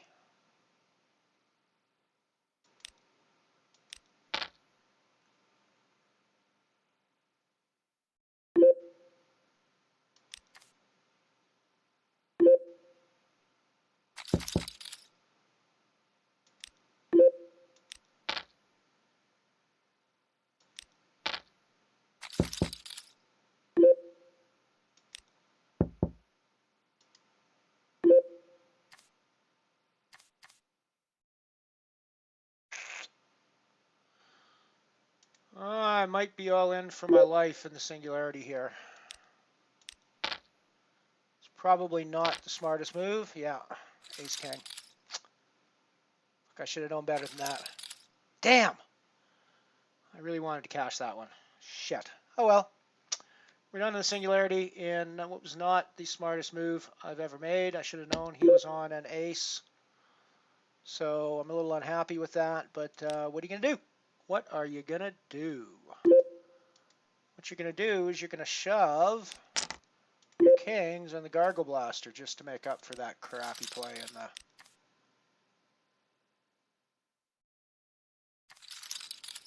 Oh, cool. Yeah, no, I mean... Although I wonder why won't they perform it anymore? Is it like as a tribute to L7, or is it like what's? Because I mean, I think Prodigy is probably going to be a higher profile band. So you know, if I'm L7, I'm thinking, well, geez, it's not that terrible that we got this higher profile band singing our song. But I don't know. It'd be interesting. So why is that?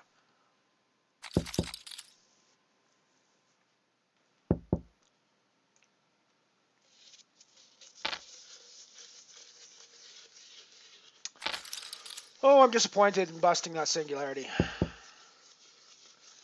More so, not so much busting it in the way I busted it, because I did not need to lose my stack there.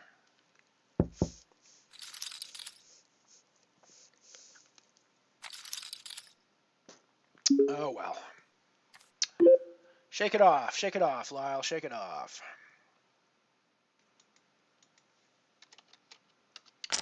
We got a break coming up. I'm going to play this King-Queen hand first, and then we'll send you off to some toy commercials from the 50s on our commercial break.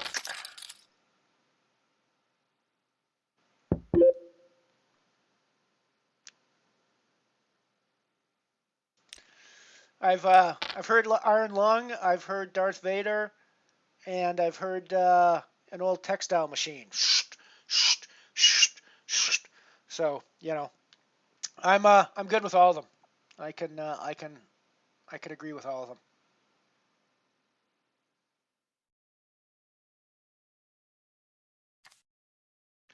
Cool, we got that through. Alrighty, let's go to the break. We'll be right back after these commercial messages. 3, 2, 1, blast off. She's up. Come in ideal countdown control. Ready for second launching. Atlas moving into position. Fuel her up. All set. Count down. 10, 9, 8, 7, 6, 5, 4, 3, 2, 1, blast off! There she goes! Yes, you can be in command of your own ideal countdown. It's a real electronic missile base. You sit at the controls and move missiles into place. You count down. You blast off. You track the flight. The ideal countdown comes complete with moon missile and lunar probe, as well as a giant atlas. Get your electronic ideal countdown now, wherever good toys are sold. It's a wonderful toy. It's ideal.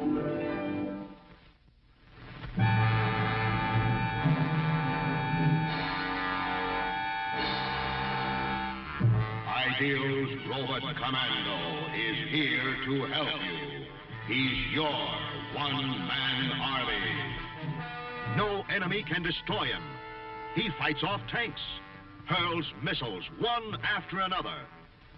Even a squadron of planes can't stop him. Robot Commando fires his secret weapon. He takes orders from no one except you. Forward! Ideal's Robot Commando is battery operated to obey your command. Adjust the control, speak into the microphone. Left! Fire! Ideal's Robot Commando is here to help you.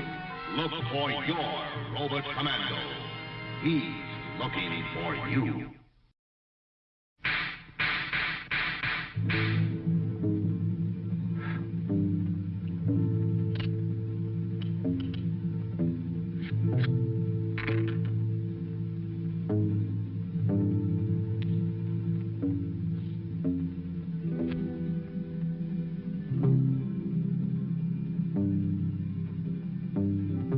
You are watching a demonstration of the most authentic cap pistol in the world.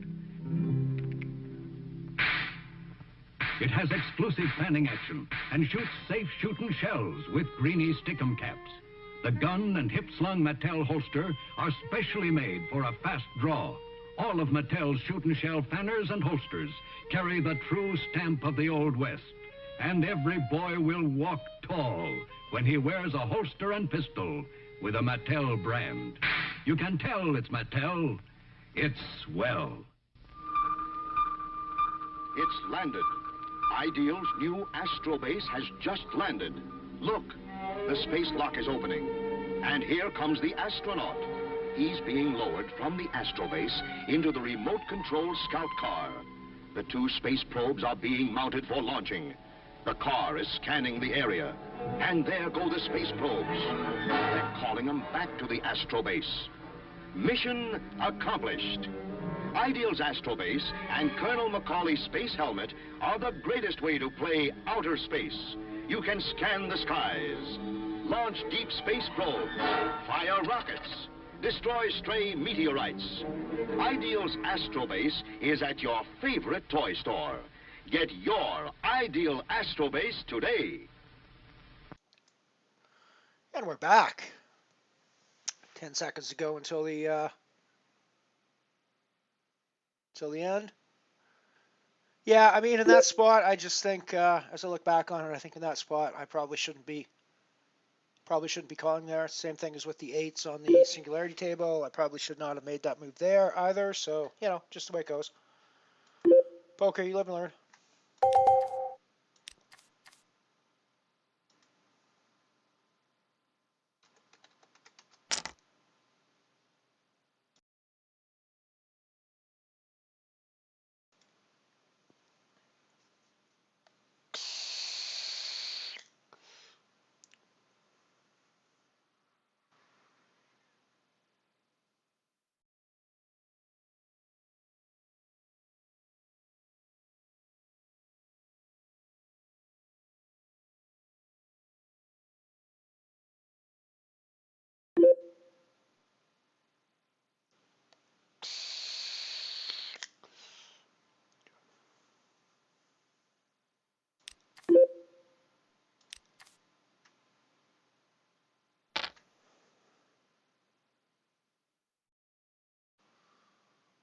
Just watching the commercials, the safe shooting shells.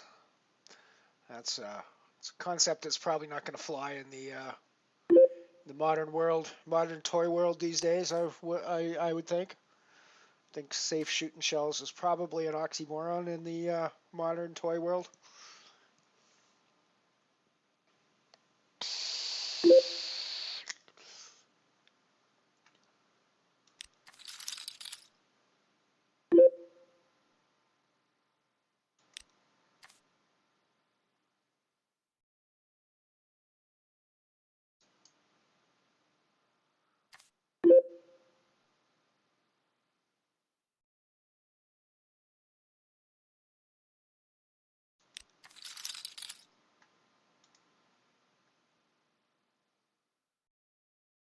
So what do we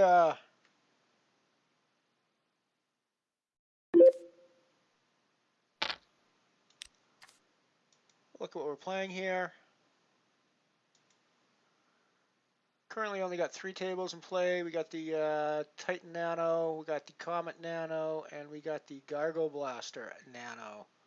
Or Gargle Ballstar Nano as we've rebranded it.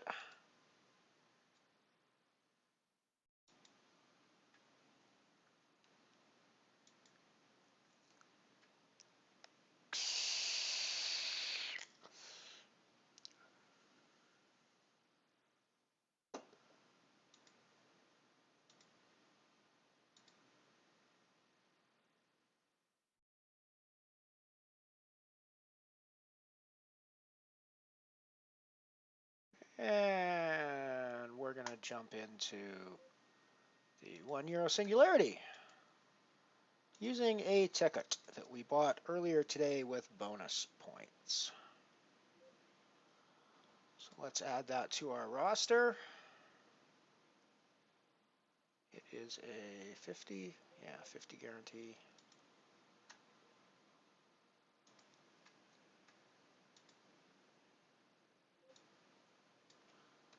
$50 guarantee. This one is a €1 buy-in.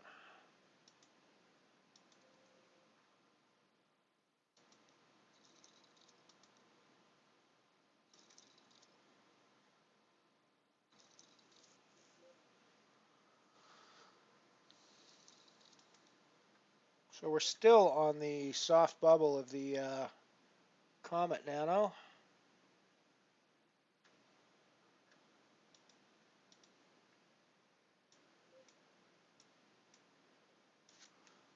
So 1 Singularity. We got 0 in that one. We're still playing the others. So let's get the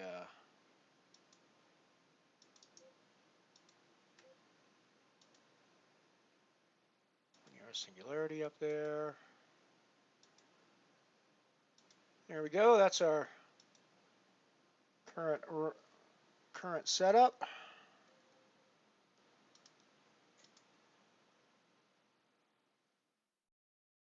I think that's a really good reshove all in spot, frankly. Might be a little loose, but I frankly think that's a good spot to get all of our chips in on the Titan table. Hold, hold, hold. Yes, we hold. Sweet. That's a serious hold on the Titan. Alrighty, we got a chance to make some money on the Titan now. Although a min cash, we actually lose 5 cents because we're in for 4 bullets and a min cash is 35 cents. But hey, we're just going to ignore that part and we're going to play for the win. It's 566 for the win.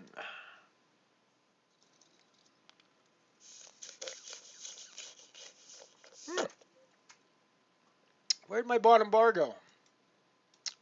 My bottom bar disappeared. Oh, it's because my bottom bar has nothing in it. Ah, that's right, because I played around with everything last night, didn't I? Didn't I? Let's add a group to this scene. Existing. Bottom bar new. Boom. And boom. There we go. Cool. Cool. Let's go back to our main scene.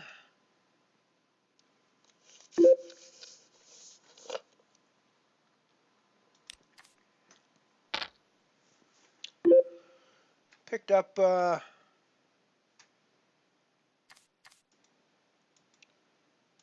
ace king in the Titan.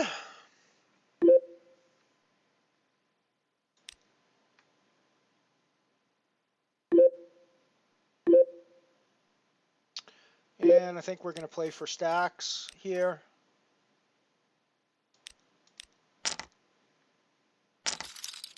Ooh. Ooh. Ooh. That did not work out quite the way we had wanted it to. It would have when he's got like queens like he's supposed to have there. Oh well. Poker. Them's the pokers.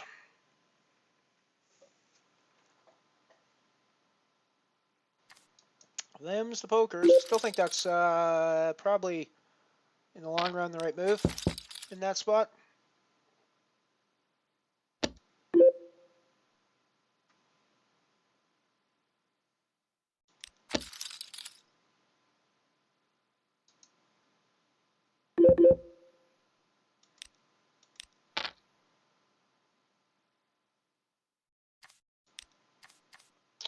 Still the soft bubble of the Comet. 2 to go until we're in the money. I am 10 of 13 now. I'm not really watching that much anymore because it's a pretty boring situation at the moment.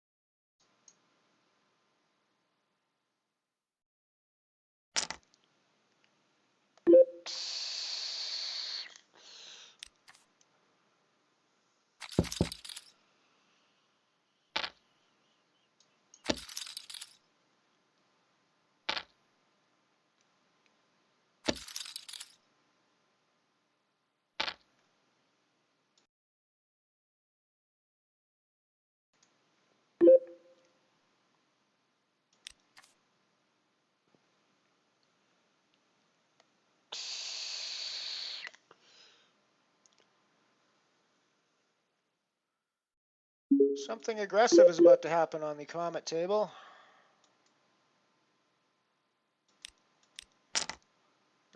Don't know why I was thinking about putting in a mid-raise there.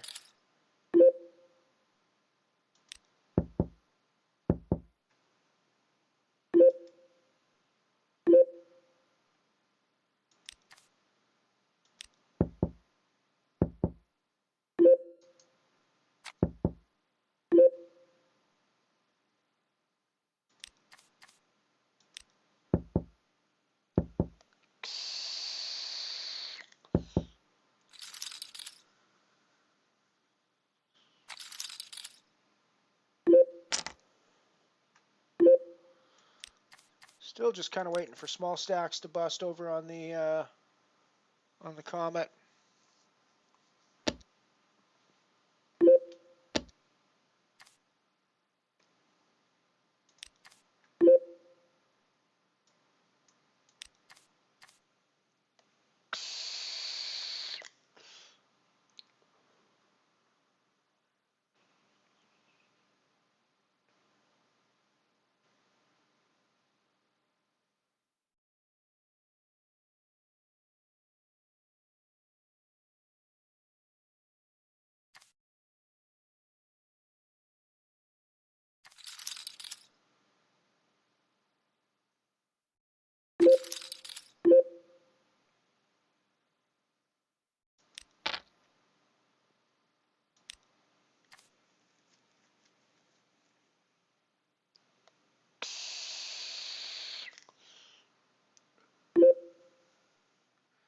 Nice flop for us in the Titan table there. Just check behind, see what the turn brings. No, I think we're actually going to semi-bluff at this. I mean, ace high could be the best hand here as well, but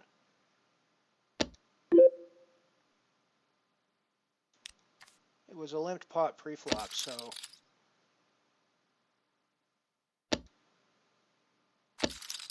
if we had any doubt that we had the best hand, we certainly don't anymore. And I think we're actually going to try to get chips out of this dude by checking back now and see what he does on the turn or on the river. Be nice if he let into us. Guess he's decided not to. The check back probably means we get no value when we bet here.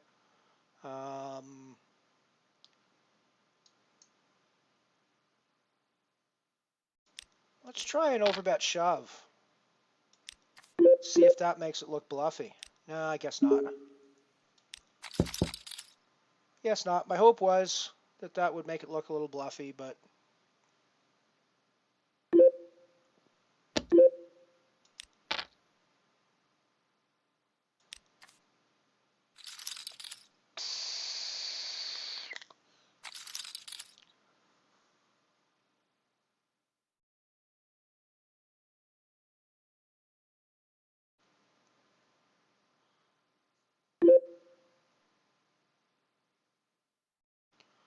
I think we call behind with this king, queen, suited.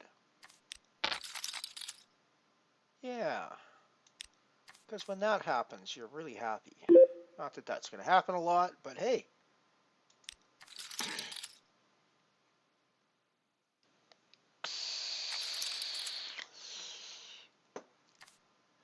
I mean, if we're just up against the ace queen here, it's GG.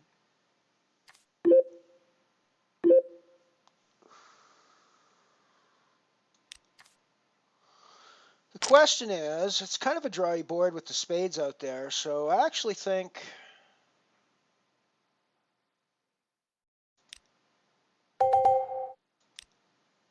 putting in the raise is maybe the way to go here.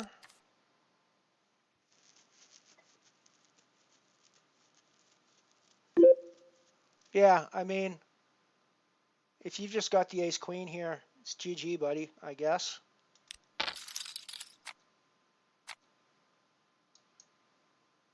Wow. Wow. I mean, how does he just fucking get there? How do they always fucking get there against me? I mean, you guys saw that, right? I was like a billion% to win on the flop there, and they just get there. Oh well. What are you gonna do? What are you gonna do? It's poker. I mean, I'm getting it in with the best hand, am I not?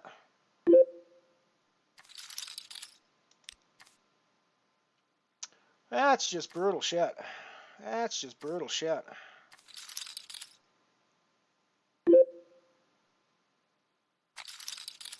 Alrighty, this will be it.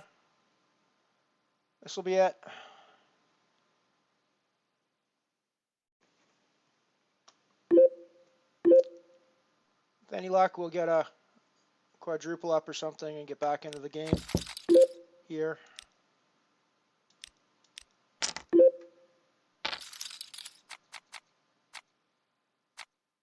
Well, at least they didn't suck out on us that time.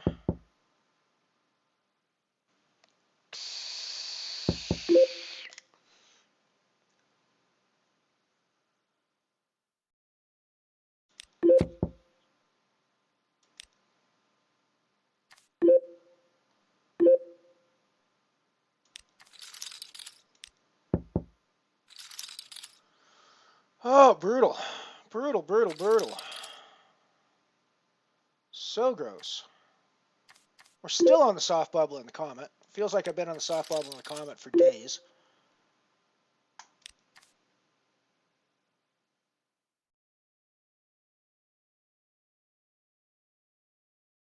Hope you'll excuse the language in the last few minutes of this stream, but I think any poker players out there will understand where it's coming from.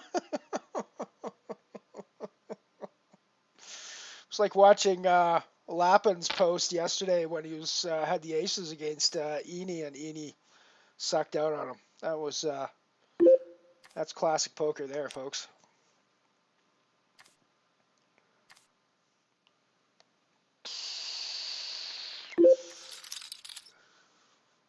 I can't do the Irish accent. There's nobody that says, "Are you fucking kidding me?" better than an Irish person. And Lappin's voice is just perfect for that line.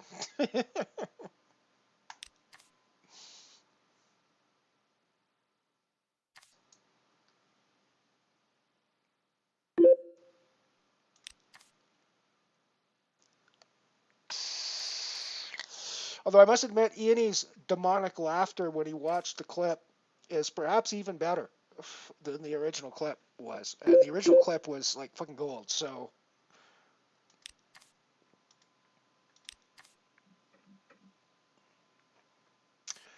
So we're just trying to survive now on the Titan, get a chance to double up our chips again.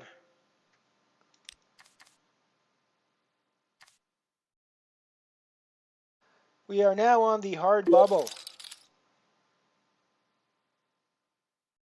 of the Comet, and I have a tough choice to make. I'm the last place stack. I need to build chips.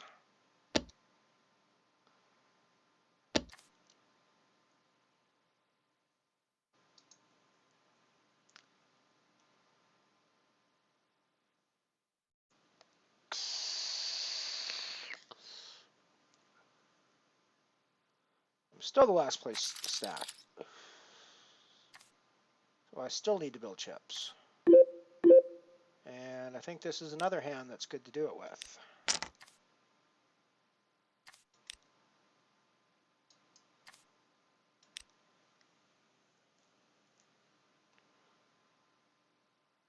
Sweet.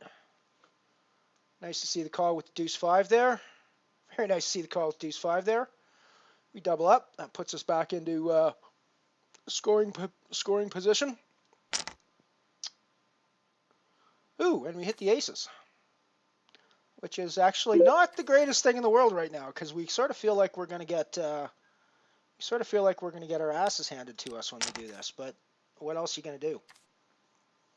I mean, it's not a satellite, so it's not like I'm really folding to the money or anything like that. But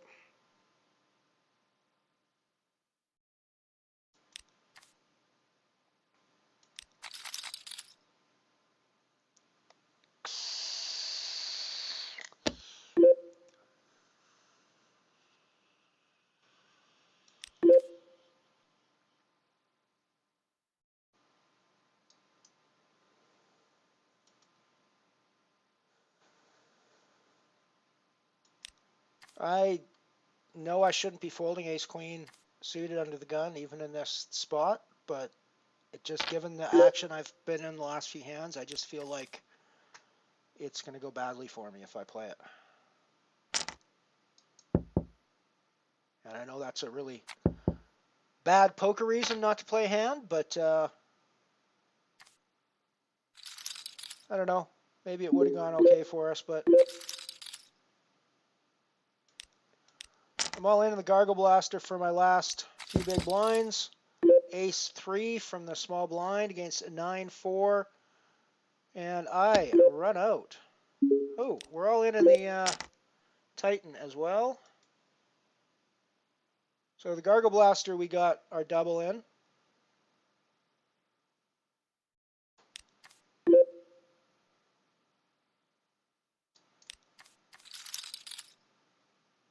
Or at least I thought we did, but we don't have any chips. What the hell happened there?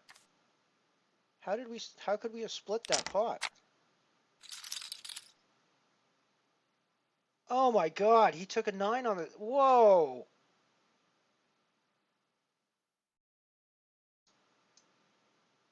Oh, I gotta tell you, life has just been gross for me. The 9-4 got out of my,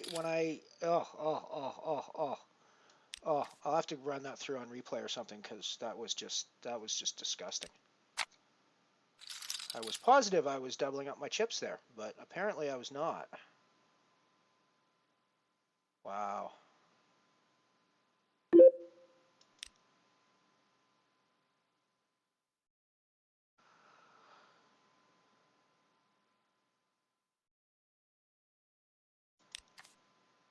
We're still on the bubble, the hard bubble of the Comet Nano.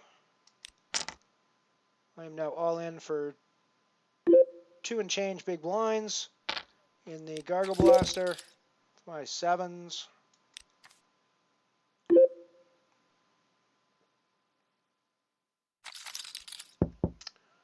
Let's go watch that carnage take place.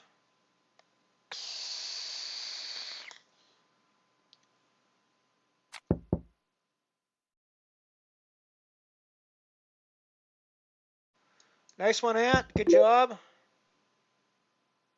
We are done in the Gargle Blaster.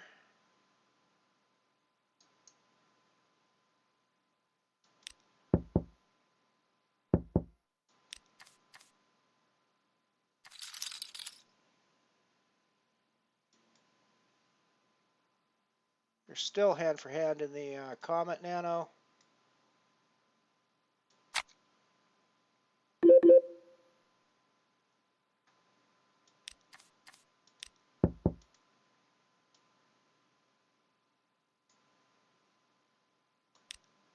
Alrighty, so let's have a look at, let's set this as the Gargle Blaster replay.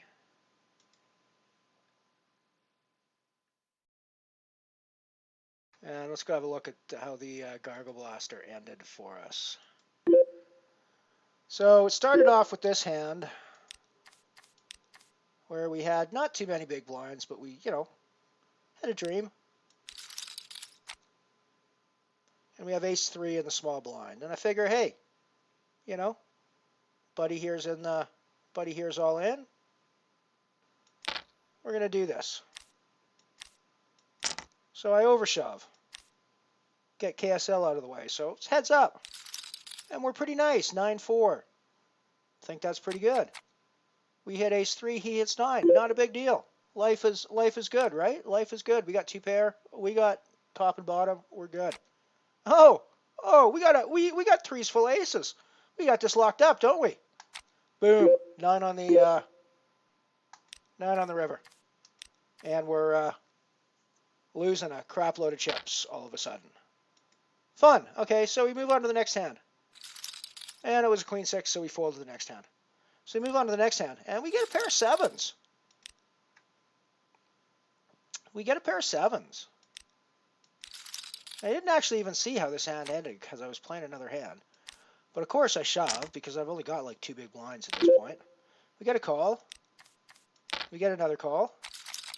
Jack, Jack, 9. Check, check. Queen. Check, check.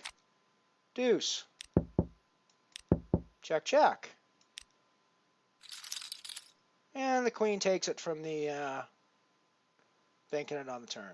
Lovely, lovely, lovely, lovely. Well, that was fun. That was fun. That's our day in the Gargle Blaster done. Pretty gross hand against the 9-4 there, I gotta say.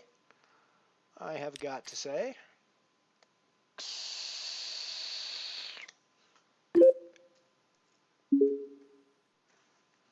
Yeah, ace-10 probably was a shove with the 10. 10 big blinds.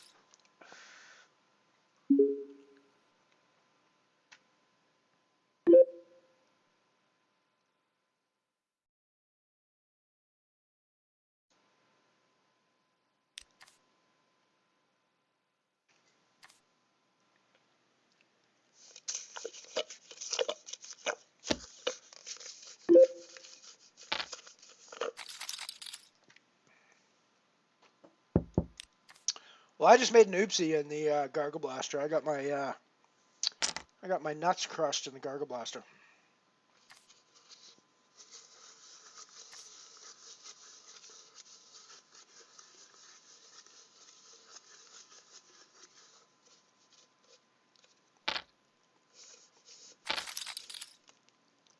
So we're going to be all in the Titan here with our King Jack. Ugh. Oh, well, no, I'll take that. Although we both split, so it's not great, but at least he didn't have a club.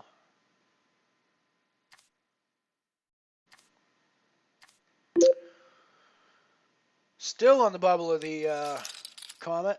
Like I say, it feels like I've been on the bubble of the Comet for days. Feels like I was a small child when we first got on the bubble of the Comet. Running around playing with dolls and toy soldiers.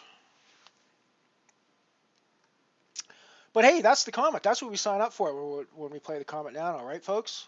We sign up for a grueling 5 or 6 or 7 hours of poker if we're going to make the final table and win the thing. So that's what we're here for.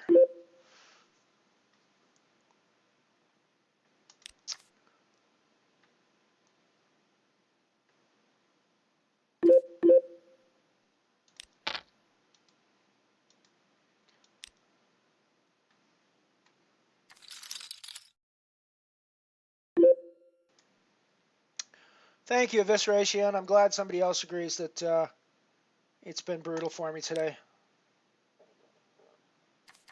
That ace-7 was should have been a shove too. I think, now that I think about it, especially with the sleeping. Sleeping big blind. That was a missed opportunity for me.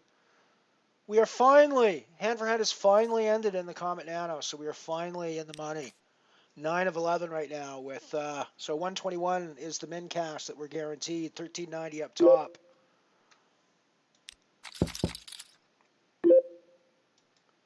That's what things look like now in the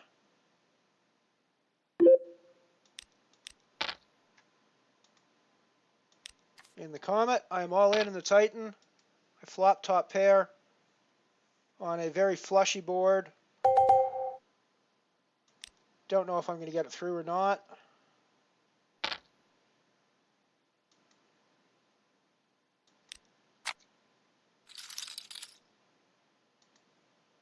We got her through. Cool. We got her through. This will be a shove, almost certainly.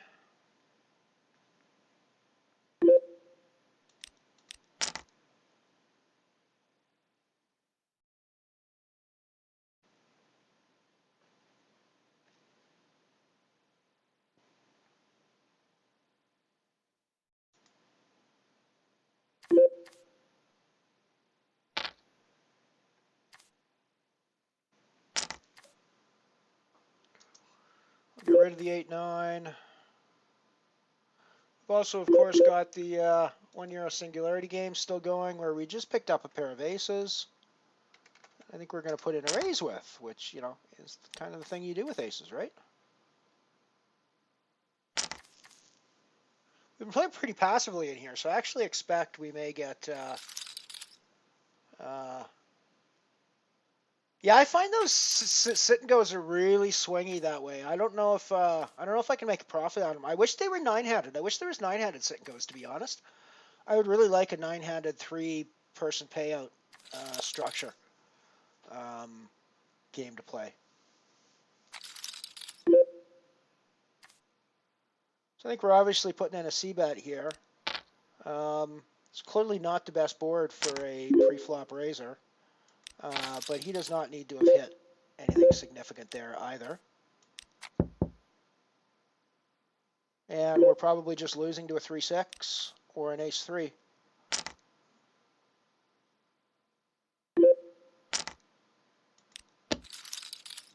Ugh. I mean, are you serious? He just flopped that, right? He just fucking flopped that. Yeah, he just fucking flops it on us when we're in against aces. I mean, I'm not wrong here, right? I'm just running like fucking shit. Am I not? Like that's not supposed to happen, right? Like that shit's not supposed to happen, right? So pair of jacks on the big blind. We're definitely putting in a 3-bet with this. We got 300 and a call, so we're going to put in the 3-bet to a fairly chunky 1137, I think. And we're almost certainly calling off to the overshove. I mean, really? I mean, honestly, please tell me in chat if I'm just, you know, if I'm like playing these hands wrong. Please tell me in chat, because I'm certainly not seeing it. I'm just getting my fucking ass handed to me on a completely regular basis. Is what it seems like. You know, I'm getting my chips in good, and they're either just fucking flopping the nuts on me, or you know, it's a cooler like that. I mean, I don't know.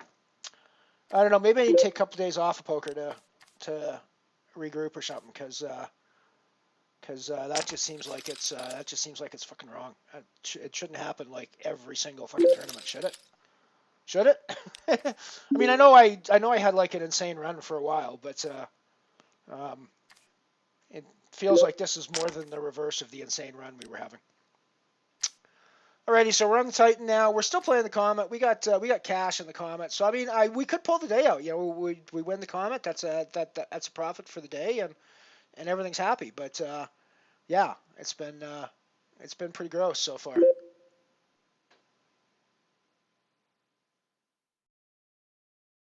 Yeah, no, for sure. It's variance, and I mean, I know I'm griping, but that's just me trying to get the That's me just trying to get the frustration out, right? It's pretty gross spots I think I've been on today.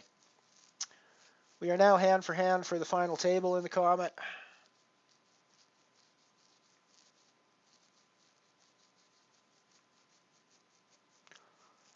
We're 9 to go to the money in the Titan. I'm not in a scoring position at the moment, but it doesn't mean I won't get there.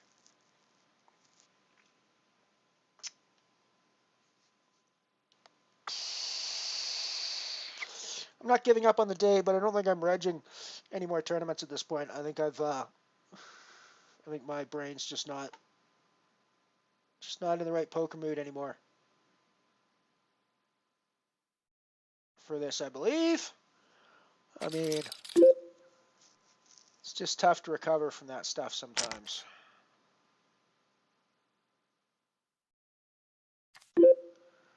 Get rid of the A6 here, I think. Might have been a reshove against all limps, but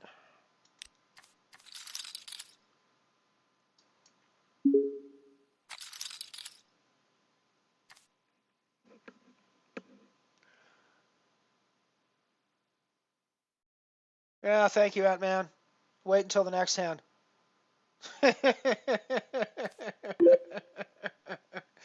This is where it all goes wrong for me.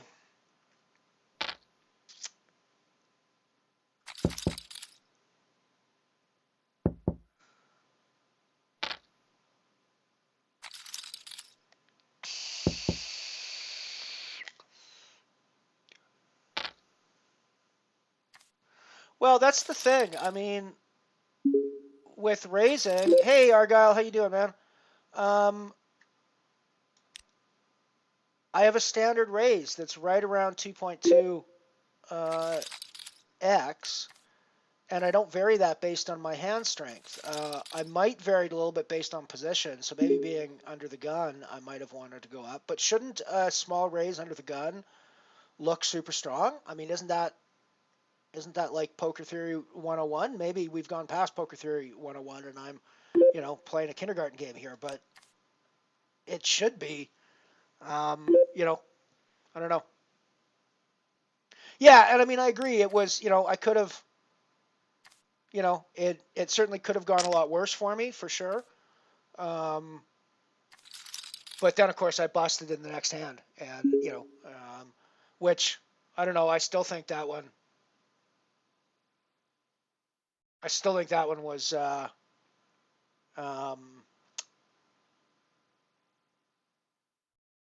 mean, I still think I'm calling off my jacks there pretty much all the time, right? I don't know. Maybe I was just tilting for the call off there. Maybe I should have folded that. I don't know. It just feels like a really good spot where he's just seen me basically have my aces get cracked to try to bully me out of the pot from position.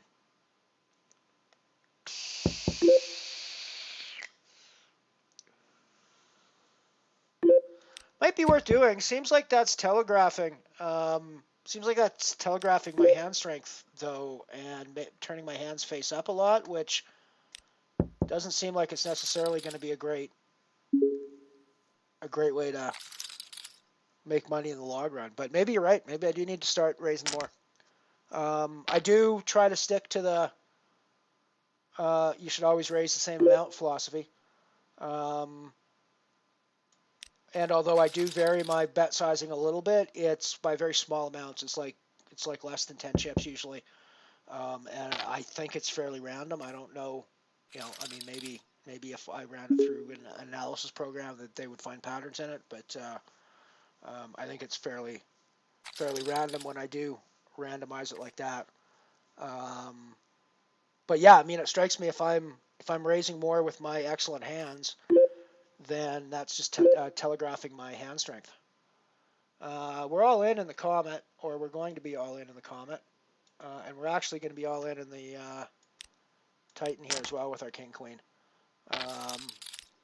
We're up against Jack, so we're at least racing, and we get there. No, we don't. They got a straight, so we're done. We're done on the Titan Nano.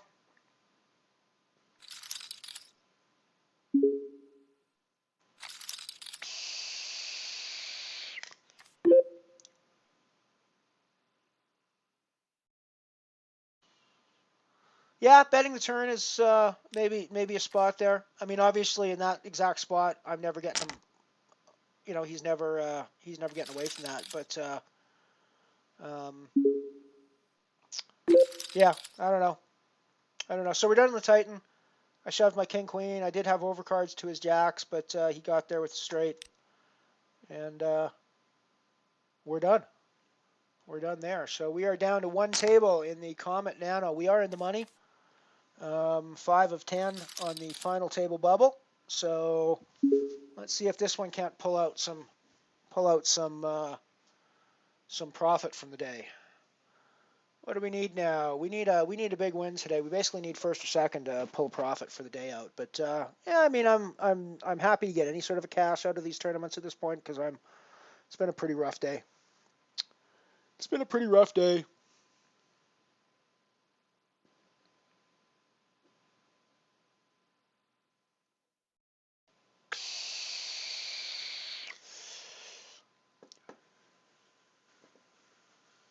Yeah, thanks, Ant. I mean, it's just those spots. It's just, I mean, it's obviously not the case, but it really just feels like those are setups, right? Where basically it's like, okay, well, you're not cashing this tournament. We're gonna give you aces, and we're gonna let the guy flop the nuts on you when he calls, and then we're just gonna give you jacks against aces and a cooler in the next hand, and so it really does feel like a setup. I know that's not the case, and I know that's bad poker thing to think that way, but it really does feel like that sometimes.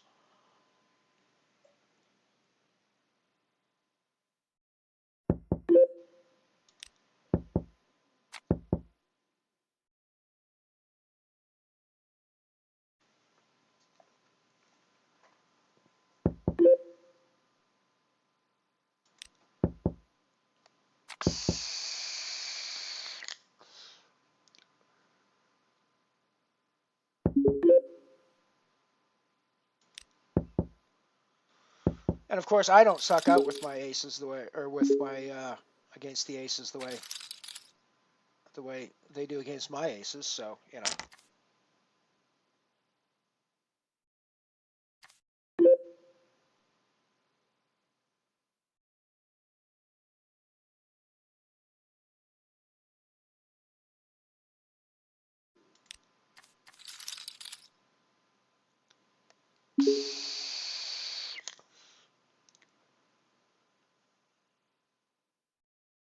Well, yeah, and I mean, again, Ant-Man, that's also what I'm thinking is that I'm happy for if I raise 2.2 with my aces.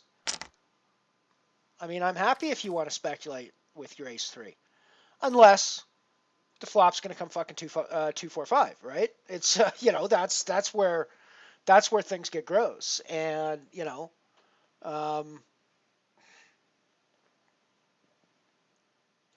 I mean, I sort of knew right off as soon as I see that flop. I'm like, yeah, that's not. I mean, it's not great for our hand. It's not great for our range.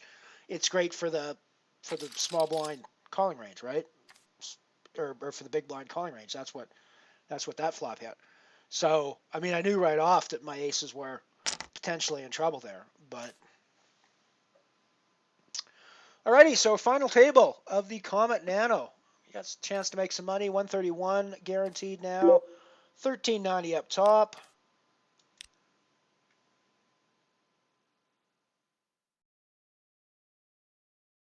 $9.87 for second. So what would that give us now? $9.87 for second would also put us in profit. $7.27 for third would be very darn close to that. So right now we're sitting sixth. However, I think we're going to be playing this ace-king pretty aggressively, and given our stack sizes, it's just a shove spot, I think. Don't need to play. Yeah, 2.5. Okay, I might think about that.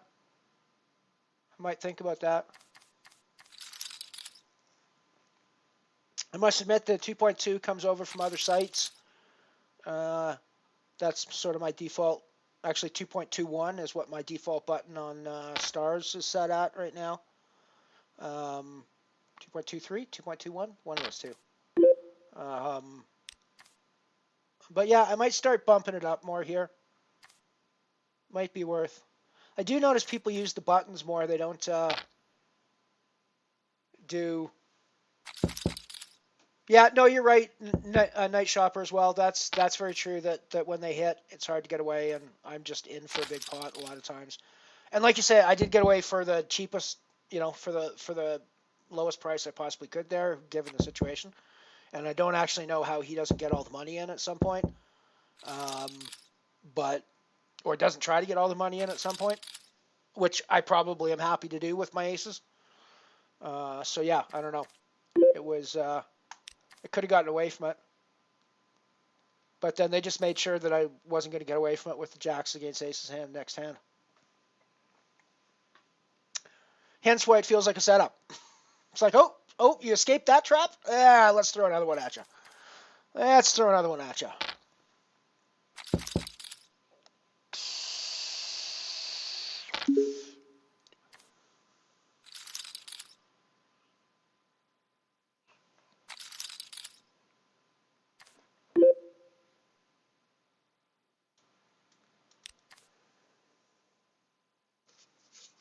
Yeah, that makes sense, that man. I'm actually not sure that people are that aware of bet sizing considerations. I must admit, I'm actually not entirely sure in all spots what my bet sizing should mean or how I should convey the message I'm trying to get with my bet sizing. But sometimes I think backwards in what I think is going to look bluffy and what I think is going to look value-y. But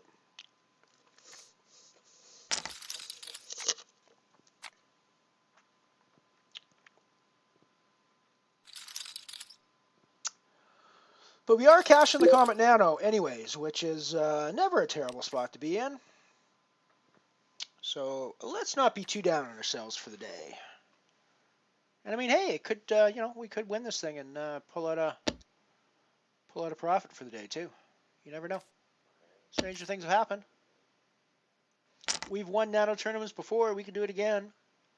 Never won the Comet, but that'd be nice. Be nice to do a full sweep of the Nano tournaments, winning all of them at least once. That'd be kind of cool. There's some I don't play very often, so it'd be kind of hard to get those, but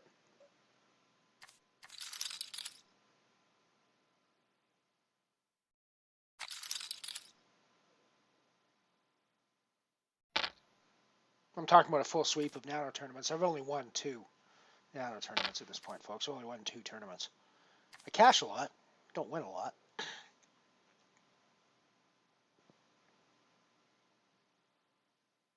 That's one of the other things that I think makes me proud of my bankroll graph is that it hasn't really come from a lot of big wins. It's come from a lot of cashes, frankly. Yeah, 3x. 3x is definitely workable. It feels big to me, but that could just be because of my experience elsewhere, and what I see most often in the live world when I'm doing live commentary and stuff.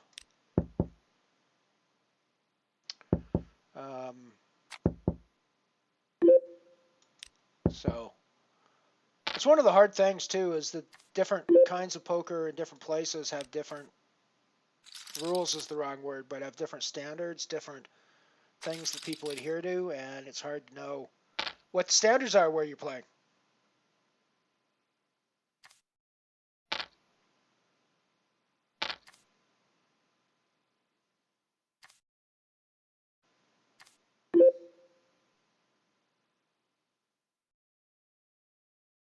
Yeah, the buttons make it useful. One of the reasons I don't use them is that I think when I type in a bet that's not a whole number, it makes people think that I'm thinking about my bet size more. But that requires the person to actually be thinking about the hand at the time, and I don't necessarily think that's always the case in the nanos, and may in fact not be the case more often than not. So it's hard to say.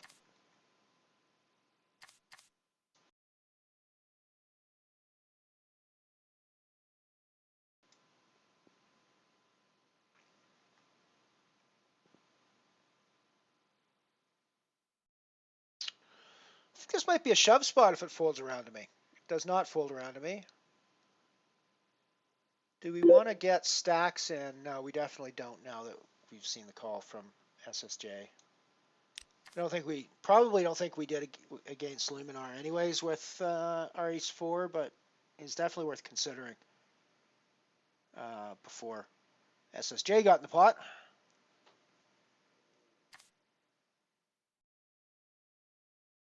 Margaret to our left is a familiar face. We've played against her a fair bit, and also actually Luminaire is another one that we played against on a fairly regular basis. And Luminaire's done in 9th place after the Queens.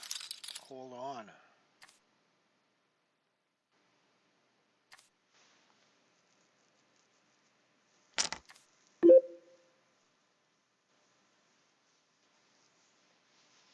So guaranteed 159 cash now.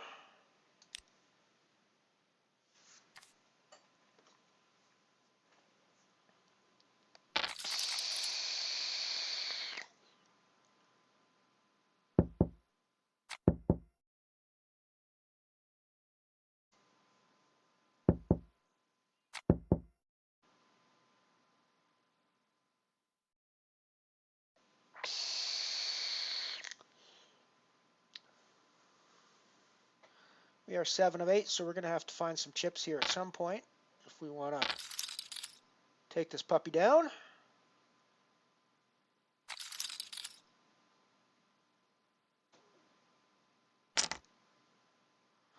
That'll be a fold.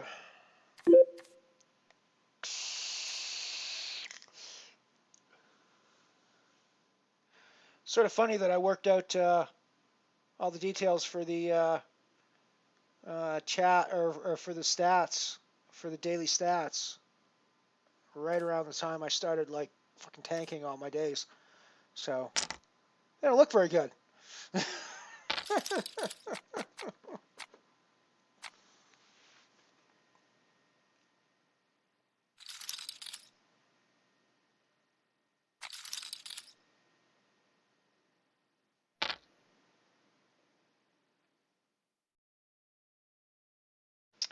Alrighty, so we're guaranteed 208 now, 7 of 7.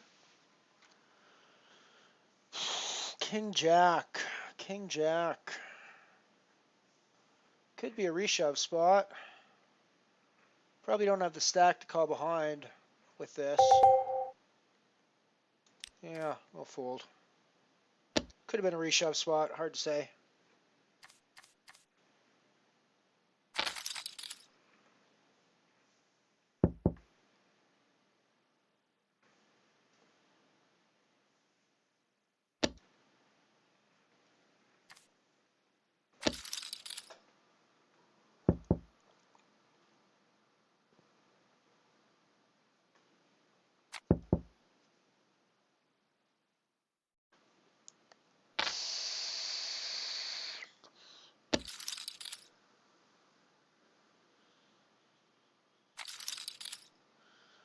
In that spot, it would not have been a good reshove spot. Of course, we don't look at results, so, but it's always interesting to see how it would have worked out in that particular case. And very badly for us in that particular case. Yeah, I mean, that's entirely possible as well, Ant-Man, that it's better if people don't know. I hadn't actually thought about that perspective. Maybe it makes me look more like a rec player, more like just someone donking off his chips. So that's something to think about. That's something to think about.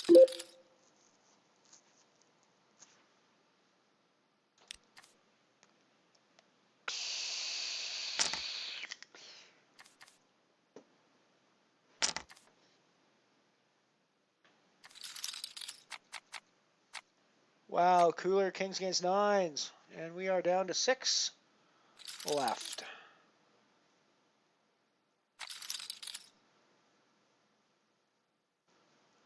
5 of 6, guaranteed 273 now.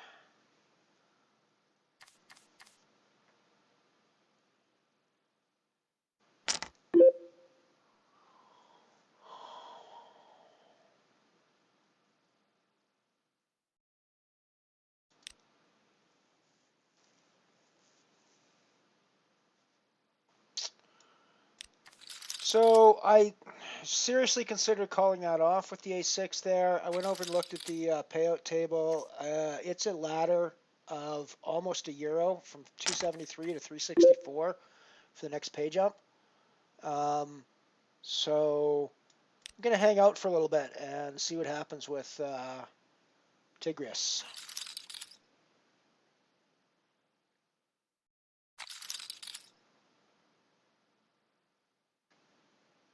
Suited ace there, definitely a spot I could call off blind on blind pretty safely and probably be ahead of his shove range, I think, in that spot, given his stack size and given the dynamics at the table.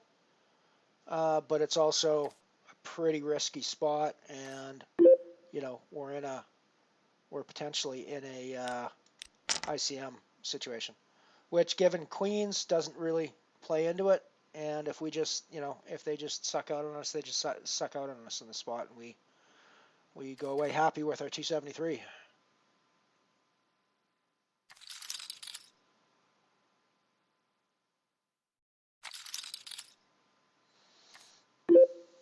But that makes sure we stay ahead of Tigris. Anyways, so forces them to be more active.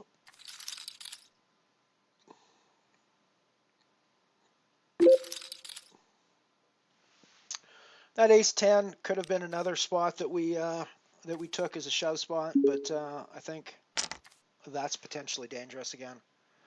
Alrighty, so we're into another break. Let's go, and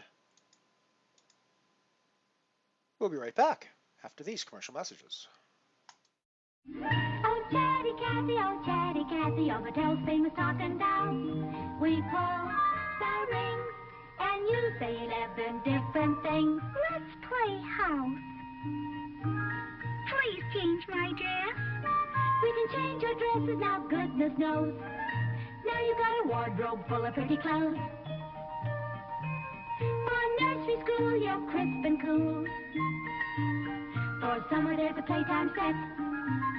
In winter, brr, your collar's fur. In a coat as cute as you can get. I love you. You love your mamas, and they love you sleepy time pajamas. Just pull the ring. You never know what she'll say next. Tell me a story. The only story now left to tell is a Chatty Cathy's made by Mattel. You'll find Chatty Cathy and her costume sets wherever toys are sold. You can tell it's Mattel, it's swell.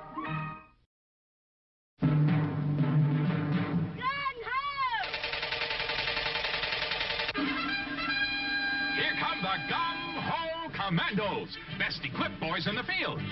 All the equipment you need for fun and excitement in the Gung-Ho Commando outfit by Marks. Just look at all the things you get. There's a battle map and direction-finding compass, a cat-shooting automatic with gun belt and holster, a helmet, a canteen, complete mess kit, and poncho. You get a cat-firing Gung-Ho hand grenade. And look here, this flashing battery-powered machine gun with moving ammo belt shoots rapid-fire bullets. There's a real-looking walkie-talkie, too, and a field pack. You get non-com stripes, medals and battle ribbons, even dog tags. It's all for fun and excitement. Gung-Ho! Get the outfit with all the equipment you need. The Gung-Ho Commando outfit. Gung-Ho! By Marks. He's here, my mystery date. Mystery date. Are you ready for your mystery date? Don't be late. It could be great. Open the door for your mystery date. It's Mystery Date, the thrilling new Milton Bradley game of romance and mystery that's just for you. And you. And you. And you. Mystery Date. Will you be ready for swimming? Or a dance? When you open the door, will your mystery date be a dream? Or a dud? Fun and surprises. That's Mystery Date. Remember, Milton Bradley makes the best games in the world. So, girls, Open the door for your mystery date. get Mystery Date. Thunderstreak, Thunderstreak, Thunderstreak, the new super speed hydrofoil with 5-position hydro fins you set for action. Rev up high-powered prop. Position rudder.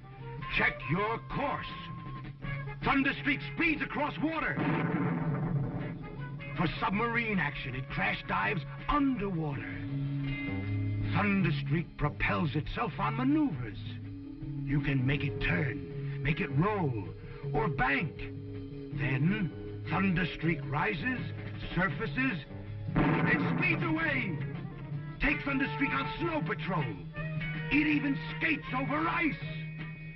Thunderstreak goes anywhere, so snap on Land Cruiser wheels and race with Thunderstreak on land, on ice, underwater, overwater. Thunderstreak, there's nothing in the world like Thunderstreak, made only by Ideal.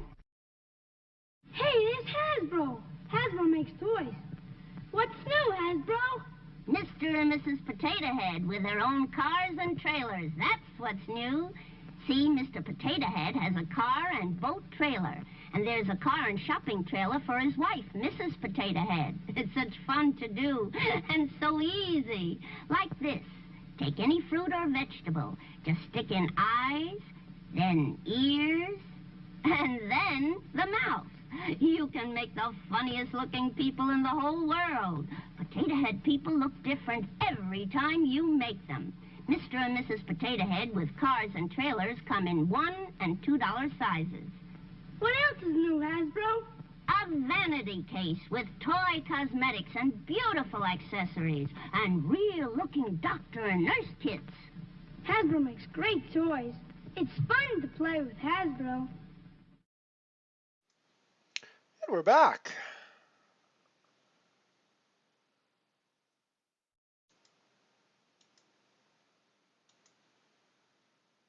Five of 6 in the Comet Nano. 273 guaranteed. 1390 up top. Night Night Shopper. Thanks for stopping by. Good to see you, buddy, as always.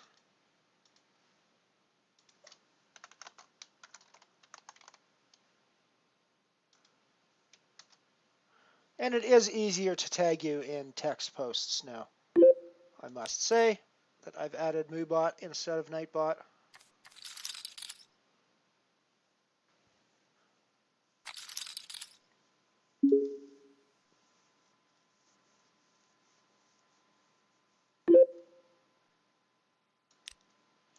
So we're still playing an ICM game.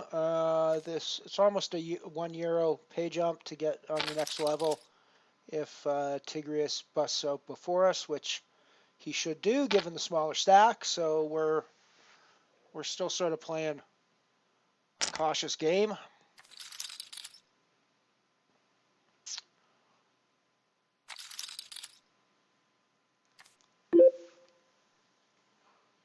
And we hope the big stacks at the table will attack Tigrius and not give them free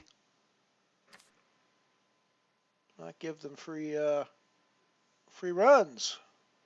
No walks for Tigrius. That's my slogan of the day. No walks for Tigrius. Give me walks. I'm happy if you give me walks, but no walks for Tigrius.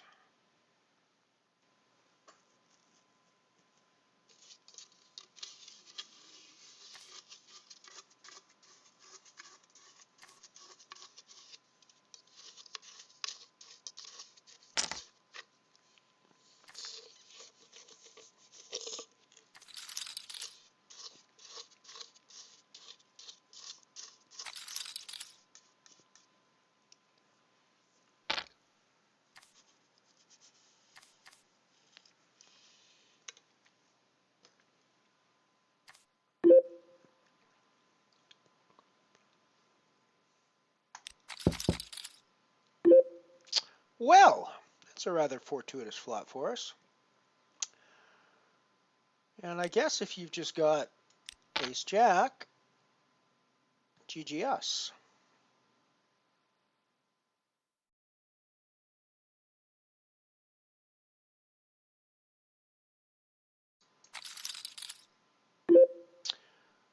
Well, that's a pretty shitty turn card for us, like in a whole bunch of ways.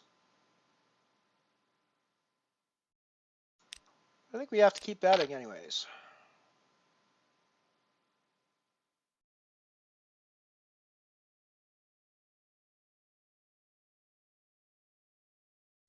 It's still just the ace-jack that beats us for the straight, really.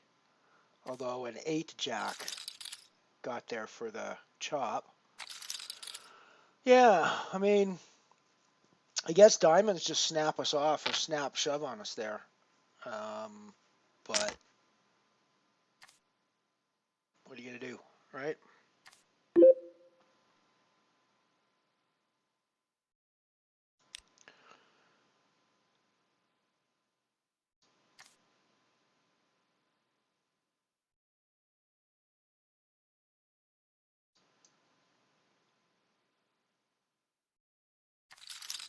Yeah, it's probably not the right move. If that's the one where he shoved into me, I basically did it because of the €1 pay jump, and I didn't want to put my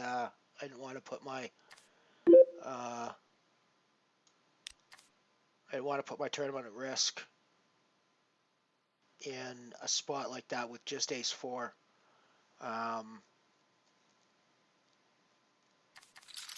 When there's a smaller stack on the table and a €1 pay jump in front of us, which is fairly significant in a 50-cent buy-in tournament. I mean, it's a two buy-in pay jump, so pretty close to a two buy-in pay jump.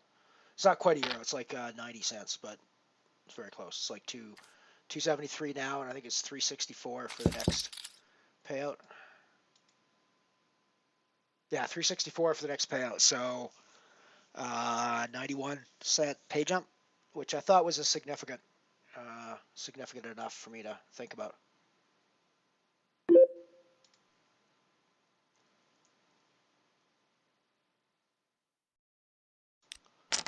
going to put in the raise against Tigrius here, and I think we probably call off with our pair and hope we hold against overcards. Ooh, he only oh. And of course he has to get there, right? I mean, of course he has to get there. Why would he not get there for us today? Should I call the 4s off there, or should I be folding the 4s there? I mean, given that he's shoving with ace deuce, I think I should be calling off there with pretty wide range of with pretty much all my pairs. And yeah. Oh, I mean, I can't, I guess if you can't win races, that's one thing. I can't even win when he's only got one frickin' overcard. I can't even win when he's only got one frickin' overcard.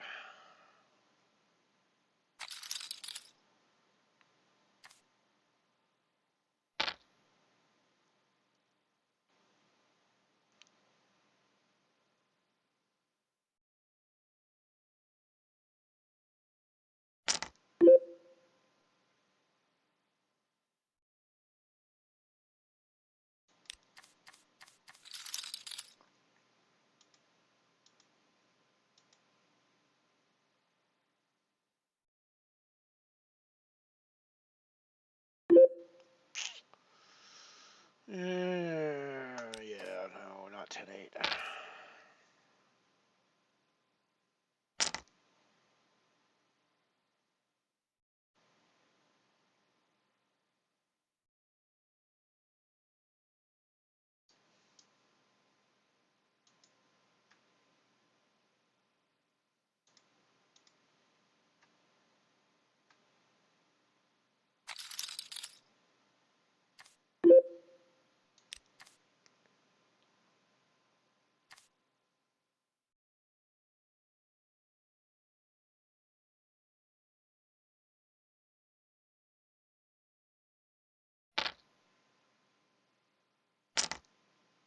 Oh, wow, weird. I have to go back and look at that. I might have been doing something else. That probably should be a shove, you're right.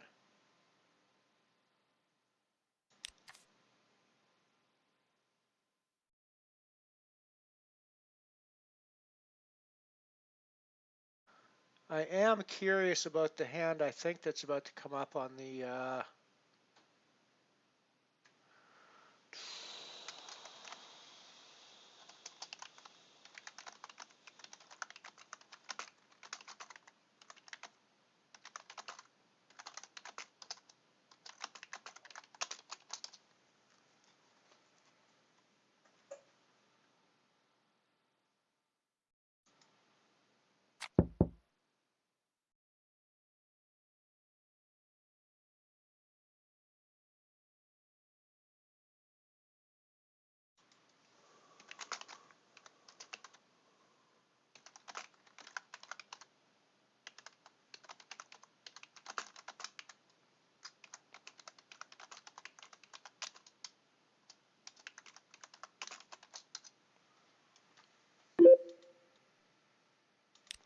plug off the ace jack, of course, here. We get there. Yeah, we get there. Cool. Nice double up. Keeps us in the game.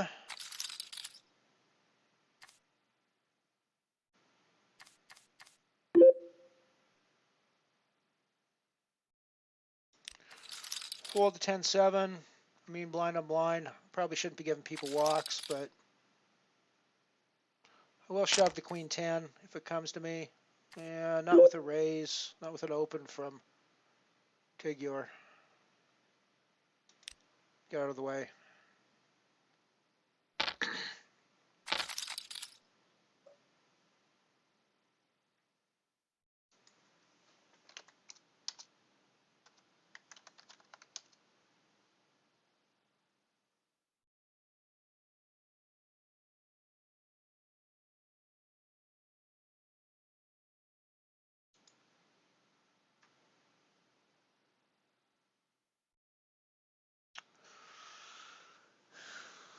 Yeah, queen 8 is not a shove into the big stack anyways.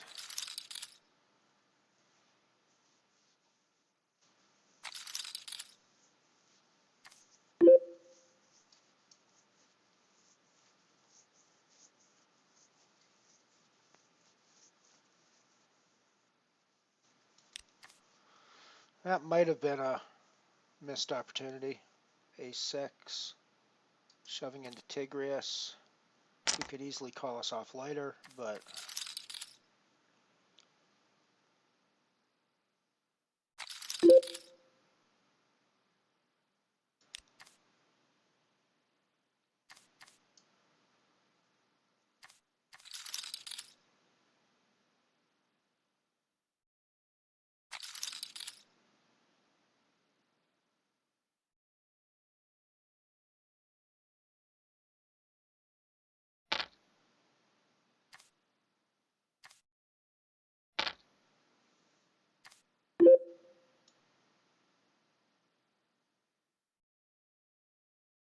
nice to smash the flop. Of course we don't, but it would have been nice to smash the flop.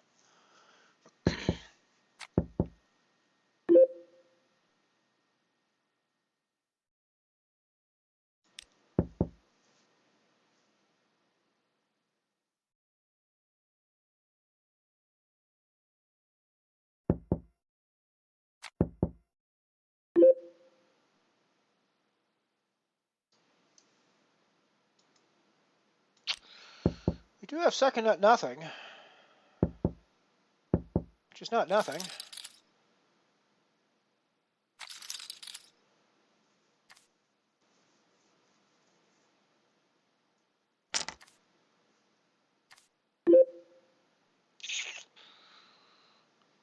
This was definitely planning this to be a shove spot had Tigor not gotten in the way.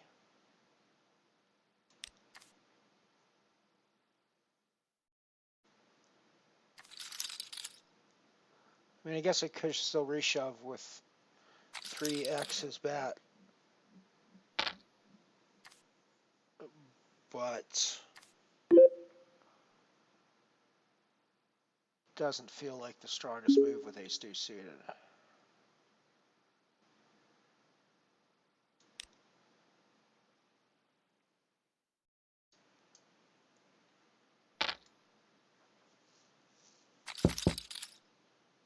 Duh.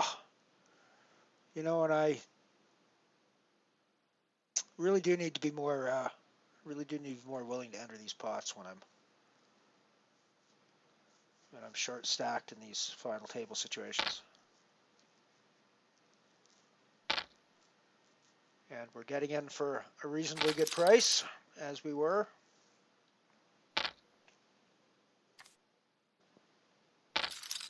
I mean, I don't really have stack that I feel like I can be calling with in most situations, but this is a different situation. Oh, wow. Yeah, and he just would have crushed us. Alrighty, so we're 4 of 5 now. We got a 364 locked up now.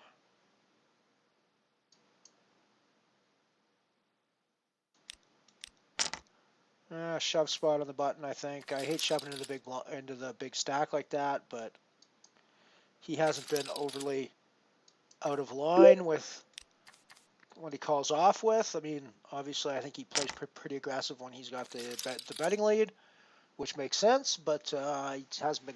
It's not like he's been calling off with just random hands. So.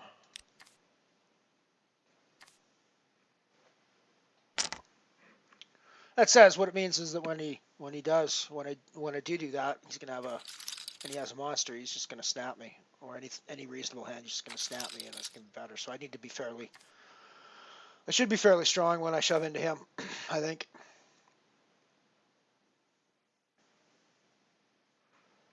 I definitely need to be shoving small blind into big blind quite a bit now when I get the opportunity if it folds to me.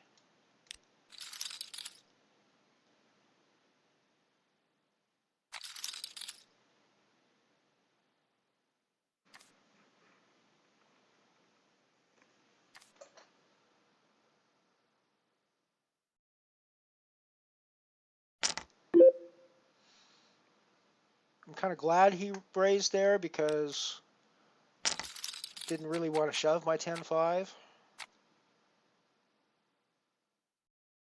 Oh, and the duck takes it. Alrighty, so we are four-handed. We are now four-handed. 4 of 4 in the Comet. Guaranteed. 519. Alrighty, so this hasn't turned out to be such a terrible day after all. We got kings.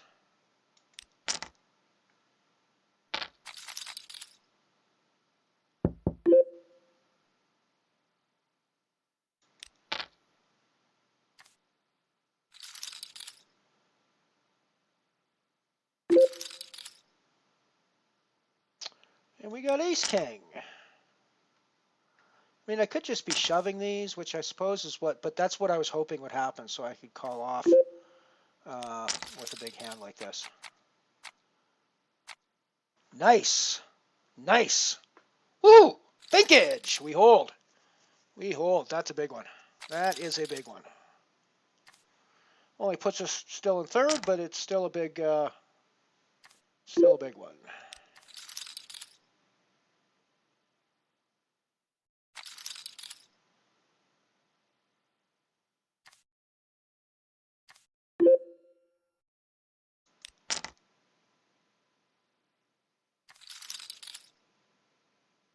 Well, it turns out it was a good thing as well if we're being results oriented.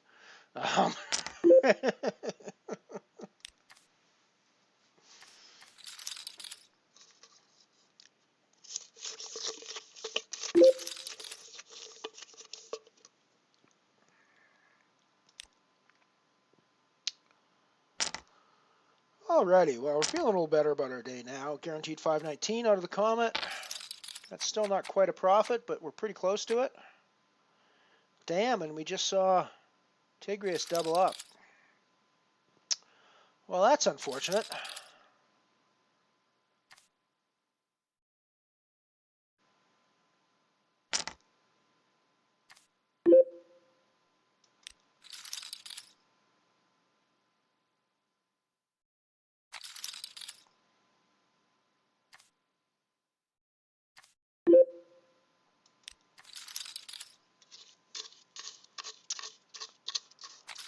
Well, that was unfortunate. It would have been nice to have seen Tigrius bust there and go three-handed in this, but hey, that's the way poker goes sometimes. You just got to roll with the punches.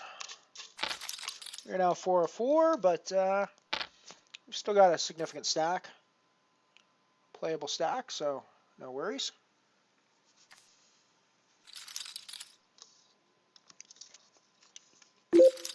We can still level up again, thanks to a cooler.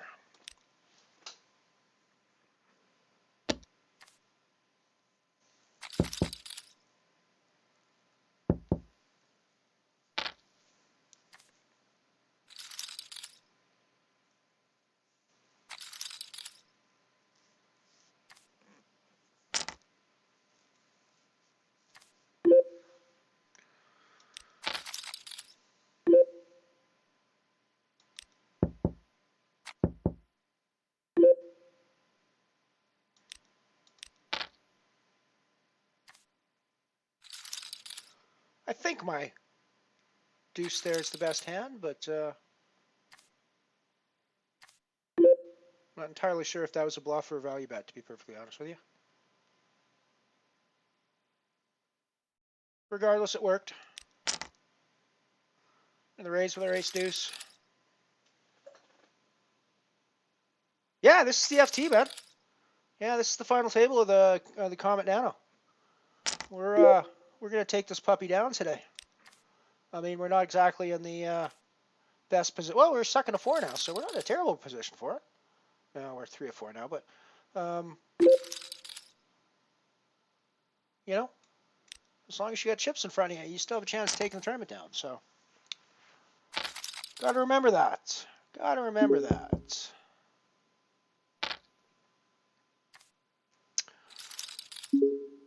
Thank you, Mr. Aurora. Thank you, Argyle.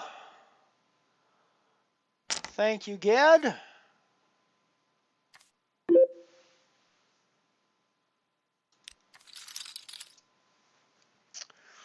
We are winning the bunnies.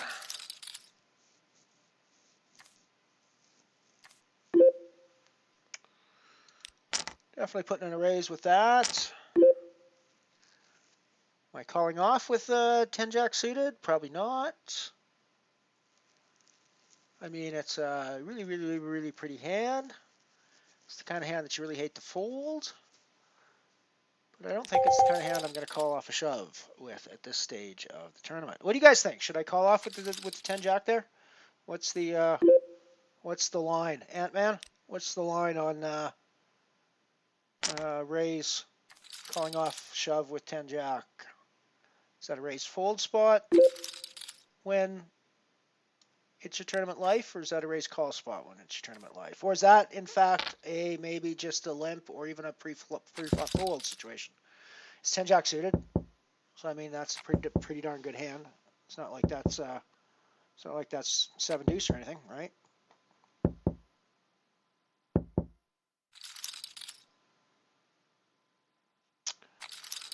Is it maybe an open shove, blind on blind, for 30 some odd big blinds? Maybe it's an open shove, blind on blind. Not give them the chance to come back over top of me. Maybe.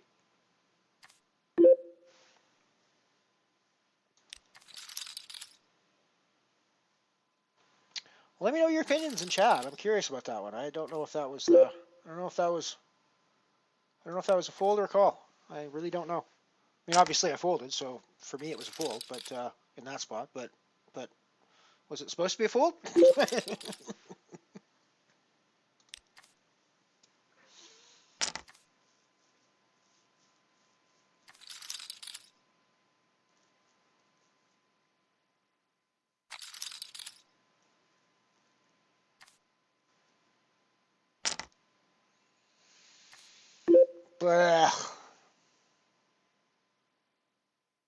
You know, like the king, it's a chunky shove though. It's like 20 big blinds. It's Tigrius though, and we're four-handed, so king is a pretty strong hand. But I think king 3, not strong enough. It's not suited.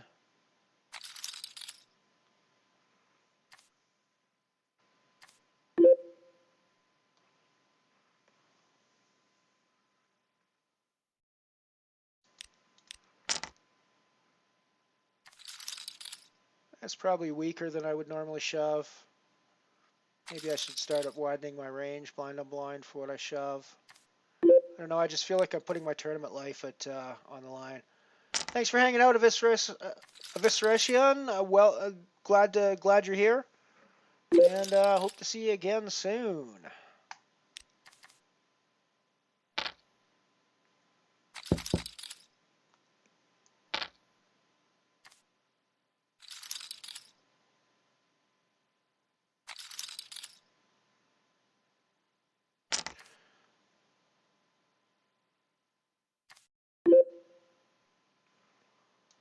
King Queen is a reshove spot for me, I think, in the big blind here.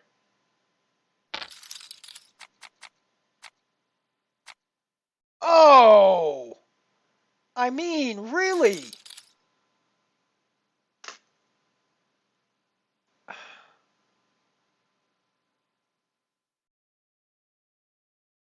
I mean, am I making the wrong decisions? Should he be calling with King Queen 4 there? So many questions come up in this hand.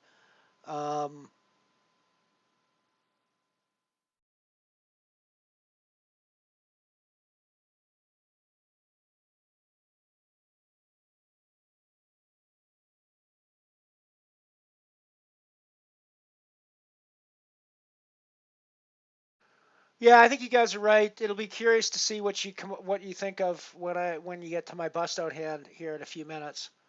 I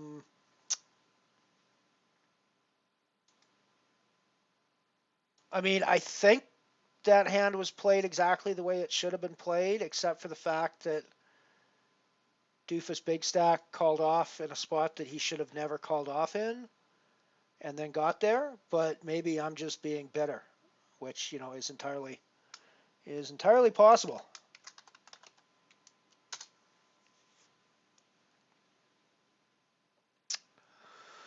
Alrighty, well, let's have a look at who is on the stream grind at the moment.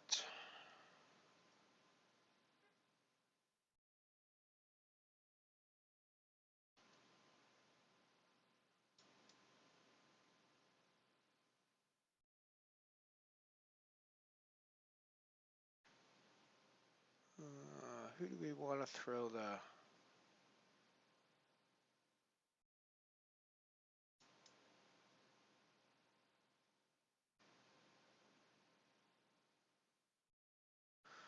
Alrighty, I'm gonna throw the raid to my buddy Ryan Schoenbert, who is now a party poker professional playing out of Calgary, Alberta, which is just a couple hours east or west of me.